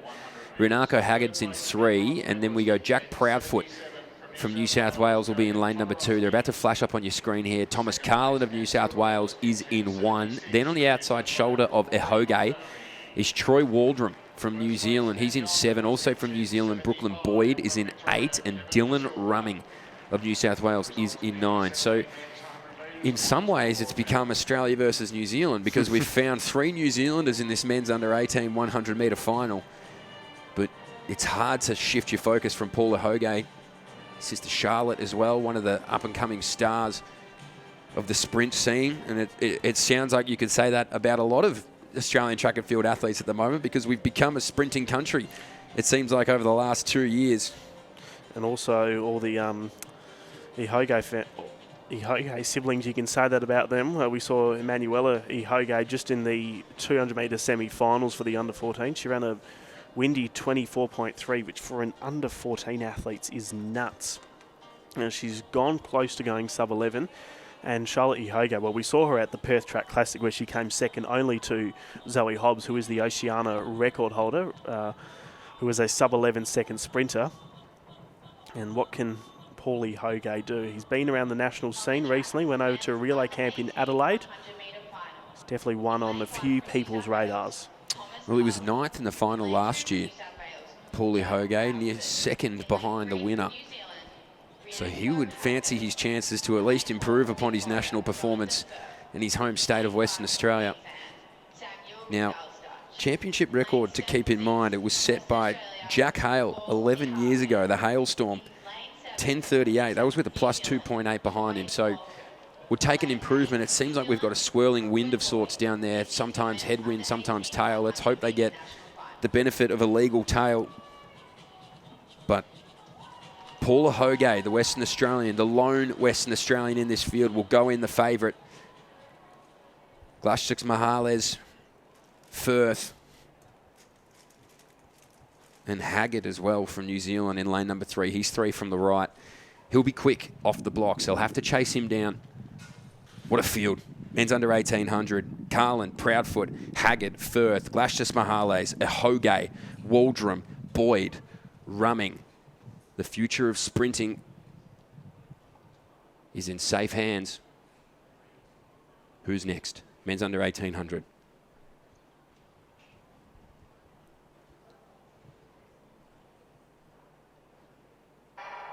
All jump well. Ahoge, though, got this field early, so Ahoge is way there. Victoria's Firth now starting to push with him. Glashchuk Mahales wants to get on his shoulder, but pulls away. 10.50 on the clock, plus 1.0 behind him.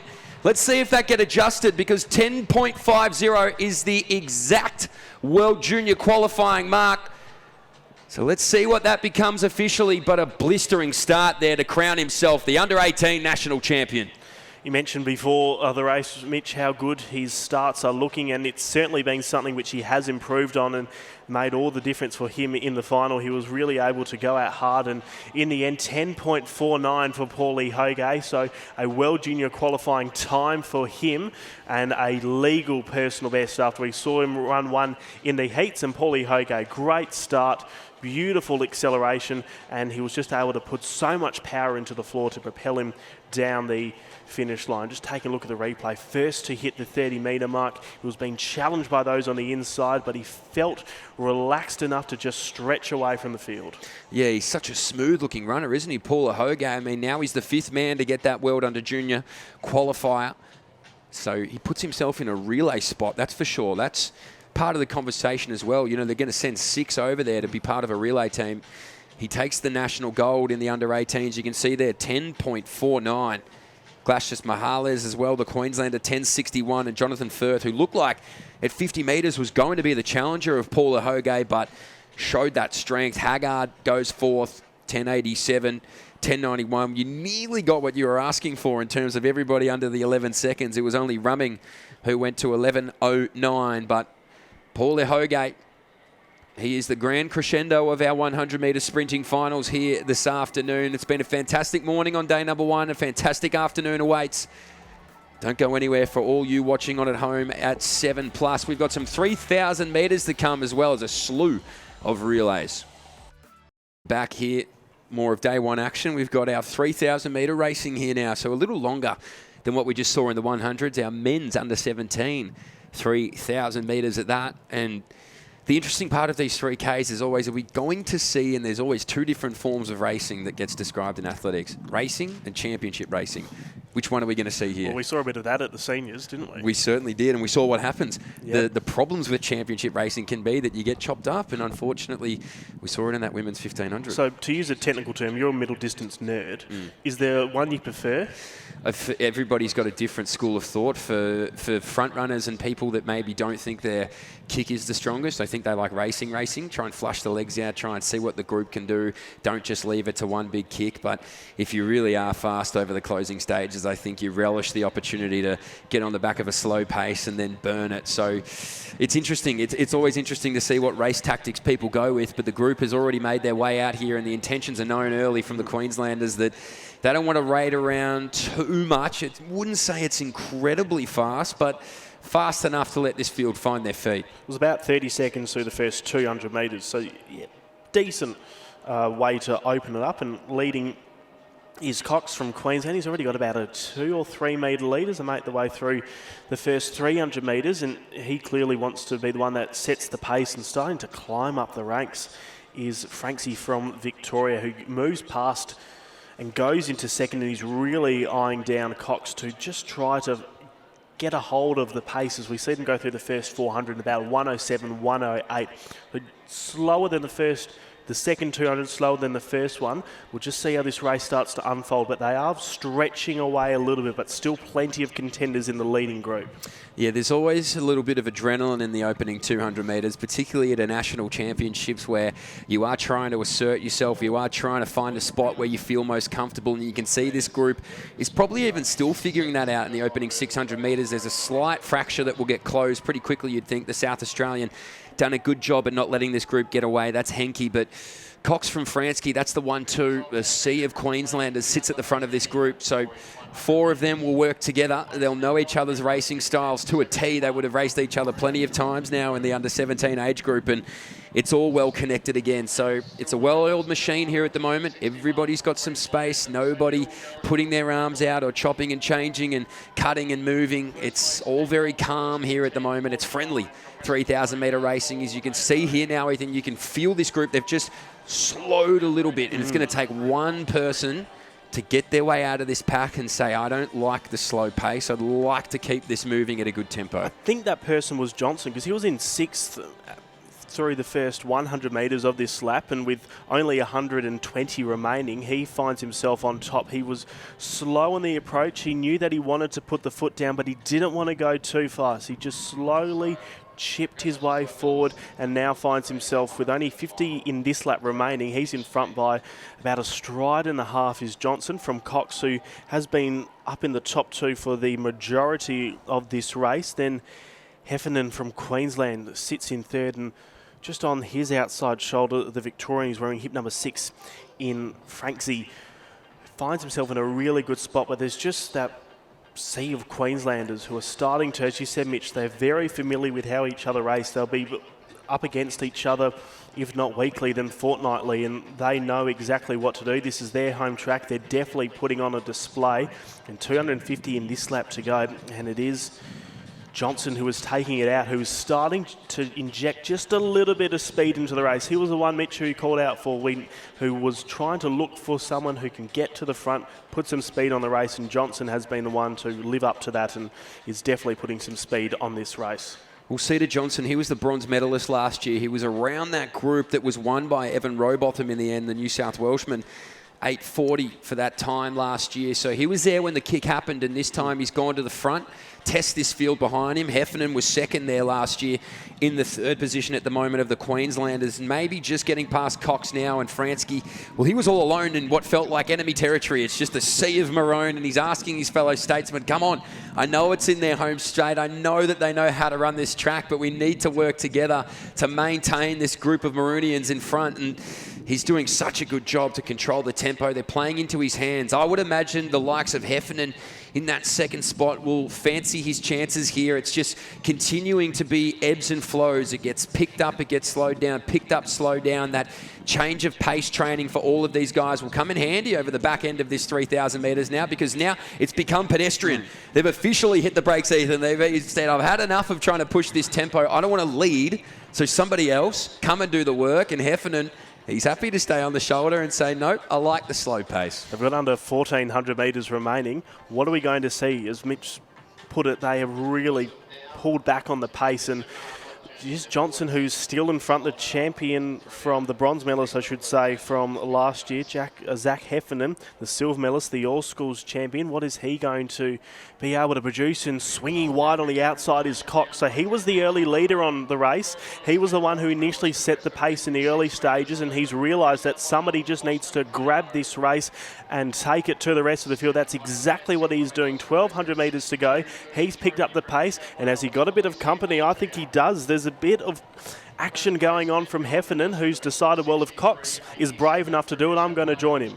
It's soul-crushing a move like this, isn't it? If you're already feeling the pinch when you see somebody move around a slow pace and put their foot on the accelerator, it can really hurt. And you can see that hurt in this field now. There's only been 7 brave enough to roll with this move from Cox, who now might even start to feel the restraints of his own move, because Heffernan is just gliding past his outside shoulder. So the silver medalist of last year is encouraged to improve upon that. Sam Newsham of Queensland as well, now in the 2nd spot. We haven't spoken a great deal about about Sam. He's just sat back in this group and watched every tactic unfold in front of him, and now he continues to put himself in a striking position. That's where you need to be. You need to be there when the move is made, and you can feel that this is Heffernan's attempt now to do what Cox just did and flush this field out, and he's done it successfully because they don't look like they can quite roll with Zach Heffernan at the moment. This is a strong, imposing move from the Queenslander. Well, look at him go, Heffernan. It was a leading group of 7. It's now become 3, may have even just become 1, because Heffernan,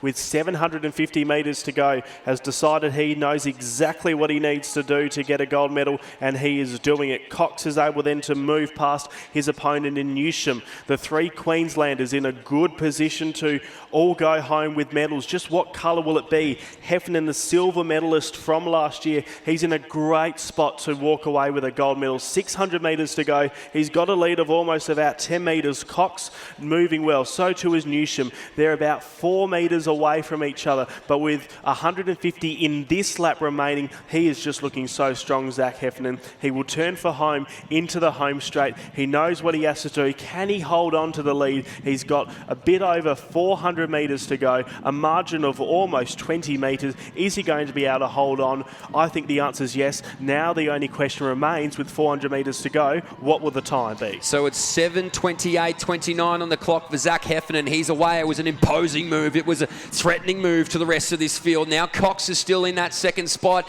and there's a group behind from 4th to 7 that will like their chances to maybe pick off what's happening in front of them, though they'll have to work together ever so slightly to go and get after this Queensland trio. But this is an exhibition. No, it's a domination from Zach Heffernan over the final stages of this 3,000 metres. He bided his time. He waited. He knew when he wanted to strike. He could sense the weakness in this field, and he has picked it apart meticulously here in Queensland. So Heffernan, 150 metres to go for him, chasing that national title. He was 5th in the 1500 last year. He was a minor medalist in this event the year as well. And with 100 metres to go, he stares down the barrel of that national title. So Heffernan, he went through in 7:30. This will be a quick final lap for him, but don't worry about the time. Don't worry about the speed. All Zach Heffernan sees is gold.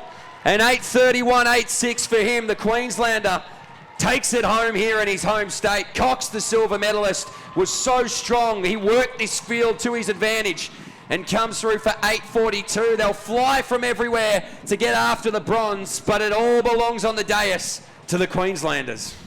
Brilliant race from them, and we know the pace wasn't as fast as what it probably could have been, but when you look at the championship record, 8:26.68 is what it is. He wasn't an eternity away from it, so when the pace really started to die down, he just thought, this isn't how I'm going to win the race. I need to get in front, and I need to set my own pace for this race, and that's exactly what he did. The all-schools champion from last year, he knows how to get on top of the podium. He was behind Evan Robertson, who was the under-16 Australian record holder over the 3,000 metres, so an experienced runner is who he was defeated by last year. But now, as an under-17 athlete, he is the national champion and is definitely going to be one to watch for the future.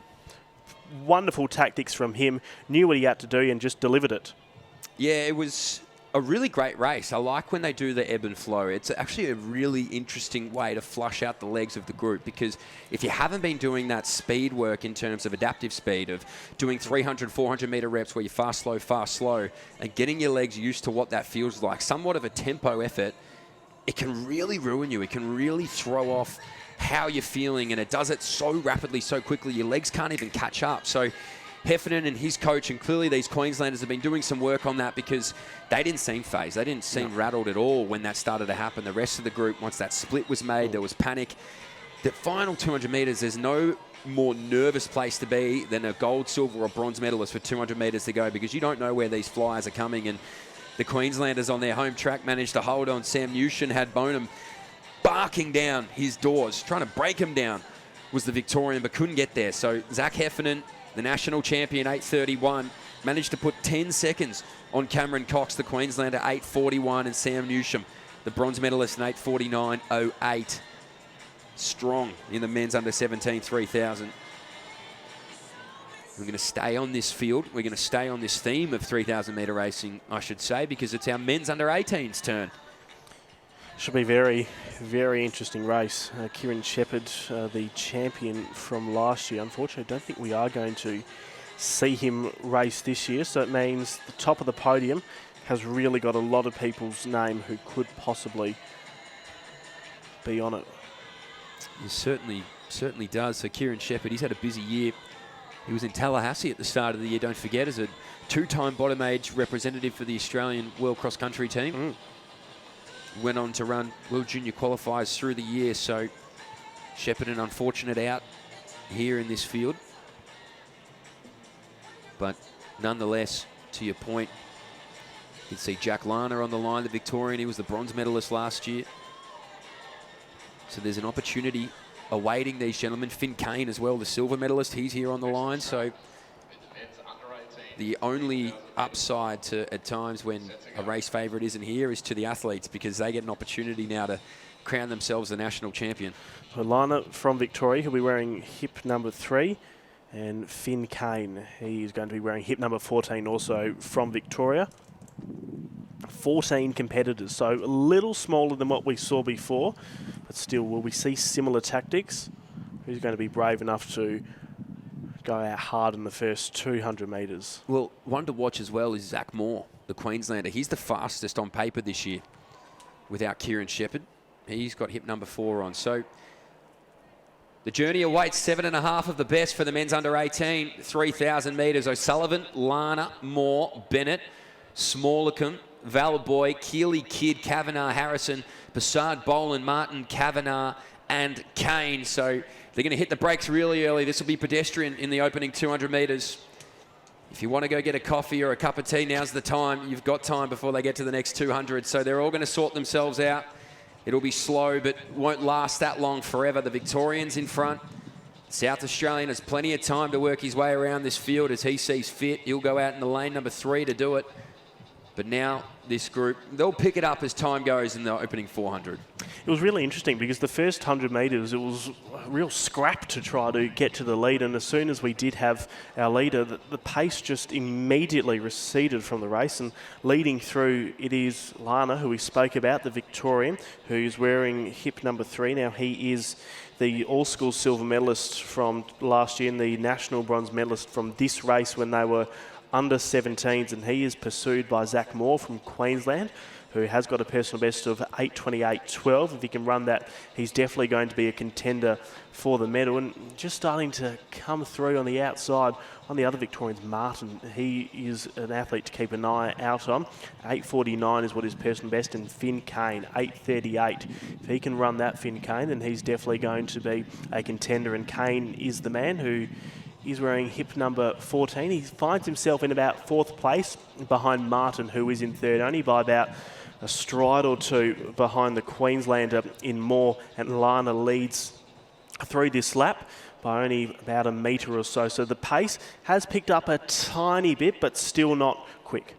Yeah, 70 seconds in the opening 400 metres, so that puts you around 8:45 pace. So they definitely picked it up from the opening 200 metres where they were all just having a chat and trying to figure out where each other wanted to be. But they're allowing this race to be entirely dictated by the Victorian and Jack Lana. So he's an 8:29 man at his fastest.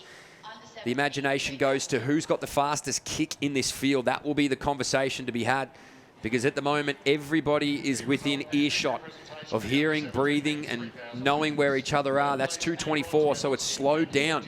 In fact, it was 4 seconds slower that lap than the first one. So this group playing a game of cat and mouse at the moment. Lana is still in front. The Queenslander in Moore just has the sit of the race here. Kavanagh from South Australia is in that 3rd spot, and they're staying wide. They're going to stay out in lane 2 and lane 3. That's where this race is at the moment. You don't feel you're spending too much energy if you're out wide, which is an indicator of the pace. And Lana continues to lead, continues to keep this field at bay, and you would think over the next 800 metres a move may be made, but they all seem quite happy to roll along here. I've heard Seb Coe speak about it before. The dangers of when it is a slower paced race is in the end it could come down to who's got the best kick, not necessarily who's the quickest runner, but just who's got the best kick. And there's about 13 athletes that has a really good opportunity to be able to walk away with gold at the end of this race. Lana from Victoria still on top, but joining the party. Alabahoy doing pretty well, but just from South Australia in lane 8, Kidd. He has come through really nicely and picking up the pace. Kavanagh from South Australia as well. He's gone into second with Kidd from South Australia slipping back into fourth. O'Sullivan from WA bursting through on the outside of lane number 1. He's in probably about fifth spot as they're starting to spread out ever so slightly. The pace has definitely increased and we're starting just to see a few athletes scramble to try to hang on to the front of the pack. Valabahoy's one of them. He's finding himself in about 7th position. He is just behind Keeley from Victoria, who's just behind O'Sullivan from Western Australia, and then Harrison from New South Wales is 4th with Kavanagh just ahead of him, and then it is Moore and Lana who make up the top 2. But the pace, Mitch definitely has picked up with 1,500 to race. Well, I feel like Tristan Kidd gave this race a bit of a shot in the arm because he moved from the back of that pack so easily towards the front of it. He now finds himself drifting slightly, but he probably forced this group in front to push that tempo for a moment. But again, you can see that this is purely accordion racing. It's stretched out, it's condensed, it's stretched out, it's condensed. We finally have a new leader here. So maybe they're done with this style of racing. Maybe they really want to see what this group has. That's Zach Moore, the Queenslander, the fastest this year in this group, now finds himself to the front. So he almost somewhat got squeezed out the front there, didn't he? He was on that rail, he was enjoying his positioning there, but now he's in front of this group and left with the responsibility to dictate this pace. The Western Australian has hung fat, he's stuck around for a long time there, Ben O'Sullivan. He's an 8:30 man at his best. He was one of those in this field that was happy to be in lane number 2, happy to roll in lane number 3 to find his spot. And now when it comes to the crunch, when it comes to the business end of 3,000 metre racing, he is right where you want to be, on the tail of the leader. The Victorian in Lana gets a reprieve. He can breathe a little bit in this group. He can now not have to dictate what's happening in front of him, but what he needs to do is stay on the back of this Western Australian. They're all out, 7 of them. Now, a little fracture back to our Queenslanders and Victorians, but they're starting to uplift the tempo. This is where the race begins. So the race is truly on now. It's the Queenslander in Moore who is ahead of O'Sullivan, and O'Sullivan, you feel he's got a few bullets that he can fire because he is keeping a comfortable distance from Moore, and he knows that if he gets a good opportunity, he can work his way around Moore. But what can Moore do to retaliate on that? Lana behind him from Victoria. I feel he's got a similar tactic as well, and Kane is starting to build, and we have seen that group from 7 being condensed down to 6 as from New South Wales, Harrison moves around Kavanagh and goes into 5th spot. He's in pursuit of Kane, and with only 800 metres to go, they're really putting their foot down. O'Sullivan's doing well to hang on to Moore, who has really taken this race and run with it because he has injected a lot of speed into the race, which we have seen burn off a few, but there's only 6 in contention with 700 metres to go. O'Sullivan back behind Moore. Then it is behind him, the Victorian wearing hit number 3, Lana. Then Kane, the Victorian, who's wearing hit number 14. And watch out on Harrison. He's got some moves that he is willing to dish out in this race. He was in 6th not too long ago, and he is definitely about to launch and try to find his way onto the podium. And he's only about 15 metres behind our leader and Moore. He is within a chance to go for gold. We were into a leading group of 7 not too long ago, but with only about 460 metres remaining, that 7 has been condensed to 5. We've got people who we think are going to walk away with medals, but when there's 5, only 3 can be on the podium, and who are those 3 going to be with 1 lap to go? So this race is far from over. In fact, it feels like it's only just beginning. So the Queenslander, he's been left out in front for a long time. The pressure starts to mount behind him. Can he keep using this speed to his advantage? He squeezed this field down from 14 to 10 to 7 to 5 now up the back straight. They're all backing themselves in with a chance, and the first to blink there is Keaton Harrison. So Harrison out into lane number 4. Oh, they make light work of the Queenslander here at the moment. So we'll have to find a little something because Keaton Harrison has lit the fire underneath this field. So Harrison leads out now. The Western Australian O'Sullivan starting to find some form. The Victorian now goes to the front and the 3 of them are away. They might get contested here late as well. Lock yourself in for a ding-dong battle down the home straight. The Victorian out in front trying to push away as Lana. O'Sullivan, the silver place getter from last year, will fly late, but the Victorian will reign supreme. Jack Lana takes out the national title. Awesome race.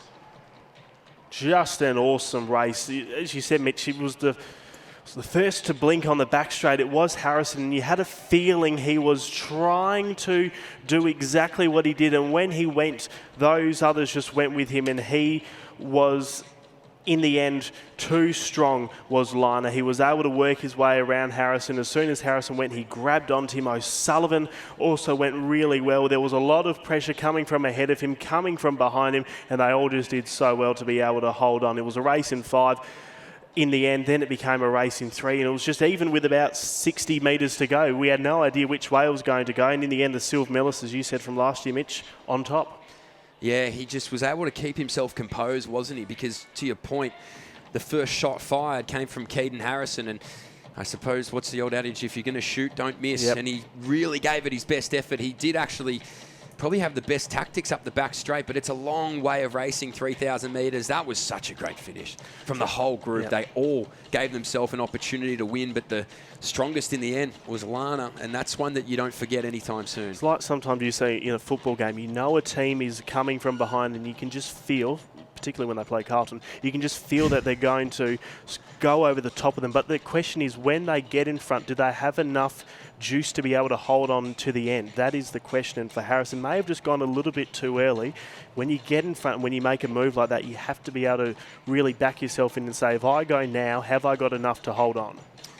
Well, exactly right. Oh, I'm sad that Carlton copped astray there, but Did I slip? Did that slip out? Sorry. It was a fantastic racing. We see our Queenslander now finish off his 3,000 metre journey here at home. So well done. All done and dusted for this men's 3,000 metres. Will creep in under 10:40. So congratulations to our full field. Where he's got 1 lap to go here, the Queenslander. So I was reading the clock on. Either way, he'll finish off his 3,000 metre racing. More 3,000 metres to come, 400s, 200 finals, relays. It's all happening. Our field events continue as well. We'll give you an update on those. If you're watching here on 7+, don't go anywhere. You thought you had enough athletics this last week. 6 more days of brilliance to come. So welcome back here to the athletic coverage. We continue with the women's under 17 3,000 metres. You can see it's a big field, all still pretty well bunched in the opening stages. 18 women contesting for this national title. And again, they've all seemed to follow a pretty similar line of racing. It's pick up, slow down, though this one a little bit more set at tempo than what we've seen previously through the men. But it's a good, strong group. There's a few to really keep a close eye on. Violini, one of them, but Piper Anderson, she was 46th at those World Junior Cross Country Championships earlier this year. Was 3rd in this event last year. Annabelle Vella from New South Wales as well was a silver medalist. So some pedigree in this field for sure as they make their way down this home straight. And it is just such a big group of athletes. That's Anderson on the outside shoulder of Vella. So the leading duo leads out this field. It's about 15 in that first group, Mitch. There's 18 in total. And Vella, as you said, the silver medalist, she is the one who has really set the pace early. She also, last year, she was able to walk away with a all-schools bronze medalist.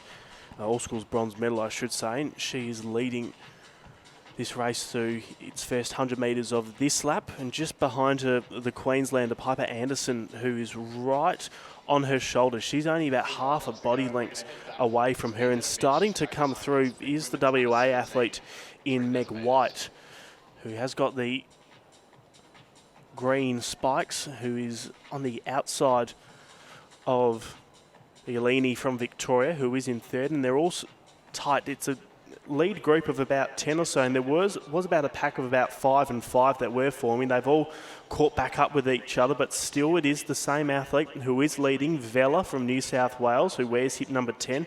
It was sort of similar to the under-17 race for the men's. It just one person leading it and a flock of athletes behind her with the potential to swing out and take the lead, but who's going to be the first one to blink and to bite the bullet? Here's Flint from South Australia. Maybe she's going to do it, but they're starting to respond, the leading group in Vella, as she goes through this lap with 1,600 metres to go. She is in front, but only just from Anderson, who is really right on her shoulder, and Flint from South Australia, a 10.02 athlete, 10.02.44, her personal best.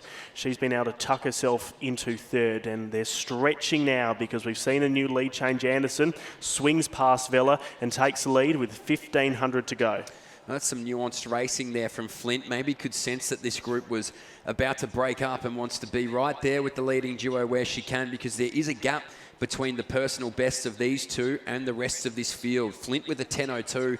If she can hold here, if she can stay here as long as humanly possible, she might do enough to get away from this group, to get to the point with 600 metres to go where maybe she's too far ahead for them to contend for a minor medal. But this group of three is a way it looks like it almost might be a group of one, because Piper Anderson just starts to show what she's capable of here in a home crowd in Queensland. So Anderson has a healthy gap back to the leading duo behind, and that is the Seller and Flint, and then there's a good 40-metre gap back to the rest of this field. So they'll have to make a choice. Are they willing now, with 3 laps to go and chase after these three early, or do they wait and see what happens over the closing stages, wait and see the strength, wait and see how much they've got left in the final moments of a 3,000 metres? The group, though, doing a good job all to work off one another.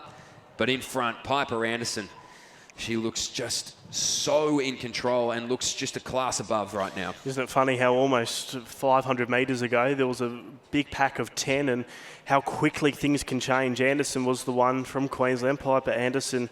She was the one who just decided, I need to take control of this race and pull away from the field. She picked up a silver medal at last year's All Schools Championships, and with 200 in this lap to go, she's leading by almost 15 or so metres. What's to come for Vella? She's still in a pretty good position, and I'm still intrigued to see how Flint will go, because she was in about 6th or 7th before, and now she finds herself in third with 150 in this lap to go. Vella responds to the challenge behind her. She puts 5 metres between them, but Anderson looks comfortable. She's in a bit of a cruise control mode, because she's up by almost 25 metres as she comes down the home straight, and she'll only have about 850 metres to go. But Vella and Flint, that battle for second and third is not completed just yet, because Flint is closing in on Vella.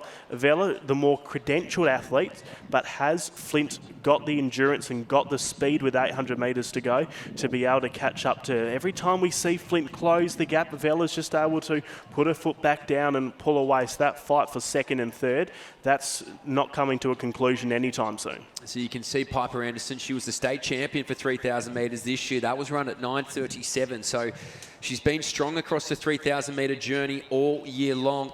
She won it here in Queensland as well in January to run her 9:29. That was off the back of her World Cross Country performance, where she was 45th place there in Tallahassee. So Piper Anderson looking to continue the success she's been able to maintain in 2026. Leads out this field. A strong group behind Vella and Flint. That's a great battle. This is a real coming-of-age race here for Flint. The South Australian is just showing the strength, showing the ability to hold on to the New South Wales woman in front of her. But now that I say that, you can see Vella just desperately trying to get away from the bronze medalist at the moment. So into the home straight again, it's Piper Anderson, who's got such a healthy margin on this group, just worked away from it seamlessly, and now with 400 metres to go is on the cusp of being the national champion in the 3,000 metres. Vella continues to fight. Flint won't go away, and the rest of this field now in 4th, 5th and 6th, all trying to go after time now. But you think, think it'll be left a little bit too late to go and get after the medals, but Piper Anderson out in front with pure class in this field. Vella Flint locked in for the battle of the minor medals. So the chasing pack is Clark and White. They're fighting over that 4th and 5th spot, but there's a look at our leader in Anderson from Queensland. 9:29.49 is what her personal best is. Is she going to be a chance of breaking it? We'll have to find out in the final 180 metres.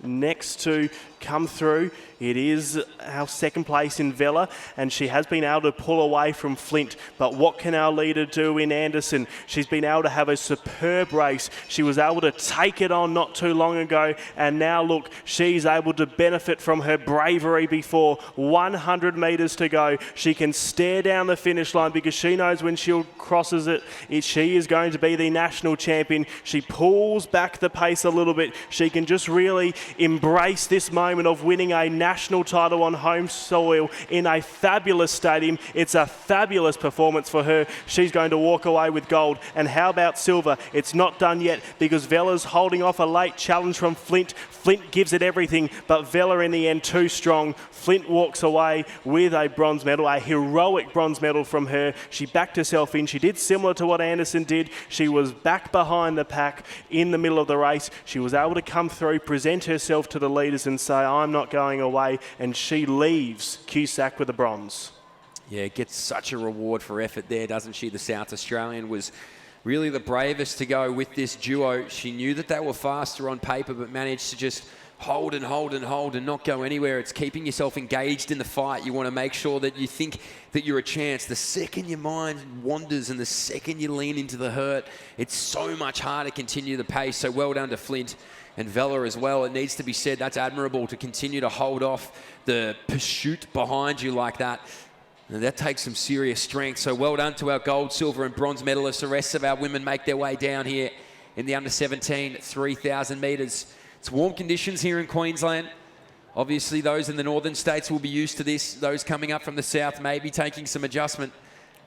And over in the west, of course, would be well used to this type of weather. So a beautiful, beautiful day here in Brisbane as the final of our competitors now finishes off the women's 3,000 metres in what was such a brilliantly run race by Queensland's own Piper Anderson. So congratulations to the entire field here. Women's under-17, 3,000 metres. And Anaya Cole finishes off her 3,000 metre journey here in Brisbane. Men's under-17 triple jump, Mitch, as well. That is getting underway. We're just about to see the conclusion of round number 1. And we're seeing a familiar name. Not the Luisan Rowe, but Ali Luisan Rowe. He is leading with a jump of 13 metres 66, and he is on top. We'll keep you updated as that continues to roll through, but there's the confirmed results. Piper Anderson 9:47.49, Annabelle Vella 9:55.80, and Eva Flint 9:46.16. So it's all happening at Cusack, a historic venue, and this championship so far has not failed to deliver. Don't go anywhere. We've got more 3,000 metre races right after the break. Welcome back to Cusack as we are underway in the 2026 Australian Athletics Junior Championship. Seen some wonderful results in the first 100 metre finals of the championships. We have got a under 20 100 metre final, which is going to certainly draw a lot of attention, but that is coming up in a few days. These 3,000 metres, which we are seeing on the track, has not failed to deliver. Ethan Quillivan in commentary alongside Mitch Dyer. What you're seeing on screen right now is the under 18 women's hammer throw competition. Gobble from Queensland is leading with a throw of 59 metres 17. The second Aussie at the moment is Liuma, who has thrown 56 metres 81, the Tasmanian. And Whelan from New South Wales, 50 metres 53. There's a full list on your screen in the bottom left. Fletcher, 58.08 from New Zealand. She's sitting in second, so pretty even competition. But from positions 1, 2, 3, only 3 metres separating it. Keen to see how this competition continues to pan out. We are in round 3, so approaching the concluding stages of it. They only get 4 throws for the junior competitors.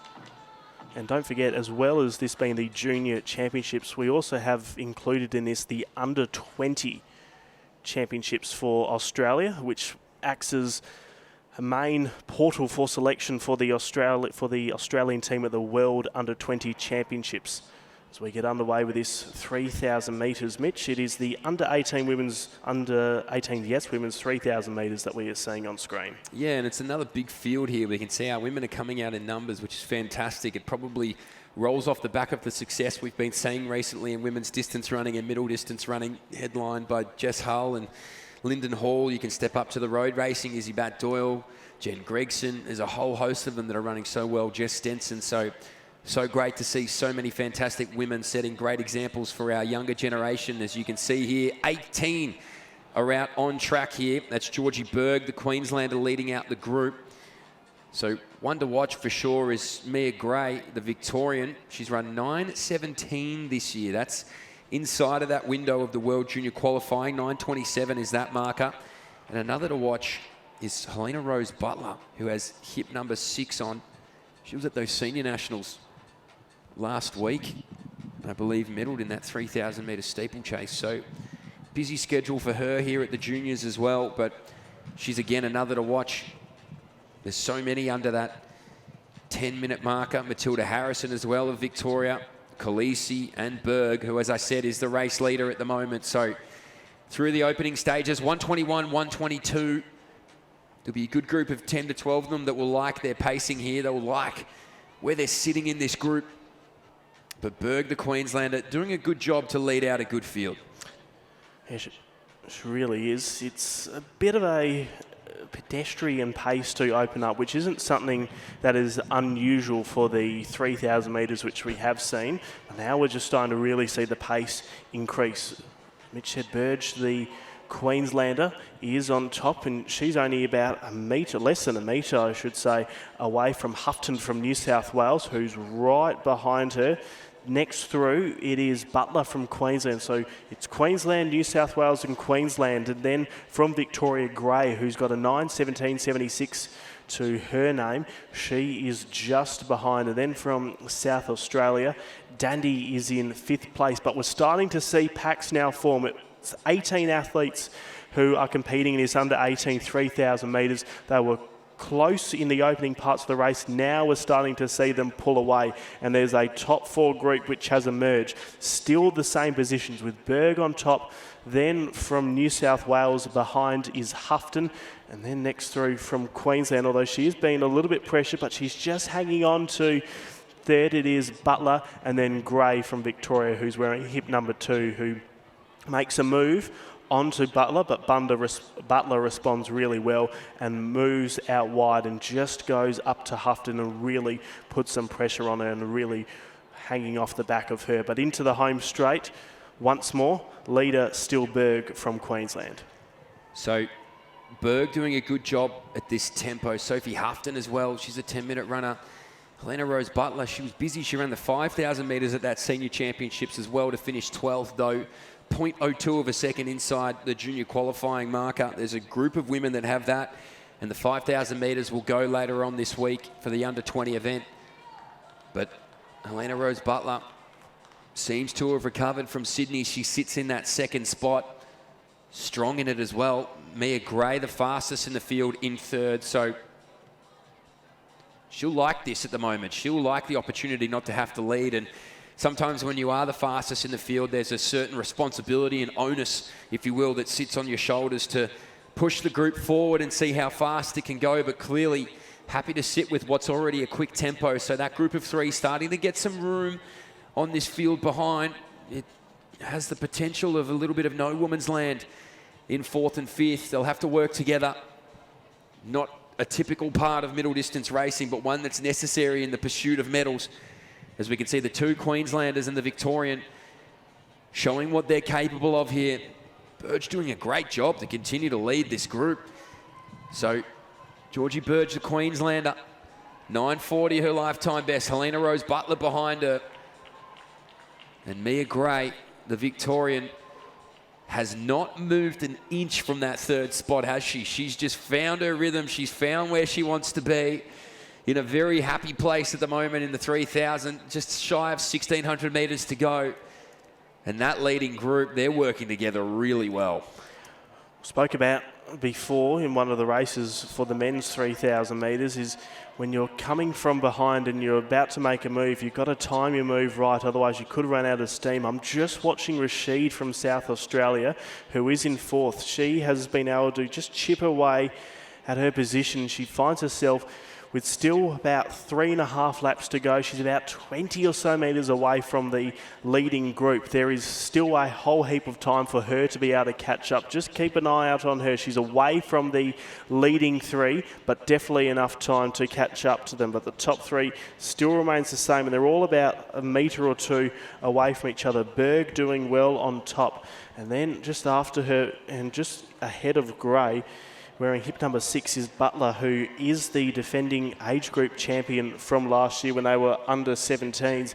She finds herself in a good position, and like what we've seen before, you feel as if she's got some speed that she can inject into the race and maybe even pull away from Berg. But Berg, feeling the pressure coming from behind, she's increased the pace, going with her Butler. Then it is Gray, and we're seeing the South Australian, who wears hip number 7 in Rashid, pull away from those who are chasing her. She's still about almost 30 or so metres away from the leading group, but still plenty of time because they've got about 1,200 metres to race. Anything can happen there, but just keep an eye on her. But the leading three, 2:50 to go on this lap, is being led by Bird and Butler, and after her Gray, the top three. Will they remain the top three for the final kilometre? Let's find out. So Butler won this in a sprint last year in Western Australia. Was able to come away with 9:39, and Georgie Berg as well was on that podium. She was third in 9:43. So there could be the case of the deja vu starting to creep up here in Queensland. It's just over 1,200 metres to go. And Mia Jade Gray, the Victorian, has just sat there patiently, somewhat quietly, behind this leading duo, waiting, biding her time, waiting to see what unfolds ahead of her here. The two Queenslanders, though, working together well. That's Berg to Butler, and then to Gray. So this will be interesting over the final 800 metres. Who will move first? Where is it going to come? Because Berg's done such a great job to maintain tempo, to improve it, to make it faster, to see what the group has behind her. But Butler and also Gray have just hung there the whole time, have not moved an inch. So if the advances were going to be made, you'd think they're going to be made up this back straight maybe, or we wait for an all-out kick. Whatever happens, it's going to be entertaining over the back end of this women's under-18 3,000 metres, because you can't separate them. It's been so rhythmic. It's been mesmerising to watch the three of these work around this 3,000 metres. But at some point, somebody will do something. And I'm excited to see who it's going to be, because 600 metres separates these three women from this under-18 3,000 metre title. It's first to blink in this case. It's just a bit like a game of poker. Who's going to hold them, who's going to fold, and who's going to try to really be aggressive and take it all. We've got about 500 metres to go. Butler in second from Berg, and then Gray. Every time one of them makes a move, the other two respond. If two make a move, then one will go with them. They just seem to be one step ahead of each other. But what's going to happen with the final 420 metres upon us? Then in fourth place, who had a really good race, is Rashid, but with one lap to go, we're starting to see some moves. It's Butler who launches past Berg and goes into the lead with 3:50 to go. Climbing with her is Gray. She's gone past Berg. She's got Butler in her sights with 300 metres to sprint, because that's what it is. It's not a distance race anymore. It's about who's got the best speed of them all. With three athletes remaining after we had a field of 18, it comes down to 220 metres. It's Butler, who is the reigning age group champion, leading from Gray, but Gray looks comfortable and in a good position. Don't discount Berg. She's still got some speed she can put into the race. 150 metres to sprint, and Gray has gone onto the shoulder of Butler and flown past her. Butler responds, and she goes around and comes into the home straight with 80 metres to go. It's Gray, whose technique looks impeccable as she comes charging towards the finish line. She's burnt off 17 others, and she's been able to burn off Butler to become the national under-18 champion. 9:36.85. Butler, the gold medalist from last year, gets back on the podium again, and Berg, a brilliant race from her, brave from her, and she gets rewarded with the bronze.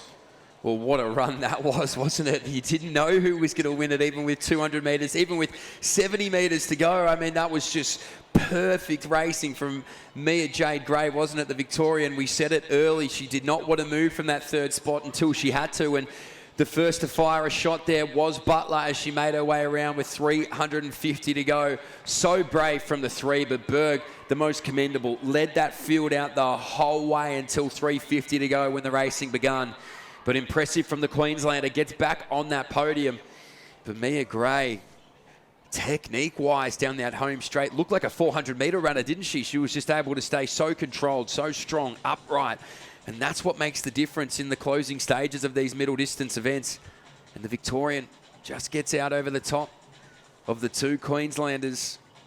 And that was 3,000 metre racing to remember. I think that might be the best one we've seen so far this afternoon. I feel like Gray may have just given so much ammunition to all the 400 metre coaches around the nation, because they'll be taking that vision and showing to their athletes, saying if she can look like that after 2,950 metres in her final 50, then you have no excuse not to look like that in the final 50 metres. She, Mitch, as you said, looked incredible in that final 50. Just, there was no wasted movement at all. The arms were hammering back and forth, the legs were pumping down to the ground, and that was just able to see her stroll through to the finish line. She was relaxed as well, and to do that after almost 3,000 metres is incredible. So well done to Gray. The Victorian was able to upset the Queensland party and walk away with gold in the 3,000 metres for the under-18s. So we can see the conversation after the race. How'd you go? Tell me about it. Oh, I just won. Very nonchalant. But good to see the stateswomen all getting around each other. So brilliant for our under-18 women. As we're about to get the results on screen here, so you can see them across the board. So Mia Gray, 9:36.84. Helena Butler, 9:37. And Georgie Berg, 9:42. That was the group that deserved those medals in the end. We get a bit of the way back there. Bridget Williams, the Victorian, was 4th. Paige Rashid, 5th. Jasmine Hume, Sophie Houghton, Sophia Brown, Sienna Khaleesi is your top 9. Khaleesi at 10:34.93, just shy of a minute behind of our winner. So congratulations to our women. We now move to 200 metre racing. This is the women's under 15, under 16 heptathlon 200. So to give you an updated rundown of events here, Madison Tarbert is leading Portia Miller, and then Harmony Naria will give you those in a moment's time because they're still behind their blocks. There's going to be 2 heats here to come up in Queensland. Don't go anywhere. Day 1 action here of the Australian Junior National Championships to continue after this. So we're back here in Brisbane. We continue with day 1 action of the Australian Junior National Championships, and it's our women's heptathletes, our under 15 heptathlon 200 metre competitors behind the line. So if we take a look at the overall leaders, it's Madison Tarbet from New South Wales with 2,195 points. Miller, then Mariner, Sinquin Van Seaton, Anthony, Grayling, Barkley, and Mun Power in that order 1 through 8. But if we look at them on screen here, lane number 2 is Billy Grayling. Number 3 is Nick Duplessis. Number 4 is Quinn Barkley. 5 is Ashante Matale. 6 is Chloe Anthony. 7 is Harmony Naria. And 8 is Selene Galhindarachichi. So it's a good field contesting here in the first of 2 for our women's heptathlon 200. So if you're putting them next to where they are currently, Chloe Anthony is in 5th. She goes out of lane number 6. Duplessis, I think she's in 10th. Yeah, Billy Grayling, it looks like, is in equal 5th place as well. So that's incredible. After 3 events to be tied on 1,997. It's awfully specific, isn't it? So number 1 of 2 here, women's heptathlon 200. Grayling, Duplessis, Barkley, Matale, Anthony Naria, and Galhind Arachichi.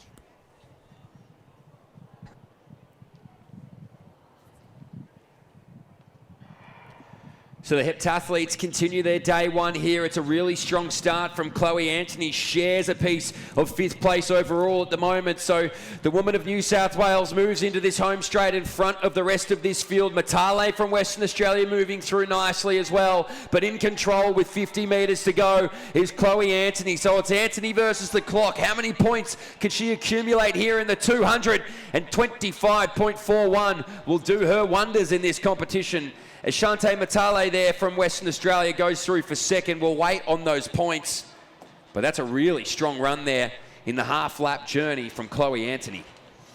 So lightning fast roster results. Mitch, 25.40 is what she got, 850 points. So now she moves on to 2,847 points. She was the athlete who we're talking about who was tied for 5th with 1,997. So brilliant result for Anthony. 25.40 the confirmed time, 850 points for her, moves it to 2,847. Naria, who is in third after day one I should say, she was able to stop the clock 27.90. 5th overall in that race, 2,651 points is what she is now on. So wait to see what it will all look like after final and Group B goes. Well, that's quick, 25.40. That is a really good time. 850 points is a lot to accumulate in one event. So Madison Tabray, the New South Wales woman, she's leading this competition without the 200 metres, of course. Cinquin Van Seaton, the Tasmanian, is next. So they've got lifetime bests of 26-27. So to come out with a 25.40 is really impressive. Our men's triple jump continues. This is the men's under 17 triple jump. Queenslander at the top of the runway. Would have all loved seeing Aidan Hinson take the national title, as well as Desley Owusu for the women. Our jumps were so strong. It was a great competition. The fight was really on in the long jump, though. Brooke Bushkull claimed title number 7 ahead of Delta Ambadovsky. So our jumpers even are starting to rise to a level. Did a Kelsey Lee Barber, didn't she, Brooke? It was in the final jump. She was down by, I think, about 5 or so centimetres, and then ended up winning it by 2, jumping 6 metres 67 to Delta's 6 metres 65. So we get a look at Group B for the 200 metres in the heptathlon for the under 15s. Tebret in 3, Cinquin Van Santen in 4, Mun Power 5, Miller 6, Larson 7, and Venner 8. This is their last race of the day before they go home. Do some recovery first, and then try to sleep as much as they can because they've got to be back here bright and early tomorrow morning. So Madison Tabret, who is the competition leader after 3 events, she's on 2,195 points. She came second overall in the 90 hurdles, won the high jump, jumping 1 metre 57, and 12th overall in shot put, throwing 8 metres 44. So she is going to be in lane 3. Be intriguing to see how she goes. And then Cinquin Van Santen is in 4th, the Tasmanian, and she's going to be running out of lane number 4. She's on 2,000 points even. Tabret, Cinquin Van Santen, Mun Power, Miller, Larson, and Venner all go in Group B of the 200 for the heptathlon.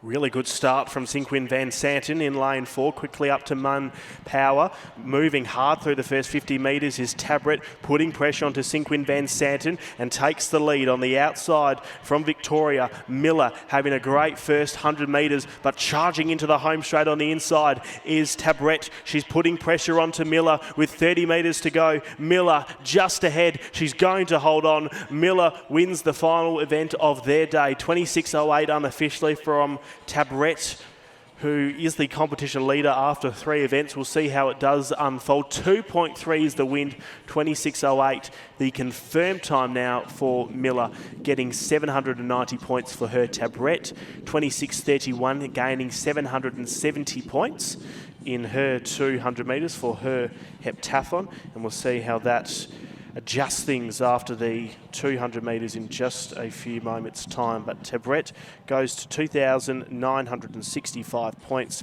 with Miller 2,669 points. So Miller will be leading going into day 2 from Tabret by only 4 points. So such a close competition, and every centimetre, every second counts in a heptathlon. We saw that in the Opens with our women in particular. Mia Scary, Tori West, Cam Newton-Smith, but Scary and West duking it out in the 800 metres, the last event of the day, wasn't it, to try and not only get the national title, but the Commonwealth Games mark of 6,200. They fell just shy of that, but it was a battle for the ages. So maybe we're going to see that here in the women's under-15 heptathlon. 4 points. That's not much of a gap into day number 2. Well, and then Ella and I had the conversation before on Mia Scary. She had the performance of a lifetime in her heptathlon. Was it 5 personal best, 4 or 5 PBs in 7 events? Unbelievable. Well, I'm pretty sure as well she PB'd every event on day 1, so it was only day 2 where some of them went lingering. Back to the triple jump for the under-17 boys. Competition leader, Perugia, who has jumped 13 metres 93. Did that in round number 2. Louise and Rowe, not Isabel Louise and Rowe, but Maylee, who jumped 13 metres 66. He's almost 30 centimetres behind the rest of the competition. He's about to jump now from Queensland. So Tristan Ferrugia as well, he is the furthest jumper of the year. So this is where he thought he would be in front. So Queenslander at the top of the runway.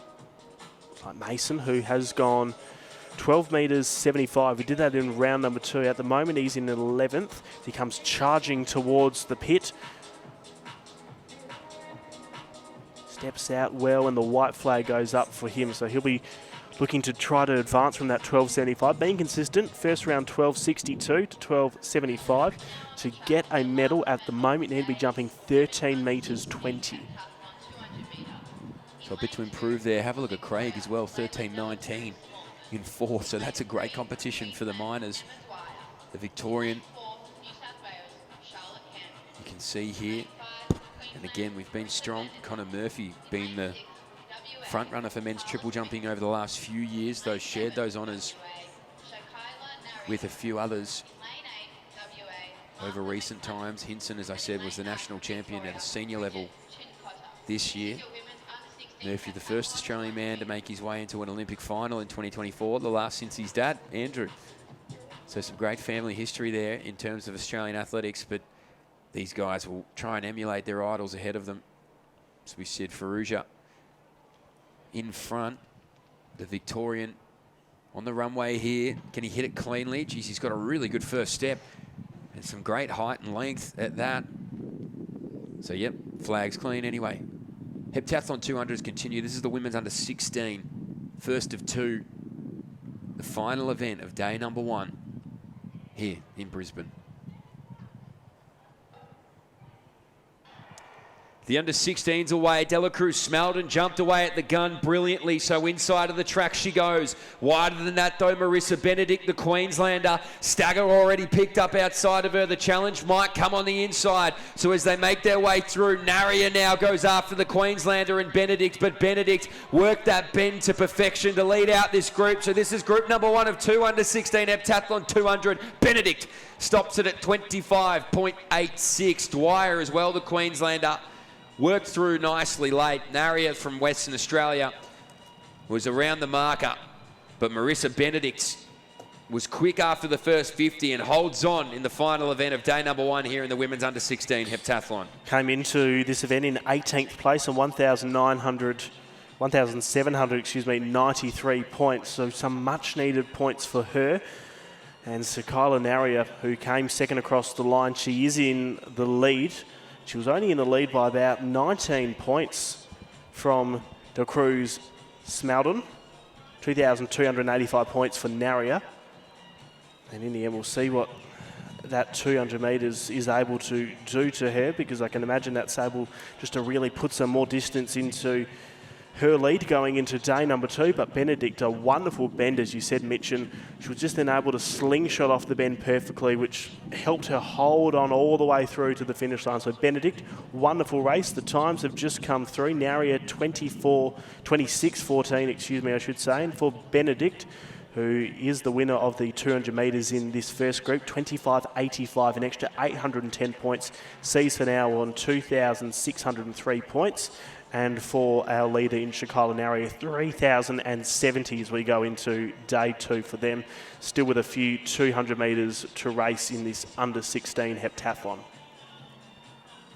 So I told you a white lie. I said there's 2 fields, there's 3 in the under-16 heptathlon. I know what list you're going on come December.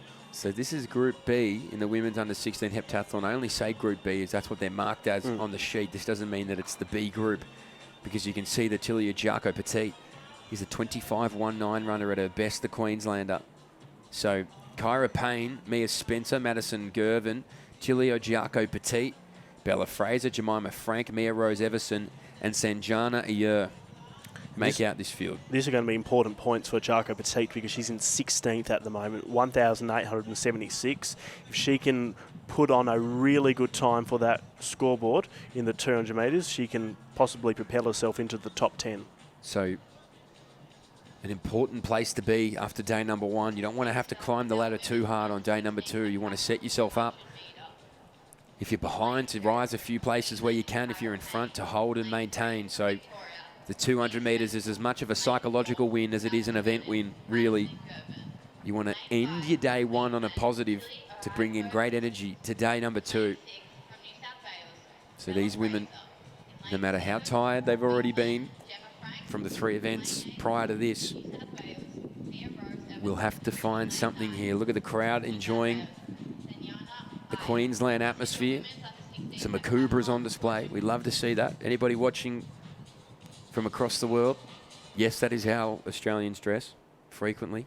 That's how you dressed today. I was a bit startled by it when I walked in, but I've grown to it, Mitch. There's something about people seeing me dress up nicely for work that just startles them. I'm starting to think I don't dress well in everyday life, but you know what? I'll take it. You look beautiful as well, Ethan. I appreciate that immensely. Group number 2 here, women's under 16 200. This is part of the heptathlon, end of day number 1. Blistering in the middle of the track. That was a Giaco Petit. So the Queenslander got the best of this field in the first 50 metres. There's a bit of a pursuit out wide from Ayer, but here she is, Tilly Giaco Petit, in front of this group and in control, commanding with 80 metres to go. So the Queenslander just needs to get down to the line as quick as possible, move up from that current 16th place after day number 1. She'll stop this pretty quickly. 25.34 for the Queenslander. Move through Mia Rose Everson as well in second. So it's always athlete versus the clock when it comes to heptathlons. And that won't do her any harm. Tilia Giaco Petit, the Queenslander. Incredible. And a lightning quick start. It wasn't. She was quickly able to go up onto Fraser and Frankie on the outside of her. And she was just able then to move into the bend effortlessly and just fly down the home straight. So that time, when it comes through, will be impressive. 25.34 is what it was unofficially. We'll see how many points that is able to give her, because she was, as you said, Mitch, in 16th place on 1,876. The wind at plus 2.3. They're starting to pick up. The wind has swirled a lot at Cusack. It's gone from headwinds through to tailwinds. And at the moment, we've got a bit of a breeze in the 200 metres. We've still got one more race to come for this heptathlon for the under-16s to conclude their day. And then they can go home, recover, get some food into them. You've just done 4 events, Mitch. What food are you going for first? You don't want to know my answer. Do you want me to give you a serious answer? Okay, hang on. Give me an answer as an athlete and then not as an athlete. So someone just threw you in randomly to do a heptathlon. What are you eating to take it seriously as an athlete? Then what are you going, I'm proud of myself, I'm going to indulge on? I'm probably loading up on carbs, I would think, after 4 events. So I'll be trying to get something hearty in as well as a little bit of energy, some glucose in there. I'd be getting some lollies into me. I'd be getting some healthy fruits, anything that's going to sort of uplift the spirits, uplift the energy sources, get some fats in later in the night. And then if it was me, someone threw me in there right now, and I've done 4 events. And you're proud of yourself? I'd be scared if I'd be scared if I was the local McDonald's. Okay. I would be very scared because I would like to think I show a lot of manners, but at the end of 4 events, I would be desperate. There wouldn't be a lot of words coming out of my mouth, so there would be at least a double quarter pounder going down, I would think. Maybe a milkshake, which is not the advice that athletes here should be taking, but that's just me. That's where I would be at. Or I'd probably go. A pizza sounds pretty good, like a family pizza. Easily knock over a pizza. After 4 events. I'm thinking I might do it after tonight. I'm thinking just after talking, I might get a family pizza plus garlic bread. You could easily knock them over. Well, if any of the athletes are looking for really good advice, that's what I would be taking. Yep, and really appreciate you paying for my pizza tonight, Mitch. Of course. Really do. Look forward to it. So here's the third 200 metres for the under-16 women's heptathlon. So Gora will go in lane number 4, Warden 5, Zirom 6, Vincetti 7, Welisic 8, and Williams in 9. It's a bit more of a condensed heat. And the confirmed time, Jaco Petit 25.33, so she moves to 2,733 points. We'll come back to that in just a moment. Group C.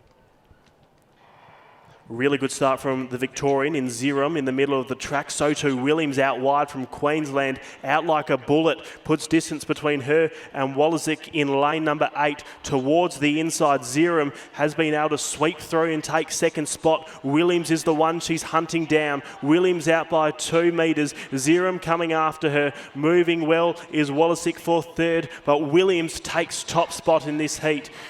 25.55 to conclude day number 1 of the heptathlon, unofficially 25.55 into a headwind of minus 0.3, but a brilliant time for Williams, 25.55. That will go a long way for her. That'll be some good points. That'll be in the 800 point range, I would think. I'm not brave enough to guess the exact points, but I'm going to say around 830 odd points for her, maybe a little less. No, go on. I've just seen the results, Mitch. You were pretty close. Go on, give me an exact number. I'm going to say 834 points. 835. It's always the way, isn't it? So 25.57, the confirmed time. There it is, 835 points for her. And we will update the standings in just a moment because you are watching the Australian Junior Track and Field Championships here from Cusack. It's been a wonderful day 1. We've still got a whole heap of athletics, not just today, but throughout the rest of the championships. Hope you enjoy our coverage so far on 7+. And there is a look at the standings after day 1 for the under-16 women's heptathlon. Don't go anywhere. We'll be back to dissect that in just a moment. You're watching on 7+, the 2026 Australian Athletics Junior Championships. Zoom into the depths of it. Men's under 15. 200-metre heptathlon is away, so it's Hicks, Friend, Ferrugia, Harbison and Smith. You can see the Western Australian waste no time to put the sword to this field. So that's Harbison. He's got some company with Ferrugia. Now the Queenslander as well at home says, I'd like to mow you both down with 50 metres to go. So Cooper Friend on the last event of the day storms on past his fellow statesman and gets it. 24.27 ahead of Byron Ferrugia and Ethan Harbison. 24.27. Have a look at that tail, 3.1 behind them. So this Cusack wind is swirling. You don't know what you're going to get, and these guys got the benefit of a great one. 3.1, and certainly become beneficial to them. 24.27, you said, Mitch, unofficially. And how about just mowing him down? Wasn't the quickest off the bend, but just thought, with about 50 or so metres to go, he was like, I'm really going to back myself in and just really put his foot down and just went flying past them. It can happen sometimes where you come off the bend and you know you're quick enough to overtake them, but you just don't get that slingshot. And it's all about, with those 2 or 3 things that you can, just resetting, going, right, I've got another opportunity, I go now. And if you time it right, you can just fly by. 24.29, the confirmed time. 667 points goes the way of Friend. Ferrugia, 24.64, 637 points. They checked with Mitch about the calculations before they went through, just to make sure it was all okay after he almost accurately got the times in the last one. So Mitch just doing some cross-checking with us. Yes, they've gone to the human calculator, which if my dad is watching, he would find hard to believe. He would say, I don't know if that's the best man for you guys to be using as the human calculator. He's my human calculator, so he's a more reliable source, Bill Guy, than myself. So shout out, Dad. You probably are a chance to be watching here. When it comes to picks up some good points. When it comes to multi-event arithmetic, I've got that. That is my niche. We've all got our hobbies.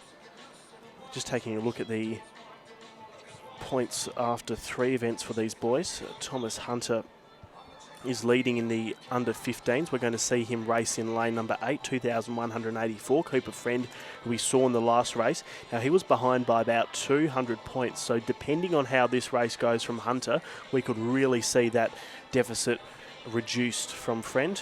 Perugia, 1,794. He's also about 200 points behind Friend, I should say. So that could be the lead starting to be cut down. Palata from Victoria is in lane 4, right, Queensland 5. Meadows, Queensland 6. McLaughlin, Queensland 7. And Hunter from Queensland 8. So Queenslanders on the outside in lanes 8, 7, 6 and 5. Well, you feel for this Victorian. He's up against pure Maroonians. Well, do you ever feel for a Victorian? Well, undecided. Yes. You know, I feel for the athlete, not the Victorian. We're hard done by in Victoria. Oh, yeah. So, terrible lives you live. Lucas Platter, Wright, Meadows, McLaughlin and Hunter. So you're talking about that slingshot. Shervo's spoken about that a lot this week upon reflection of the Gout race. Centrifugal force is what we're looking at, from combining the wind to the push off the bend into the home straight. Those guys got a plus 3.1 behind them, so they got plenty of force at that. Let's see what this group gets. That's right, Professors. We're about to go in final Group B, I should say, for the under-15 men's heptathlon. I'm not even sure I said that word right. Don't ruin a good story with the truth. A good start from Hunter, so too McLaughlin in lane 7. Hunter flies out in the first 50, so too Wright and Palata. The Victorian in lane number 4 putting pressure onto Wright. They both move past Hunter to the straight. Palata and Wright are the leaders. Palata moves past Wright. Wright giving it everything he's got. Palata, is he going to be too strong with 15 to go? Palata breaks clear and takes the win in this race over Wright. Then Hunter came through next, McLaughlin and Meadows after 23.90, the unofficial winning time with a plus 0.7. See, it's really just a guess what kind of wind you're going to get here this afternoon. So 0.7 down from 3.1. That's a fast time, 23.9. He'll be really happy with that. That's going to be some good points. He'll be in the 700s, I would think. So he'll be happy with that. That's a good pickup of points there. Do you want to have a guess? I saw it. Okay. So I was. Don't worry about it. You were very close. I could have lied to you then and just tried to pull the wool over your eyes, but you're too smart for me there. 702 is what he got, Palata, after 23.90 confirmed.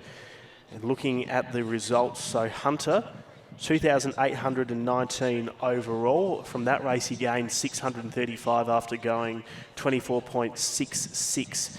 And then in second, Cooper Friend will still hold that position, 2,615. Here's a look at the complete summary from the 200 metres. You can see Palata able to generate the most points from it, 23.90, 702 points gained, 689 from Wright, 24.05, and Friend 24.29, 667 points in the end from him.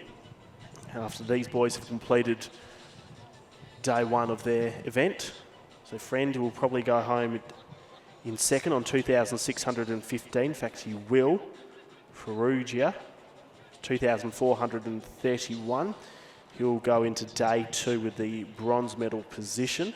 And then just after those, Palata is able to go up a rank, 2,397 points. And then Harbinson in fifth, 2,316 points as we get a look on the back straight. That's where we see our under 17. Yeah, it was Povolt, height of the bar at 2 metres 80.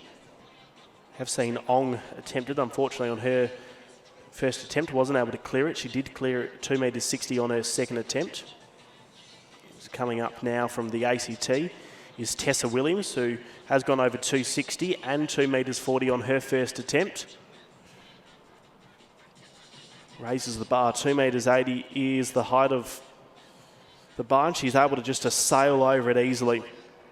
So she'll go through from this round after going 280 on her first attempt from the ACT. Tessa Williams goes first to go over 280 in the under 17 women's pole vault. Yeah, and only 4 of them left as well. So Carter, Johns Tatier and Ong now to continue their competition will have to get up over 280. It's one of those difficult events, pole vault, technically and mentally. You have to stay in it and be in it. You saw Nina Kennedy has continued to impress this year. 3-quarter run-up still. Enough for a national title, a season's best. Now goes to Europe, eyes down a full run-up. As you can see, the Western Australian now to get over 280. Oh, cleared it.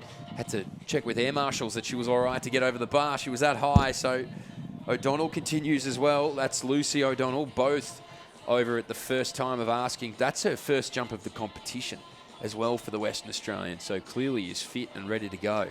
Albert Carter now stares down 280. And just on Nina Kennedy, it is incredible because she got about 4 metres 70 odd at Maury, and likewise at the National Championship, still off that 3-quarter approach. And in Perth for a season opener, she was off a half run up, and the Com Games qualifier, 8 steps was it, and the Com Games qualifier is 4 metres 60 now. She didn't attempt that, but she was looking really good, and if she can challenge 4 metres 60 off 8 steps, it's just frightening to think what she can go when she's back to her prime. Well, you also have to keep in mind as well that she did battle the Mole sisters who, you know, one of them was the world leader for indoors this year, didn't go to the champs but won the NCAA title, so it wasn't an easy competition for her at Maury. Managed to win there, win at the Nationals. It's just one of the great competitors in Australian track and field is Nina Kennedy. And she'll head over to Europe soon. I'm not sure. I did speak to her on Sunday. I'm not sure what she's more upset about, leaving her partner, Declan, or leaving her dog, Doug. I got the feeling that Doug was going to be the most missed person back home. So she'll, I'm sure, try and get back home where she can, but I'm excited for what she can produce in Europe. It's the first time she'll now go overseas and be announced as the defending Olympic champion. She missed that last year with so many unfortunate injuries. But Nina Kennedy, back where she belongs, on top of the world. Our men's heptathlon 200s continue. This is the under-16 event. The first of 2 heats here. I'll announce them when they start. Ready to go. The first of 2 here, men's under-16 heptathlon. The Victorian Bowen got the best of Bartlett, then Armstrong, Wainwright and Shoughton Durham. So the 2 Victorians are going to round here into the home straight in front of the Western Australian in Wainwright. But it's Shoughton Durham who's out in front here and driving to the line at that. So he's strong. This is a great performance. He's upright and away. Where's he going to stop this? 22.67. He loves it. Gives it the round of applause at the finish line. 0.9 behind him. So a good wind. Looks like Wainwright happy with his work as well. 22.66 for Ollie. That's 818 big ones at the end of day 1. He just came into the home straight like a man on a mission. He was really taking in the oxygen. He had the cheeks puffed and he was just barreling down the home straight. He was pumping the arms ferociously. He knew exactly what he had to do because he was 4th coming into this event. 1,971 points is what he's on. He's almost about 300 points away from Bowen, who came 2nd in this race and also is 3rd overall. So still has a bit of a deficit to overcome, but he has really, Durham, put himself in a great position to come into day 2 and really launch an attack on trying to get a medal. Yeah, well, he hit the ground like he hates it. He was just so ferocious. He was aggressive down the home straight, which is what you need to be. And at the end of day number 1, you've got nothing to lose, do you? You know this is the most amount of rest you're going to get between two events, so you might as well make the most of it. And picking up 100 points on that heat alone is significant. We're going to see our leader in Catalinic from New South Wales. Comes into this event with 2,359 on top by about 60 points from Lachlan Cumming, who's going to be on the outside in lane 7. So 60 points, not a lead which can't be overcome. If Cumming does a really good 200 metres, we could possibly see the lead change going into day number 2. We'll see what Catalanic can do to respond to Cumming. They'll be on either sides of the track. Catalanic in 4, Cumming in 7. Sims is going to be in 3, Nunn is in 5, Nelson Williams in 6, and then the two athletes we spoke about, Cumming in 7 and Catalanic in 4. This isn't the last of the 200 metres we are going to see, by the way. We've got some under-14 finals shortly. Lachlan Chappell will be going. He's a star in the making, Lachlan Chappell. He's been on free-to-air television on their breakfast programs, and also for the under-14 girls who we're going to see. They've run 3 races so far. Well, they will have run 3 races today after they complete their 200 metres. And watch out for Emanuela Ihoge. Now, Mitch is looking at me saying we've already seen a Ihoge. Well, there's 3 of them. There's Paul, who's in the under-18s. There's Charlotte, who's in the under-16s. And then there's Emanuela. And from my spies, they say Emanuela, while she isn't the fastest, she may have more potential than the others, which is frightening to think given we've already seen what Charlotte can do, running 11.2 at the national, the Perth Track Classic, I should say, and Paula Hoge here walking away with a gold medal in the 200 metres. But another 200 to go. It's Group B of the under-16 heptathlon. Quick start from Catalanic. So too coming out hard, moves past Nelson Williams and puts a lot of distance between them. Catalanic in lane 4, sweeps past Nunn, so too Nelson Williams, and eyes off Cumming. Cumming, who's in second place from Catalanic, who's leading the competition after 3 events. Catalanic storms clear from Cumming and will go into day 2 with the lead over Cumming. A good time from both of them, 23:40:54. Unofficially with a plus 1.6. Catalanic, a good way to end day number 1. 23:52 the confirmed time, and 23:73 for Cumming, the confirmed time for second. So 737 points for Tane. Lachlan Cumming gets 717 with his 23:73. And Maximilian Nelson Williams, that's a great name, gets 603 points for his 25:03. Sims gets 538 and Zach Nunn gets 427. So day number 1 done for our heptathletes in the under 15 and 16 age groups. Both men and women, they can kick their feet up for a night before they get back underway here with competition early in the morning. So what under our heptathletes you're going to see next on the track is some under 14 200 metre finals. As we said, the field will continue our 400 metre heats not long after that, and we're going to end the night with some 4x100 metre racing right here on 7+. This is day number 1 of the Australian Junior Track and Field Championship from wherever you are in Australia and around the world. Don't go anywhere. We'll be right back. So we've seen the appeal of half-lap running in this country. At the head of it, Gout and Hayden Murphy, what they did on the weekend, amazing. Our under-14 men, can they emulate Lachlan Chappell, lane 6 of New South Wales, the one to watch. So a great start here for this men's under 14 200 metres. It's Lachlan Chappell. All the attention goes on to him here as he rounds out into this home straight. So he's picked off the rest of this field early. The man in the pink socks, you can't look anywhere else. It's Chappell versus the clock. 22.70 was a championship record in the heats, and he looks to go one better here. 22.45 for the youngster. An emphatic victory here in Queensland. He got away from this field early and was able to make the most of it. A class competitor, shakes the hand of all of his opponents. We saw that in the heat. He was the first to welcome the man who was injured. A great head on the shoulders and some great speed in those feet. Chappell, the national champion. Just flew from the bend into the home straight, didn't he? he was very quick away, but he took a little while to just really pick off those on the outside of him. But I think that was a deliberate ploy from him, because when he went past them, he just absolutely sent it from the 150 mark all the way through to the finish line. He was unbelievably quick. A young superstar in the making is Lachlan Chaplin. I can't wait to see what he can do in the other events that he's going to participate in, because if that is what we've got to look forward to, expect more championship records to fall in his age group and by him. Well, the rising tide lifts all ships, doesn't it? They've seen what's happening at an open level. Even at a junior level, our 200-metre running has been so impressive, particularly for our women. Our men as well have got many of those World Junior qualifiers, but for a Lockie Chappell, who's still so young at the age of 13, we'll just be looking up to those around him and watching what they do. We can see Oliver Scully there was second from New South Wales. It's a New South Wales podium. Benjamin Spadaro as well in third. 22.44 for Chappell, a championship record. 23.49 for Scully. And Spadaro, 23.60 for the bronze medal. Seven men. Yes, I got so excited I lost my chair behind me from Lockie Chappell. He was moving that quickly. I mean, I rarely sit in the commentary box anyway, but I have managed to lose the chair. So there you go. That's how excited I am about junior athletics.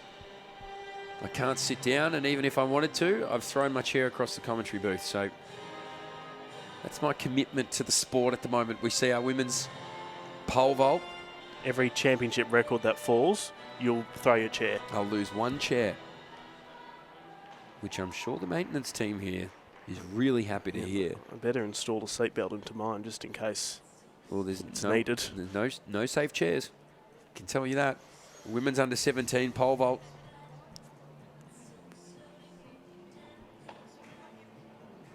They're over 295. There's only two left in the competition. It's Lucy O'Donnell and Allegra Basile. So Basile, the Victorian, she's jumped 325 at her best.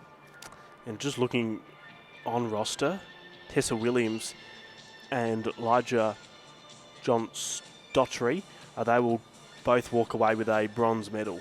Tides on countback, all were able to clear 280 and 260 on their first attempt, and they couldn't get past 295. So it looks like we've got two bronze medalists that we're going to see on the podium. Well, we might be wrong, because I don't think Sengo Zombo has actually entered the competition.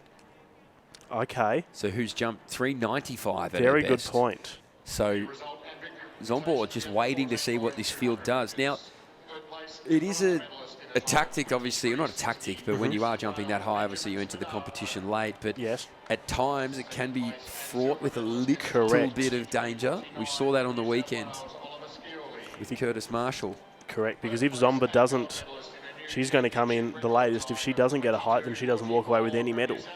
She walks away empty-handed. So we'll wait for her to enter the competition with much anticipation. Here's Lucy O'Donnell, 295 on her first attempt. She cleared 280 on attempt number one as well. 310 is the height of the bar right now as she storms in. What can she do? Slings herself over it, and she had it, but the bar just didn't get pushed away from her enough, and it came falling back to her, and in doing so knocked the bar off.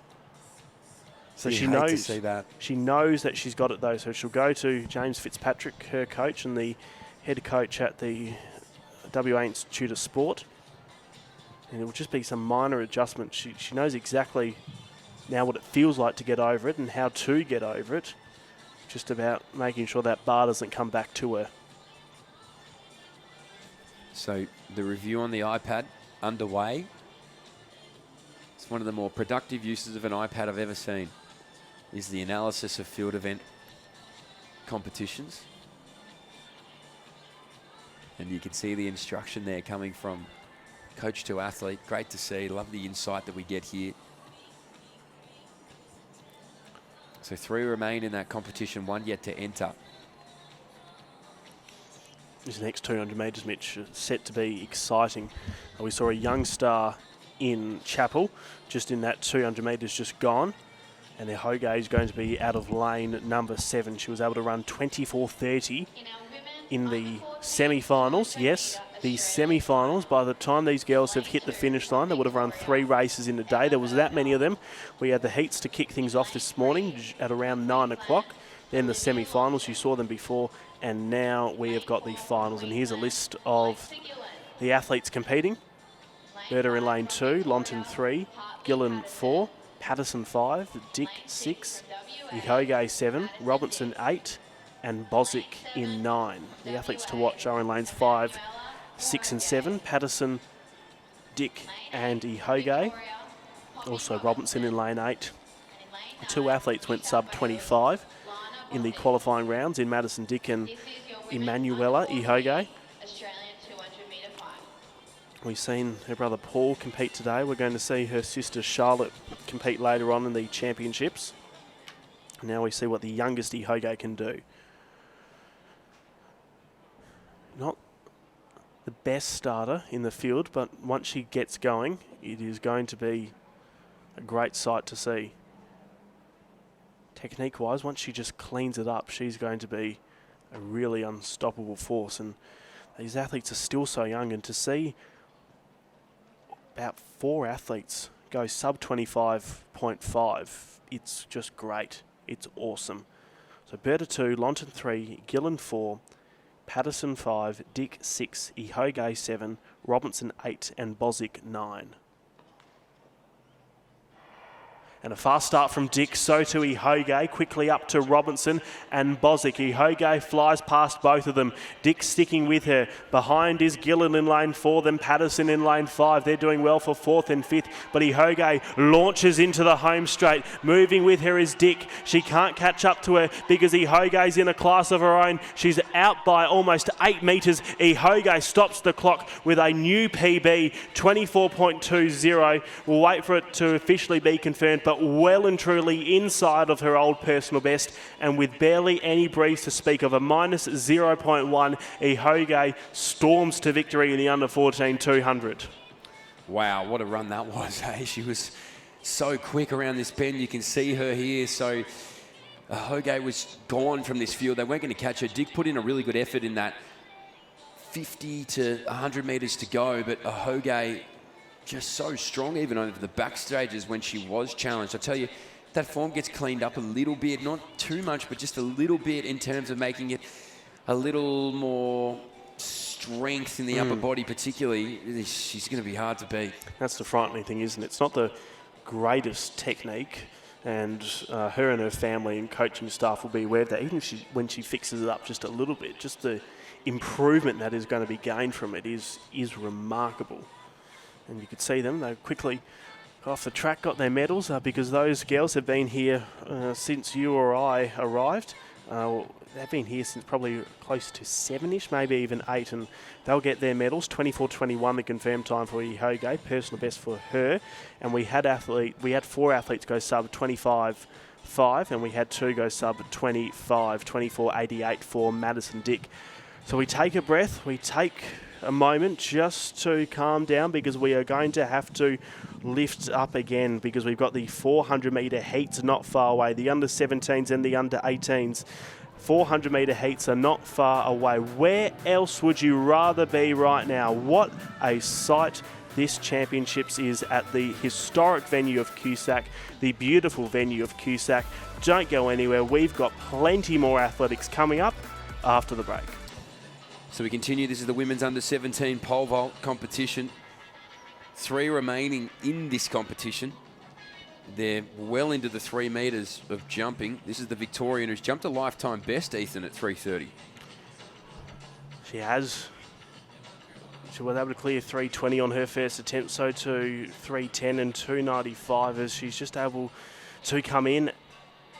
Goes over and looks really good. How does the bar fall? It falls very well for Basil. 3:40 was the height of the bar, and she goes over it on her first attempt. So she's had 5 jumps and nothing but O's so far. Lucy O'Donnell next through. She has had a pretty good looking scorecard. The only blemish came from 3 metres 10, where it took her 3 attempts to get over it, but aside from that, perfect. 280 attempt 1, 295 attempt 1, 320 attempt 1, 330 attempt 1. But what happens when we raise the bar up to 3 metres 40, an extra 10 centimetres? As we said, only the 2 blemishes so far, but nothing but perfect either side of it. So Lucy O'Donnell, as the 2 remain, she comes approaching the bar. What can she do? Picture of concentration, puts it in, but unfortunately 340 just provides a little bit of a hurdle for her, but she's still got 2 heights, or 2 attempts to go, I should say. And she has been in this position before, and she handled it like an absolute champion as we are almost ready to go in the first heat for the under-17 400 metres. So the first heat away here, women's under 17, 400. The top 3 will go through automatically for a spot in that final. Langley, Adekavon, Gleeson, Pike, Robinson, Belinsky, Nickel, Rose, Gagiano and Gamarov. So they make their way around this opening 150. It looks like the Western Australian and Ginger Gleeson is quick to get into her running. She's the fastest on paper, 55.88 for the Western Australian. So we'll like to find her form early to book that automatic spot in the final. You can see she's doing just that. The Queenslander moving along well there. It looks like trying to go with her, but out there in front, it is all the Western Australians. So has some company inside of her. Odekavon there from Queensland in second. So 3 will go through automatically. Langley in third. Might get a challenger from the Victorian in Pike, but it looks like this 3 will do enough here in heat number 1. There'll be your 3 automatics. The Western Australian, 57.17 for her. Ginger Gleeson takes out heat number 1, women's under 17, 400. A good 400 metre hurdler is Ginger Gleeson, and she's got incredible raw 400 speed, and that's what we've just seen. 57.17. Started off hard, went out through the first 200 metres just as hard, and then just did what she had to do to go through to the finals. As you said, Mitch, top 3, so the pressure was a little bit off her once she got to the lead. 57.18 for Ginger Gleeson. Then in second, it was Odenkopf who got 42, and then Langley gets the third automatic spot, 58.23 for her. So those 3 girls through to the final of the under 17 400 metres as we almost get ready now for heat number 2. Top 3, then the next 2 fastest are going to progress. Athlete to watch, Chelsea Ireland, who got the all-schools silver medal in this age group last year. She's going to be starting in lane number 4. So Eden Moyle, fascinated to see how she's going to be able to perform here. I think we've got the defending champion from last year, unfortunately, Naomi Krajnik. Chelsea Island, lane number 4 from South Australia. Definitely a fascinating watch. Top 3, then the next 2 fastest will go through. We'll keep an eye out on how those little cues are going. And by the way, Lucy O'Donnell in the pole vault foul on 3 metres 40. If you did miss it, here is a look at the start list. Griffin in lane 2 from South Australia. Fielder in lane 3 from Victoria. Ireland in lane 4 from South Australia. Adcock 5 also from South Australia. Moyle from New Zealand. Then it is Kernahan from New South Wales in lane 7. Denton from Victoria in lane 8. And Imogen Moore from New South Wales in lane number 9 for the second heat. Only 2 heats for the 400 metres for the under 17 girls. So that means top 3, then the next 2 fastest are going to progress. At the moment, the little cues, Eden Pike, 58.48. Then we saw Gaginio, 59.77. So they are where the little cues lie at the moment. If you can go sub a minute, definitely a chance, but if you really want to secure a spot, you probably need to go to mid 58.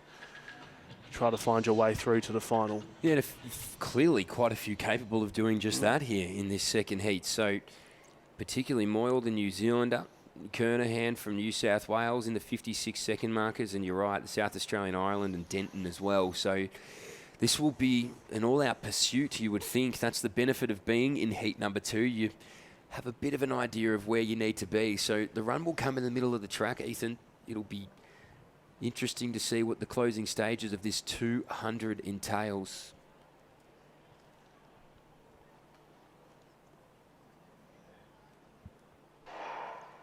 Really quick start from Ireland from South Australia in lane number 4. So too Moore in lane 9 on the outside. Puts some more distance between her and Denton. Kernahan not doing too badly. She moves up onto Denton's shoulder, passes her through the first 100 metres. Moyle from New Zealand goes with her. Adcock behind. Then it is Ireland, Fielder, and then Griffin next through. Charging up the back straight, Kernahan leads through 200 metres. Moyle goes with her from Victoria. Denton in a good spot, moving past Moore. 150 remain. Kernahan the leader. Top 3, then the next 2 go through to the final. Kernahan leading from Moyle, the New Zealander, but Moyle charges through on the bend and takes the lead off Kernahan. Kernahan, she's got some distance though from her and the rest of the field, so she doesn't need to panic. Fielder coming through. So too Ireland, who is also in pursuit of Kernahan, and the winner is going to be Moyle, who goes through to the final automatically. Then next through, it was Kernahan, and also Ireland ran really well from South Australia. We spoke about her before, Chelsea Ireland, the all-school silver medalist. She finds herself through to the under-17 400 metre final. So we wait on those small cues. That's where the interest is going to come. 58.47 for Chelsea Ireland. So we need to be under 59.77 at the moment. I think Fielder of Victoria will do enough to get there, but let's just wait for it officially. Yeah, she has. So 58.93 for Emily Fielder. So the Victorian finds herself in this women's under-17 400 metre final. Pike as well, who was 4th in the first heat. She gets through there too. So here's the results from heat number 2. Eden Moyle, Ruby Kernahan, Chelsea Ireland. Those were the 3 we mentioned prior to the race to keep an eye on. And Emily Fielder gets through to a national final for the women's under-17 400 metres. That'll be a showstopper. It'll be a great race come tomorrow. If we can continue the weather like this, I'll tell you what, they'll be very happy to step back out on the track for the one-lap journey. So Gleeson, Odekavon, Moyle, Kernahan, Langley, Ireland, Pike and Fielder. That is your women's under-17 400 metre final. And to the family of Clara here in Queensland, I promise by tomorrow I will have the pronunciation of that last name down pat, and feel free to send me any voice memos telling me to say it exactly how it is. It's a great last name. I certainly want to make sure I do it justice. Back to the women's under-17 pole vault, and this is Zombor. So this is now our athlete in this competition who is yet to enter the competition. So it is somewhat of a deja vu of Curtis Marshall. He too went through on his first attempt, but followed through. Just needs to get up and over. I believe she will. She's such a great athlete here. It's under-17 women's pole vault up, and first attempt goes wanting. Red flag just raised up. Basil, the other competitor that is in the height of about 3 metres 50, by the way. Lucy O'Donnell couldn't clear 340. And for Basil, she got it on attempt number 1. Attempt 1 for 3 metres 50.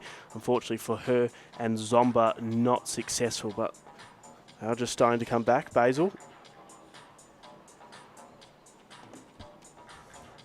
So we will come back in just a moment from Cusack for the 2026 Australian Junior Championships. We'll keep you updated with that pole vault final. We'll give you all the 400 metre heats in just a moment.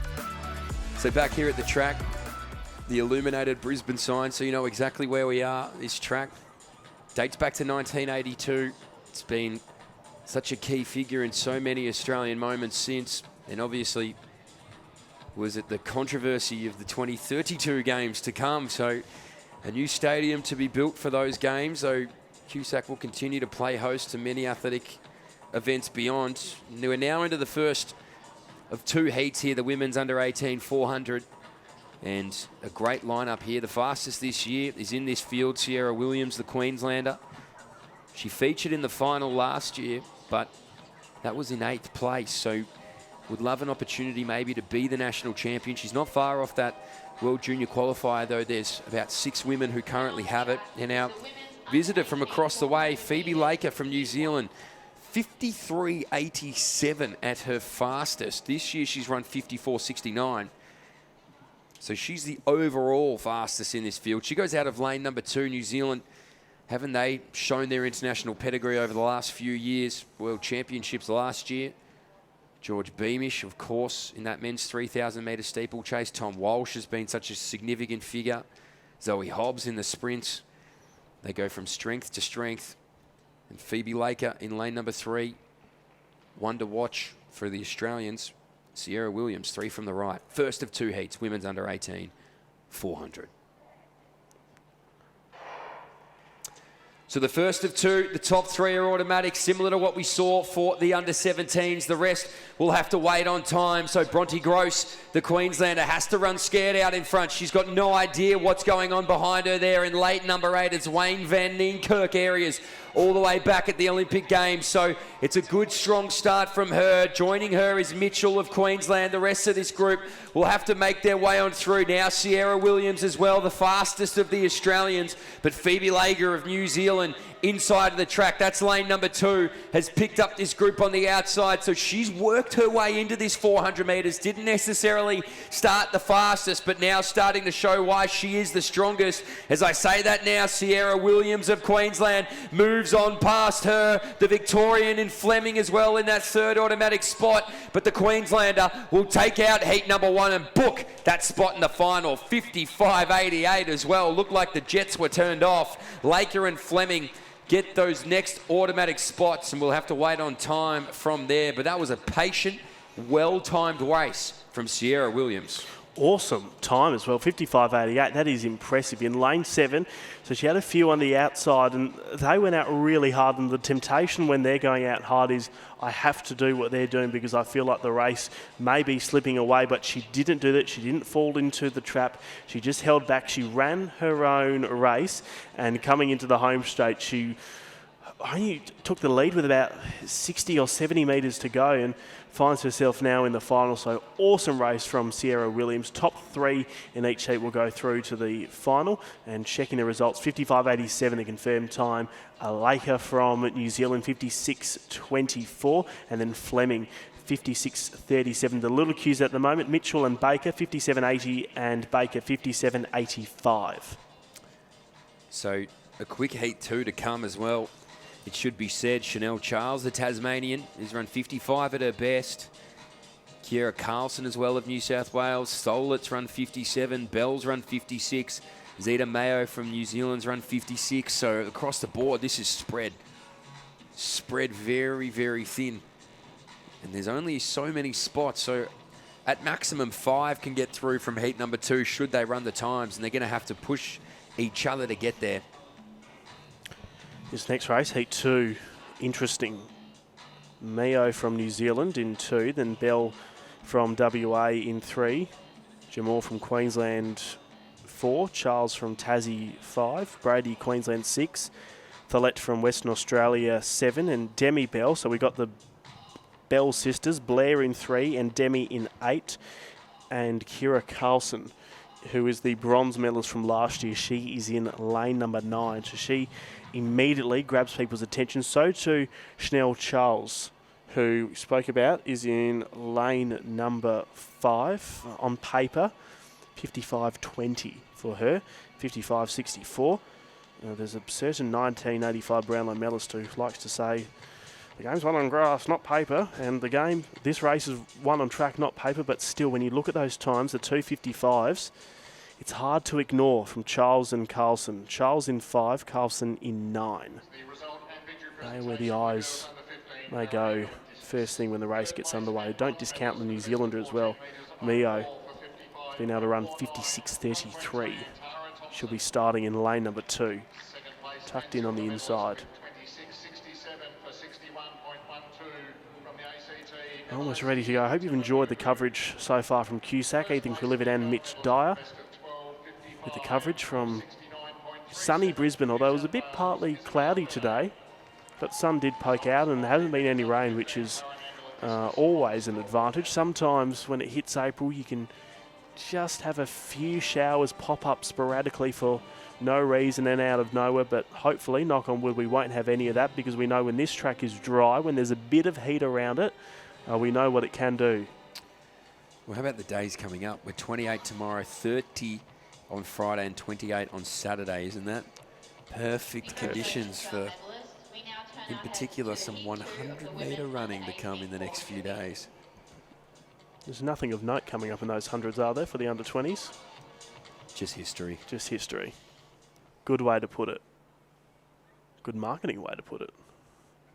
And we were saying off air before, Mitch, but this stadium, it has a bit of aura to it. When I was out on the track on Monday, and you just feel like it's going to swallow you. It's a wonderful stadium. It's still the same 400 metres, but it just has a bit of razzmatazz to it.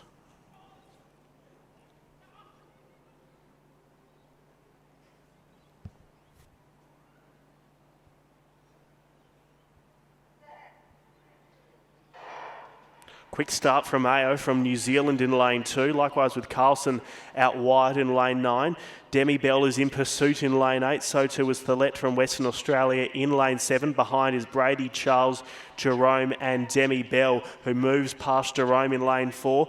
And Charles is about to do the same with Brady. Up the back straight, Carlson the leader from Demi Bell, who is holding the stagger nicely. Then it's close on the inside. Mio's lifting, likewise with Blair Bell. Mio putting pressure onto Blair Bell, but she's responding nicely. Charles the Tasmanian in lane number 5 moves alongside Bell and Mayo and issues them with a challenge. To the home straight they come. It's Carlson on the outside who's leading by only 2 metres from Mayo. The top 3 will go through. Blair Bell's in a good position to snag one of those spots. Carlson stretching clear. Mio and Bell will go with her through to the final. Behind is Charles, but in the final is Carlson from New South Wales, Mio and Bell, who came after 57.46, the winning time. Not quite as fast as the first heat, so we may see the non-automatic qualifiers come from heat number 1, but still job done from Carlson, Bell and Mio. So, Carlson of New South Wales, Mio, who we thought would be competitive, didn't we? We said the New Zealander, she's the fastest here on paper, did really well. Blair Bell as well, the Western Australian. You think this is going to be faster than group number 1? It'll go pretty close. I mean, not as fast at the top end, but maybe for those small cues. We'll have to wait and see. I'm certainly not going to call it just yet. I think Just the come first through. heat might just do it. First heat's got it, so Yeah. Mitchell and Baker do survive. And Charles ran 58.97, a really good time, but just not quick enough to get her through to the final. As we can see the results from Heat 2. Carlson 57.47 for her, Mio 57.82, and Bell 57.98. So those 3 athletes to get the big Qs had to go sub 58, and pretty much had to go sub 58 to make the final. Here's a quick summation of how it went, and the slowest qualifying time was 57.98, so all 8 athletes do proceed to the final who have gone sub 58 seconds. It is ridiculous how quick these athletes are going. So Williams, Laker, Fleming, Carlson, Mitchell, Mayo, Baker and Bell will all make their way through to the under-18 women's 400 final. And what a final that's going to be. To your point, such a class group of women to contest. So our women have run and done their journeys in the heats of the 400 metres. Our men step onto the track here now. Field events continue as well. We'll give you the women's under 17 pole vault competition, which we'd spoken about at length. We waited for Zombor to enter the competition. She got over at 350 on the second time. That's where we saw Basile end her competition, but 380 up and over. So she's got the gold medal in hand. She's now trying her best at a lifetime best at that, 396. So she's jumped 395, so she's trying to improve by a centimetre. She's missed twice. She's got one more chance to get over the lifetime best. But this is your national gold medalist. That is undisputed. It's just a matter of height now. I'm surprised she didn't try and go for 4 metres. But I suppose when you're trying to jump a lifetime best, even a centimetre is enough. Maybe that's the goal next time. Hello, Mondo Duplantis, if we're talking about just a centimetre being enough. At a time. A centimetre at a time for the great. He's earned that now with the great Mondo Duplantis. Started at, 6:17 the first time he broke the world record. Now it's at 6:31. Every time just increases it just by 1 centimetre. An incredible athlete, an entertainer, singer. Be performing at the World Ultimate Champs, Mondo, with the new song. I've heard it's not auto-tuned. He actually Okay. is quite a good singer. It's not written by Artificial. No, it is genuinely Mondo Duplantis, man of many talents. So, Tegezambor from New South Wales will just collect herself, have a moment, find some calm in the storm of pole vaulting, and try and jump where she's never jumped before. That'd be 3 metres, 96 centimetres. So the only woman left in this competition, under 17 pole vault. Can she get clear at this? And it would fall just short. So the competition comes to an end, but not without a gold medal around her neck. The New South Wales woman wins it here. The women's under 17 pole vault. Basile Victoria second in 3:40, and Lucy O'Donnell will get the bronze with 3 metres 30 over the bar.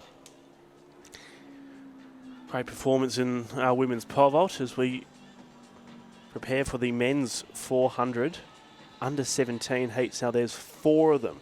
So we've just gone from heats where there were 2, which means the top 3 go through. But when there's 4, it becomes a bit more difficult.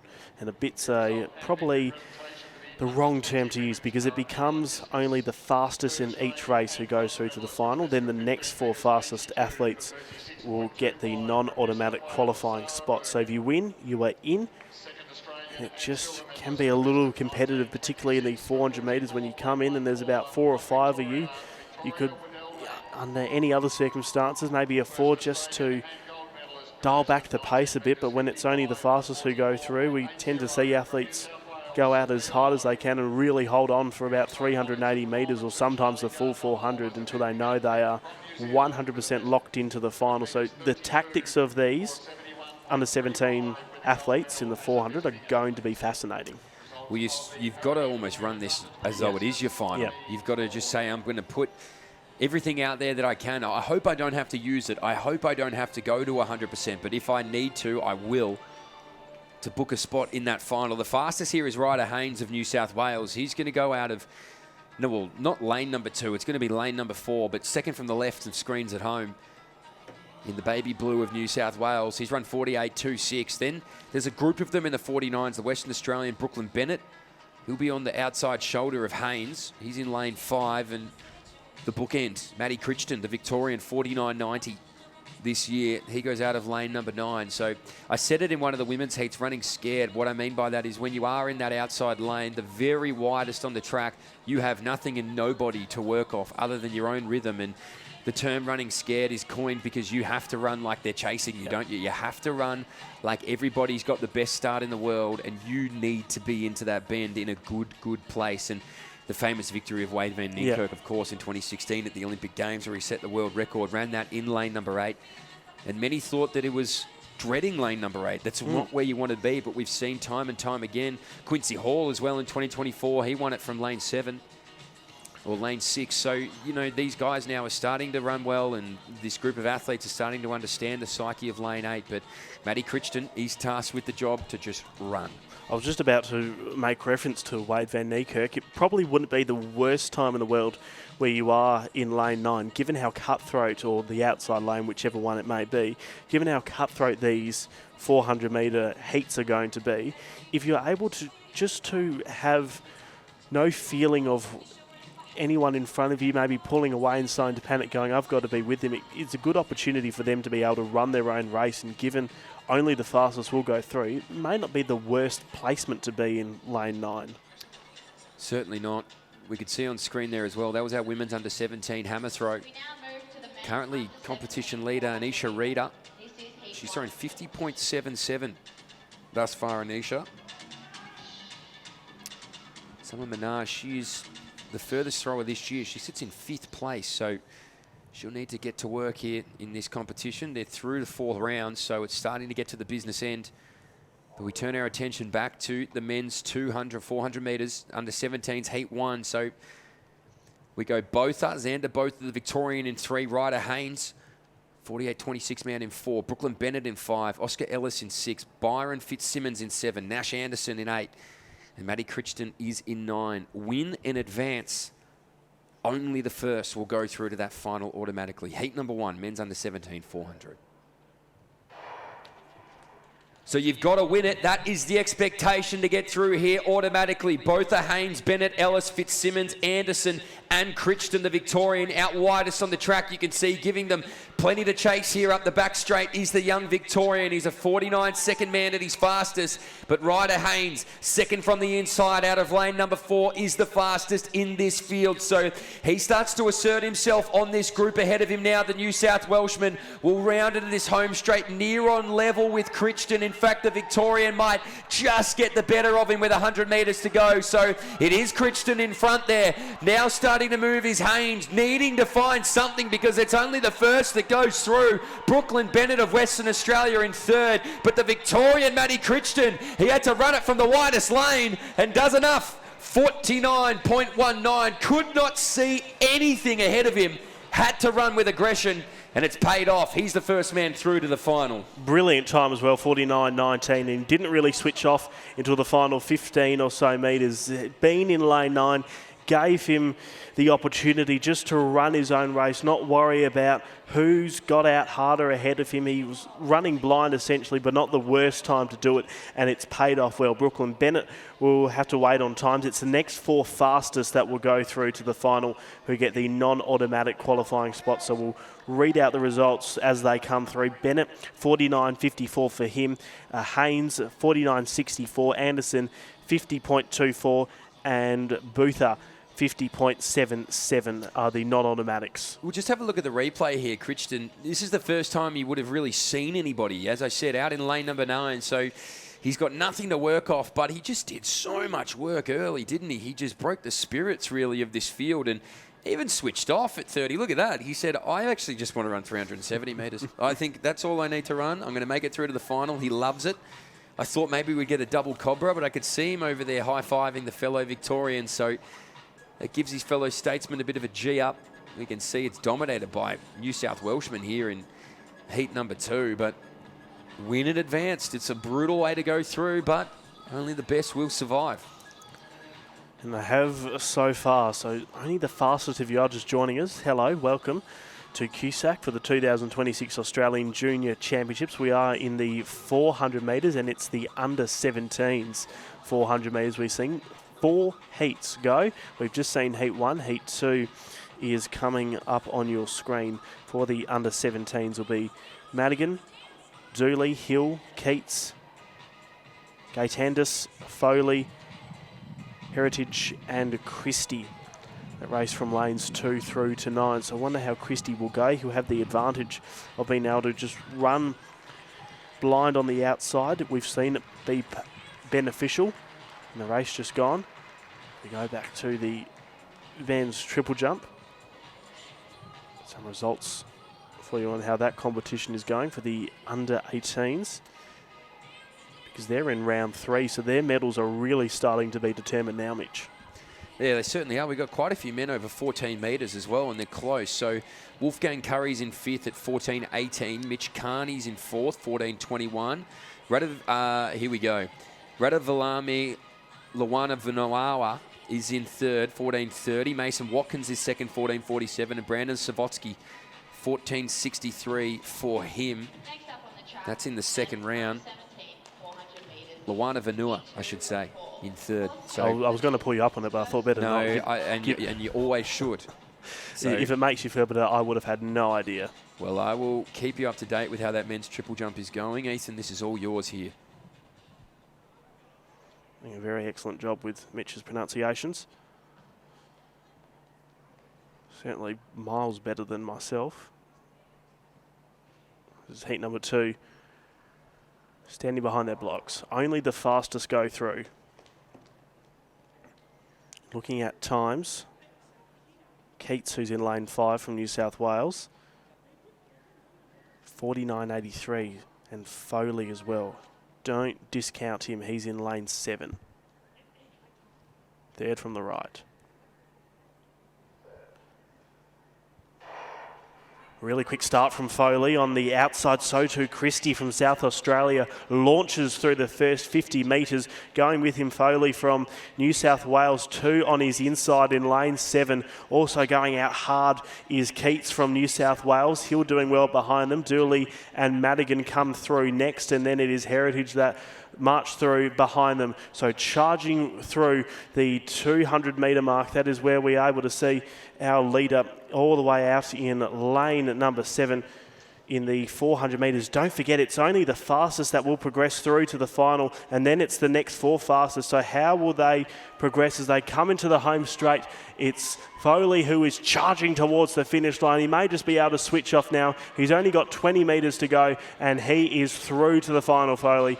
49.62 is the end result for him unofficially to go through to the 400 metre final. Wait and see how the times went after him for the under 17 400 metres. Going out hard, Foley, and it was able to pay off dividends for him in Heat 2 of the under 17 400s.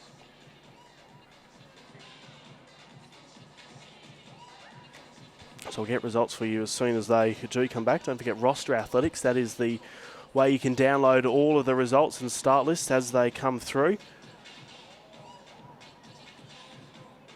You can have the results as soon as Mitch and I get them on the Roster Athletics app and website. We've just seen heat number 2 of the 400 metres. Run and done, and heat 3 almost ready to go.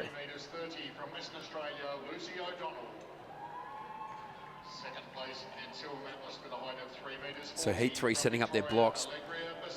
It was a great race there, wasn't it? And the brutal conditions of needing to be the first across the line to qualify. We'll play on the psyche of a few of these guys as well. It's a big expectation, particularly when you watch the women's races. There's 3 that go through automatically. You get that safeguarding of having a slight buffer if you don't quite have your best day, but you need your best day when it comes down to being 1 as the only automatic spot. Now, we're going to have 4 times, of course, but that's spread across 4 heats. So it is difficult. There's the results. Ashton Foley, 49.61. And Harry Keats got a small queue right now, 50.28 for Harry. Thomas Madigan, it's 51.05. Won't quite be enough. Very good way to open up the 400 metres, going sub 50.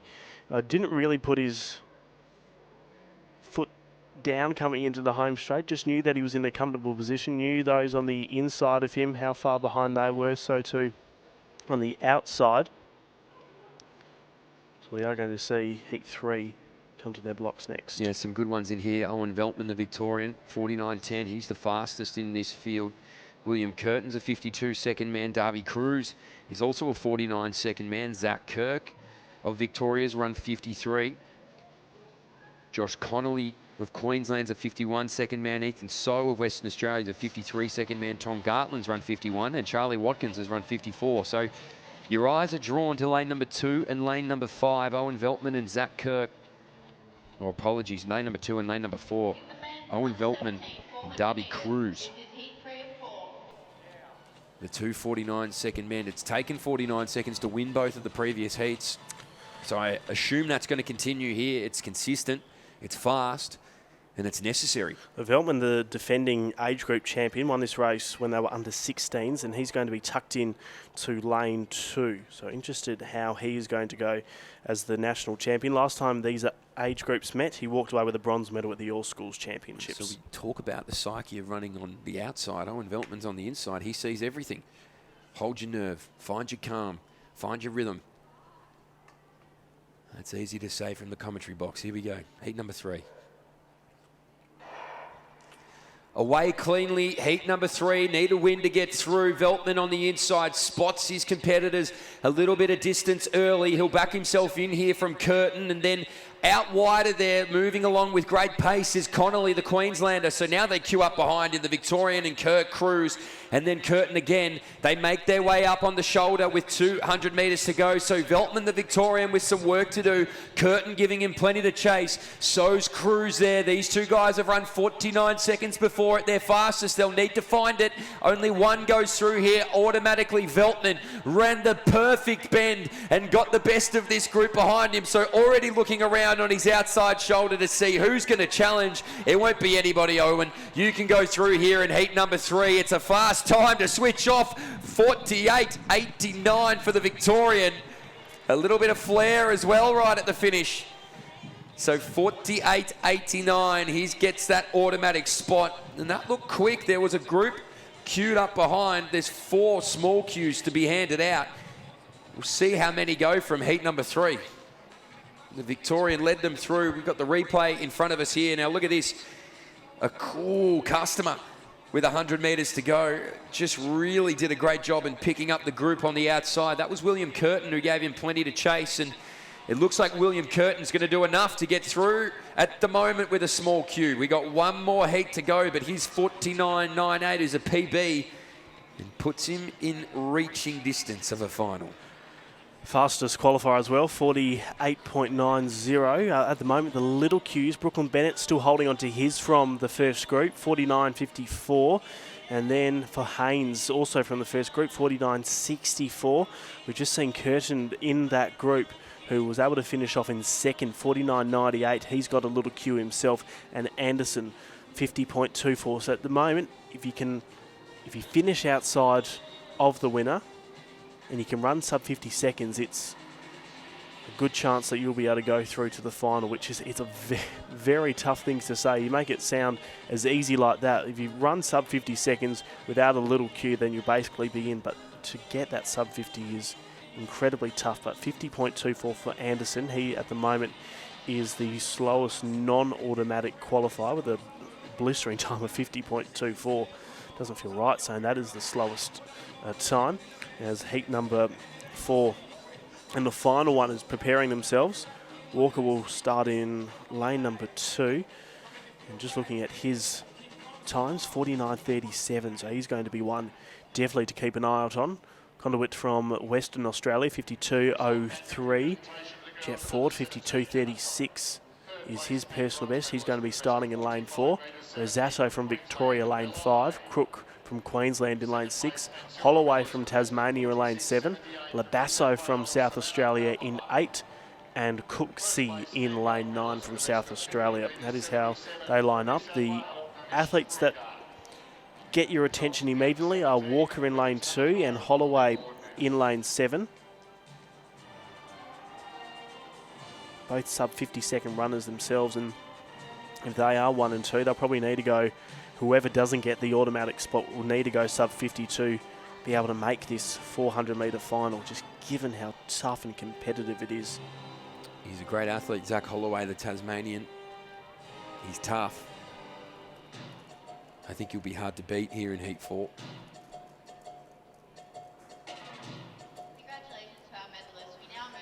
The final heat about to go. It's been introduced to the field as the sun starts to set here in Brisbane. Just approaching 17 minutes away from 6 o'clock. Awfully early time for the sun to be setting, Mitch. But maybe that's just my West Australian blood coming out. That's how we do it on the East Coast. So here we go. Walker, Conduit Ford, Rosato, Crook, Holloway, Labazo and Cooksey. 7 and 2. The athletes to watch in their lanes.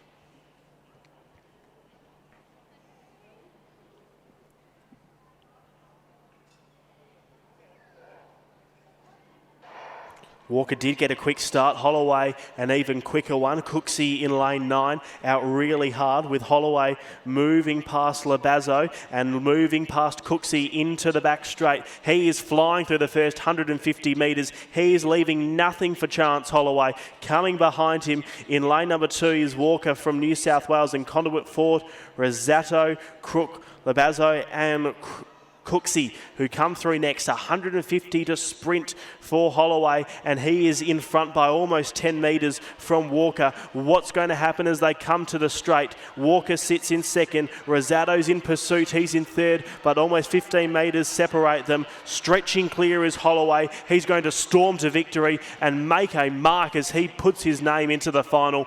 It's a fast time, 48.65 for him. Then after finishing really strong was Walker. We'll wait to see what the time is for him, but if he can go sub 50 seconds, then more than likely he'll be able to go into the final. But brilliant race from Holloway. He went out like a bullet, and nothing about him looked uncertain for his intentions, which was to win and to make a statement.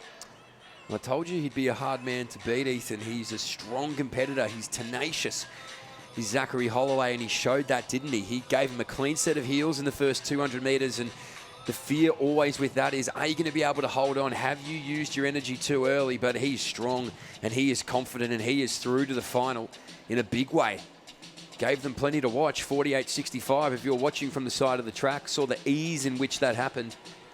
Be getting a little antsy for what's to come tomorrow. Zach Holloway showed the field what he's capable of. So there's the results. Holloway 48.60. He does go through as the fastest qualifier. He was able to pip Veltman, who went 48.90, and Ethan Walker does get a little Q. 49.49 is what he was able to get. As we about to take a look at the summary, here are the finalists from the 400 metres coming up for the under 17. So the little Qs, they go the way of Walker. Bennett also gets one, Haynes and Curtin. The automatics, Foley, he gets one likewise with Holloway, Veltman and Crichton. Well, what exciting 400 metres have we just seen from the under 17s. The under 18s, we can see them, Mitch. They're walking to the start line. They are almost ready to go. They've got 2 heats for them, top 3. But who is going to be the most impressive as we prepare for their final? Let's find out right after the break. So welcome back. Well, I was going to say sunny Queensland, but it's set already, as Ethan already pointed out. Not news to me, but my Western Australian counterpart here is rattled. It's not even 6. He's not quite sure what to do with this.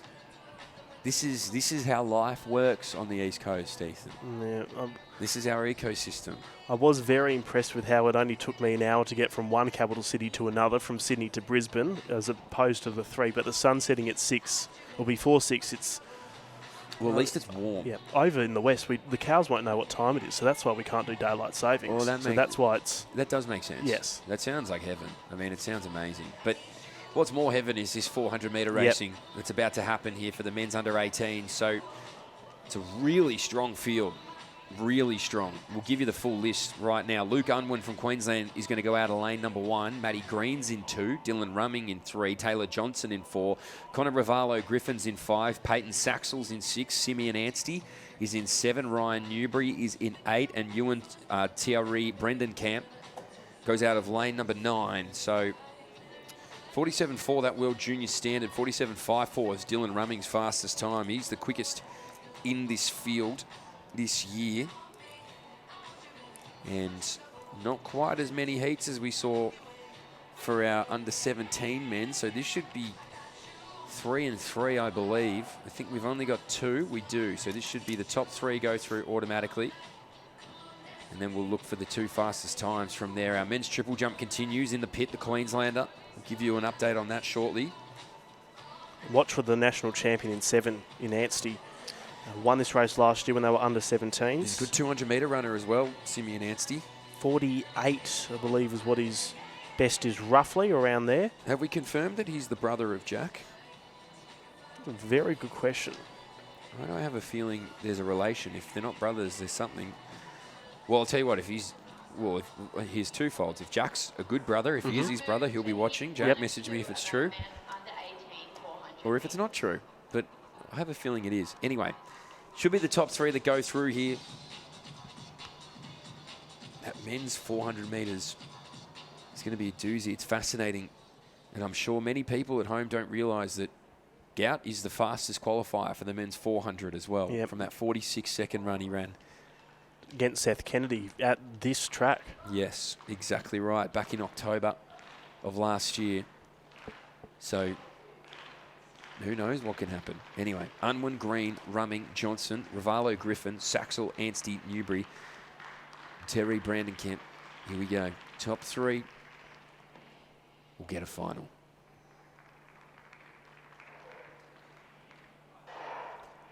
Loaded with talent here across the board. The first of 2 for the men's under 18, 400 metres. Some quick starting there. You can see from the Queenslander, Rivalo, Griffin. So Griffin already starting to challenge Saxel and Anstey a little wider than that. Newbury and Terry Bandenkamp will have some company coming out of the opening 200 metres. So Rivalo, Griffin wasting no time here to apply the pressure to his fellow statesmen. You can see them start to lift here ever so slightly. That's Anstey inside of them. Taylor Johnson as well, but as they make their way on through here into the home straight, it's a really good start. Dylan Rumming now away from this field. That was a textbook bend, wasn't it? We saw his fellow statesman do it. He's switched off. He is done. He is ready to go home, kick his feet up, see himself in the final, walks over the line for a 49.74. They all came challenging. They all pushed for that next automatic spot, but not Dylan Rumming. He was thinking finals. Well, it was interesting how the race played out because at 200 metres, they all pretty much were in their same staggers. And just around the bend, as you said, it was a textbook bend. He was able to fly off it, really slingshot off it, and then just come charging down towards the finish line to go through to the final. Top 3 in that race make it through to the 400 metre final for the under 18s, 49.73. Let's just have a look at the replay. And the Queenslander was just able to charge in. It was Rivalo Griffin who was in leading, but then just coming through Rumming, able to take, in the matter of metres, able to open up about a 5 or so metre lead just in a small window, probably only about 30 or so metres, which is just remarkable, and then just jogged across the finish line. And then Udwin came storming through in lane number 1 to take the next spot in the 400 final. So how good was that? That is a real talent, Dylan Rumming. That was scintillating over that final 150 metres. The form, the ease, just a real lack of tension. You hear sprinters speak about it often. To stay relaxed is so important. Here we go. Our men's triple jump. We've asked for some crowd support, even at home. If you're sitting there watching, feel free to clap along. It's important. Our Western Australian at the top of the runway. This is Lawan Navana. He's currently in 4th spot. Needs to get over 14.36 to get there. Hits the board with a bit of room and sails through the air. Luana Vanua, as I said, he's in 4th. That was his 4th round attempt. His 14.30 came in the first round. He'd fouled twice, so it makes sense why he had so much room back to the board. You just need to continue to progress your competition. Wolfgang Curry moved up into that 3rd spot with the 14.36, so jumped past Luana Vanua in the 4th round. Can he get him back? It doesn't look it. He looks dejected down here on the runway. I don't know why, because he's jumped 14.51, so he moves up into the silver spot. So Luana Vanua, geez, I'd love to see his celebration when he thinks he's got one right, because his 14.51 is enough for a silver right now. And definitely will walk away with a medal. Just the question is what colour Mason Watkins can upset the party and knock him back down for a bronze, but at best case scenario, a silver medal. So yeah, likewise, Mitch, that celebration would be fascinating as they're standing behind their blocks right now for the second heat for the under 18 men's 400 metres. Here's a look at the start list. Redford from the Northern Territory 1, Jose 2 from Western Australia, then Lewis from New South Wales 3, Webber New South Wales 4, Anderson Victoria 5, Hurst 6 Victoria. Then in lane 7 is Kodagoda.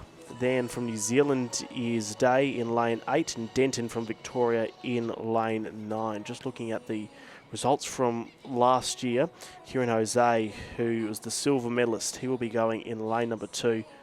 I think one to watch out for. He'll be fast around the bend.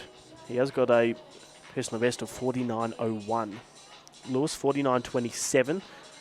Can't wait to see the battle between those two. Day from New Zealand 49.52. Kodagoda from Victoria 50.85. So he's close to them. Likewise with Anderson 50.61. So it's the last individual track event of the day. We've got some relays after.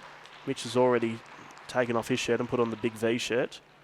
I didn't understand why until now, given the relays are so close, as we see Heat 2 for the men's 400 metres under 18s about to race.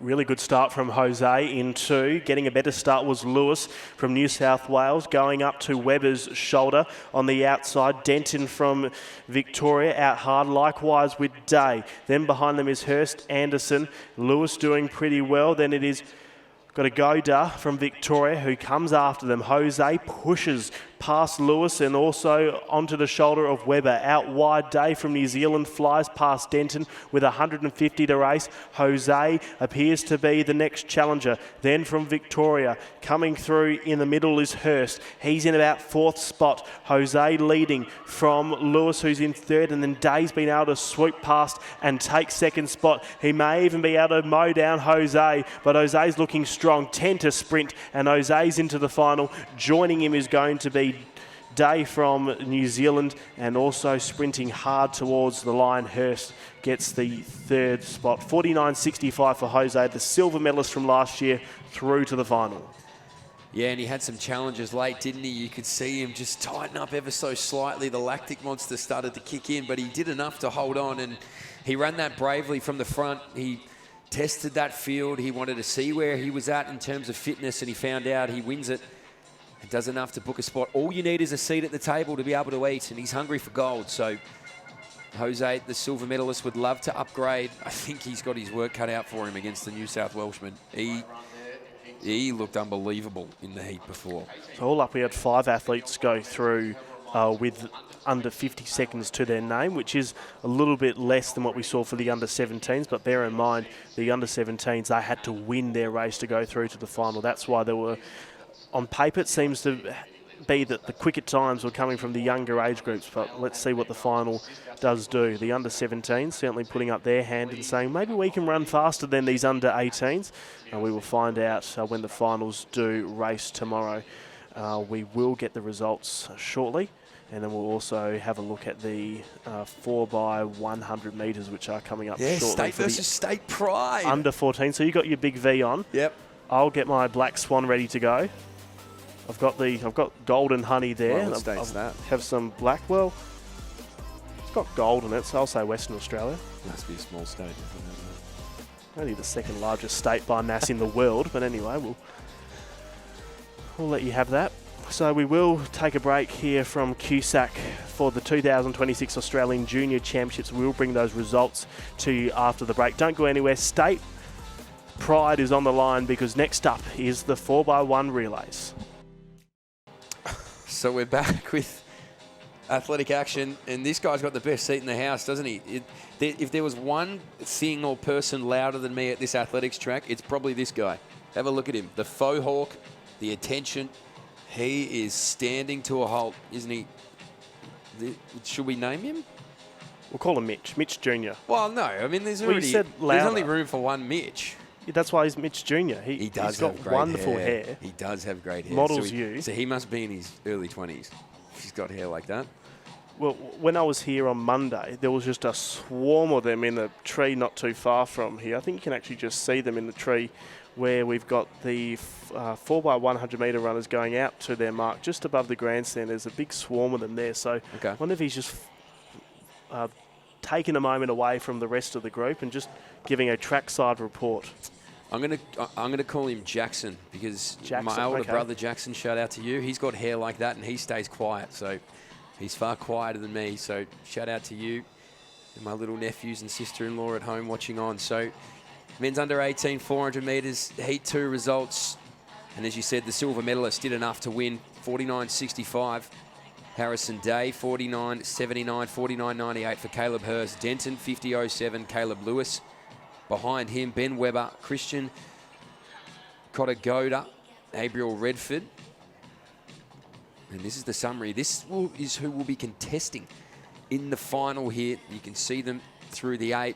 Jose Dylan Rumming, looks so good. Harrison Day, Luke Unwin, Caleb Hurst, James Denton, Caleb Lewis, and Connor Ravallo Griffin. Simeon Anstey in 9th there, the Queenslander. 0.03 behind Ravallo Griffin. So that's sure to be a great final. But Dylan Rumming, he has caught my attention. I hadn't seen him run until then. Heard a bit. Heard the rumblings, not the rummings, the rumblings of what he could do. And that was class. So our relays assemble. It's the men's and women's under 14 4x1s. We're going to start with our men. And this is where state pride is on the line. This is, honestly, these state 4x1s are some of the most entertaining because they're still so young that state pride, it burns within them, and then they get a little older and it's not cool. And it's, yeah, it's cool, I'll run the relay, whatever. I'll do and it then if it you get older and then you go, no, I really care about this. I want the state that I've grown up in or my adopted home, whichever way you want to lean. Yep. I want them to win. So buckle yourselves in wherever you are across the country. This is state pride. Don't turn off your TVs now. Don't think that the action's done. If you've got a partner, you've moved states, whatever it is, have some skin in the game. Can I say something controversial? Yes. This is the original State of Origin. This is better than State of Origin because there's more than 2 states actually playing. Well, there was a comment made at the Senior Nationals that Victoria needs to have some form of State of Origin. And Ethan, you need to know that I said, I think Victoria has enough. I think if we ask for a State of Origin, we might be getting a little bit greedy. Yeah, just But we can create yourself. a pseudo one here of Victoria, WA, if you want, because obviously the respective states of the commentary box. You're a bit outnumbered. Ella is Victorian as well. See, So it sounds like I've got more Kaz, Benny, Victorians Vic. surrounding me. producers in our ears, the Suddenly I greatest don't feel producers safe. in human history. They are doing an excellent Victorian. job, but I still somehow don't feel safe. I'll get through it. Well, you have to be confident in what your state can do. That's what this is about. I'm always confident in WA. Well, you seem a bit shaky. Never. We've got a good team assembled for the under 14s, and I haven't had a look at the girls yet, but I'm hoping I see someone who just won gold in the 200 metres. Unfortunately, we won't be. We'll be seeing Madison Dick, though, but Emanuele Hoge, 3 events, huge task for her, so not overly surprised we're not going to see her because there is plenty more to come, but still 4 states here. State of Origin, the original State of Origin. More than 2 states actually participating. Well, what they sometimes call this, Ethan, and I haven't coined this phrase, this is just what gets said, is that this would be the big 3 states versus the others. So WA, Victoria, who's the other one? New South Wales? So it would be New South Wales, Queensland, Vic, and then WA. I will say this, and I love WA, and listen, Perth is a special place in this world. Western Australia currently has a sprint factory going on. The Western Australians and the Queenslanders really are generating some insane sprinters. So it could come down to either of those, but I still back in our boys in the Big V. Said with a dramatic gasp in shock. It'll Well, I'll be a back good in the race. boys from WA. Okay. Are you having a dramatic gasp as well? No, that was expected. Okay. That was expected.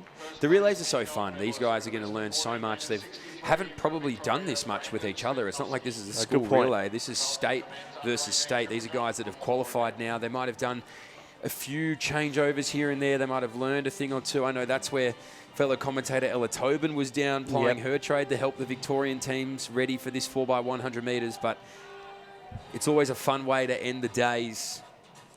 And the teams aren't often finalised till maybe a week or 2 out, maybe a little bit more before the national championship. So to go back to your point, it will be really fascinating to see how good these changeovers are from these boys. Because it's once you get the right steps with the relays, you've got it. Just once you've worked out the formula, once you work out what you need to do for the outgoing runner and the incoming runner, once you get it, you've got it. So it's just a matter of time. And once you have got it, then it becomes tweaking and just honing in on those skills and doing it so many times that you actually forgot how to make a mistake with it. So I'm intrigued to see how these under-14s are going to race.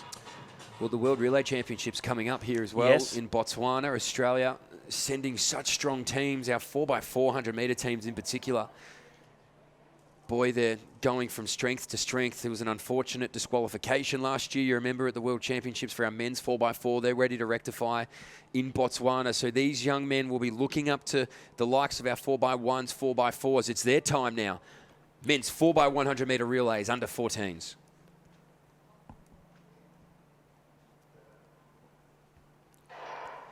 Pride on the line here, men's under 14, 4x1s. Western Australia, Victoria, Queensland, all chasing New South Wales. This is a blinding start for the boys in blue. So out wide on the track, the handover's important. Hands it over to our 200 metre champion. Some very safe hands to be in indeed. The Western Australians booming up the back straight here, but New South Wales is out clear. Queensland next. Good changeover awaiting for Queensland. That'll be close. The Victorians change just ahead of Western Australia, but a better leg run by the Western Australians. So into the final handover. New South Wales needs it clean and gets it. Queensland, Victoria, Western Australia away, but New South Wales dominates this field here in the men's under 14 4x100. Gets up for gold. Western Australia flies to Victoria.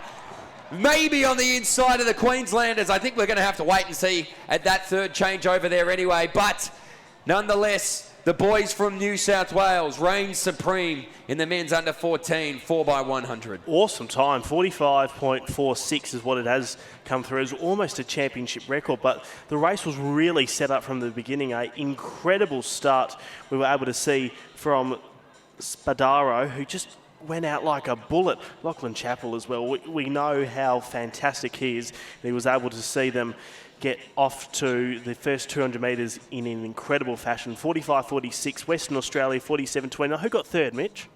The Victorians officially third. Team Victoria 47.53.22.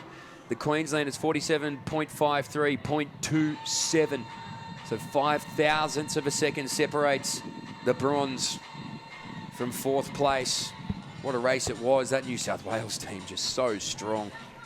I mean, when you can hand it over to Lachlan Chappell up the back straight, I think you put yourself in a pretty comfortable position to do some good things, Ethan. Remarkable what he's able to do. Look at him here. Here's the replay.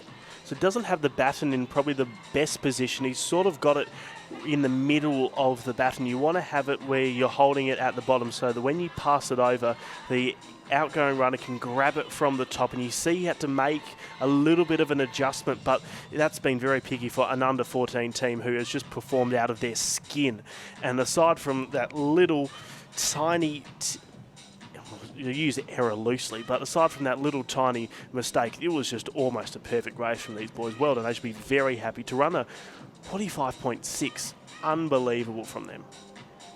So New South Wales currently ahead of the ledger in terms of relay victories at these championships. They are 1 from 1.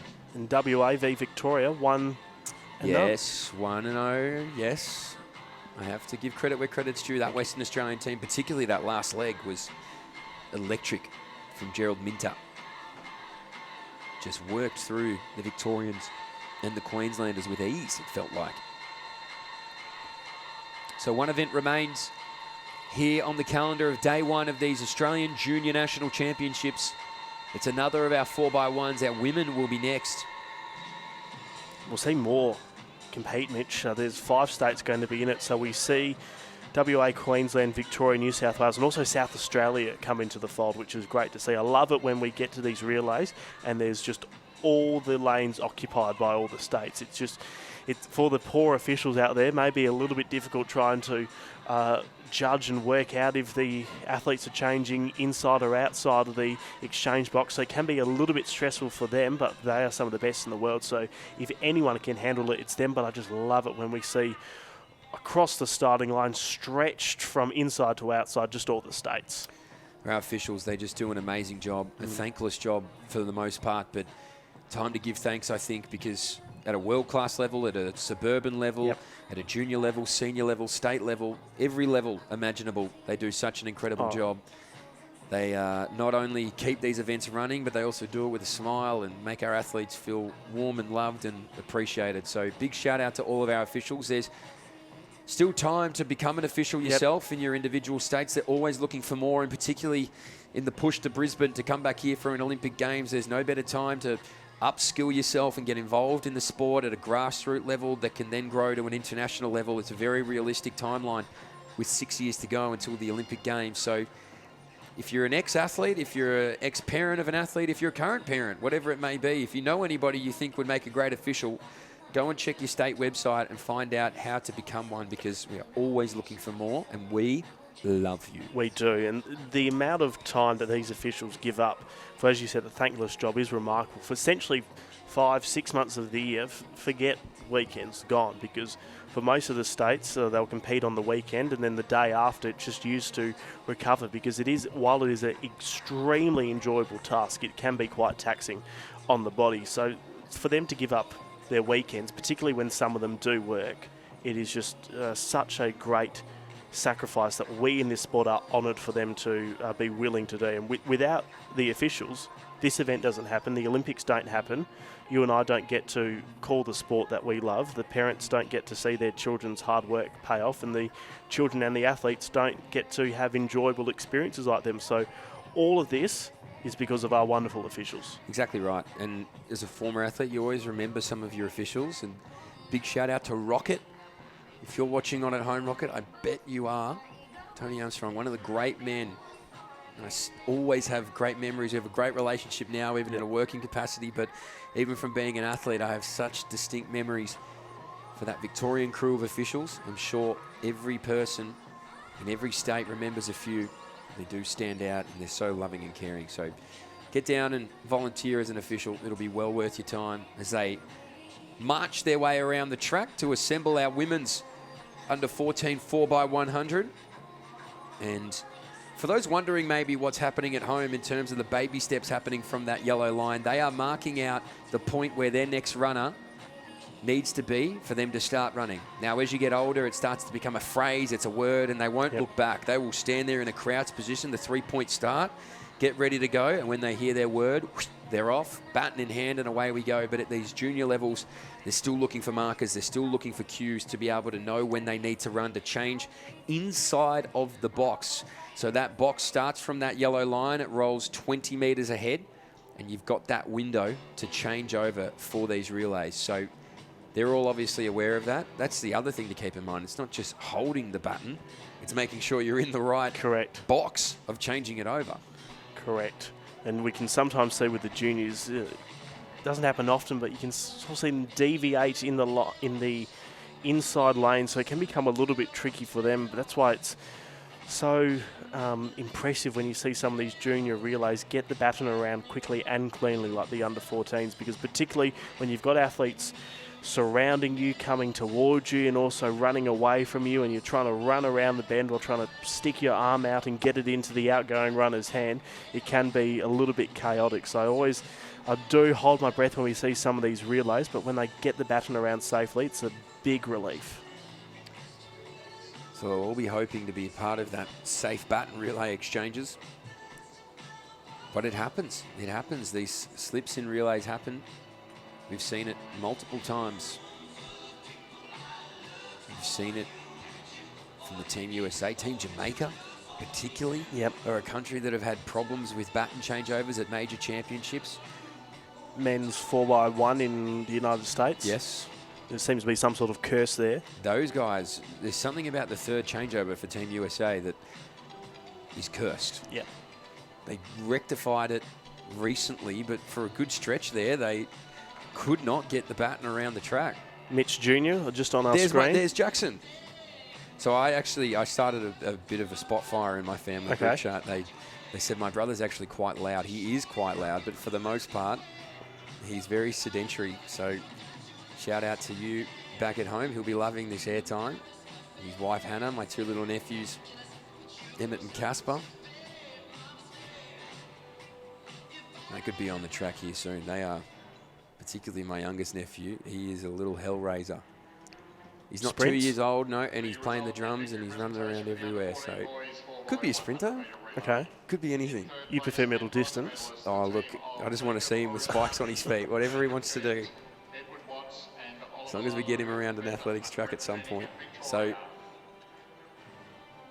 good to see Jacko watching on. I tell you what, he picked a good spot. He is on top of the clock at the finish line, so he knows where to go, this Kookaburra. He's basically got the same angle as one of the photo finish cameras. He has the best seat in the house. So if one of the photo finish cameras, which it won't go down, then we can just go to Kookaburra and he can recall what happened for us. Well, the more angles, the better. Because even for us up here, we do have a pretty good view. We are up at the back of the grandstand, so where they've positioned us, we do have a pretty good view of the finish line in terms of being able to call the finishes as they make their way on through, but we are a fair way back as well. So Never been at an athletic stadium, but be further away from the track. It is such, you've been at Perth, you're pretty close to the track here. I feel like I have to get an Uber from where I am right to the finish line. yes, it's a fair old, to your point of it feeling like the track is sunken in. You're a fair old way away from it up here. But we also have the best seat in the house for some amazing athletics. And what better way to cap off night number one than with some 4x100 metre relays.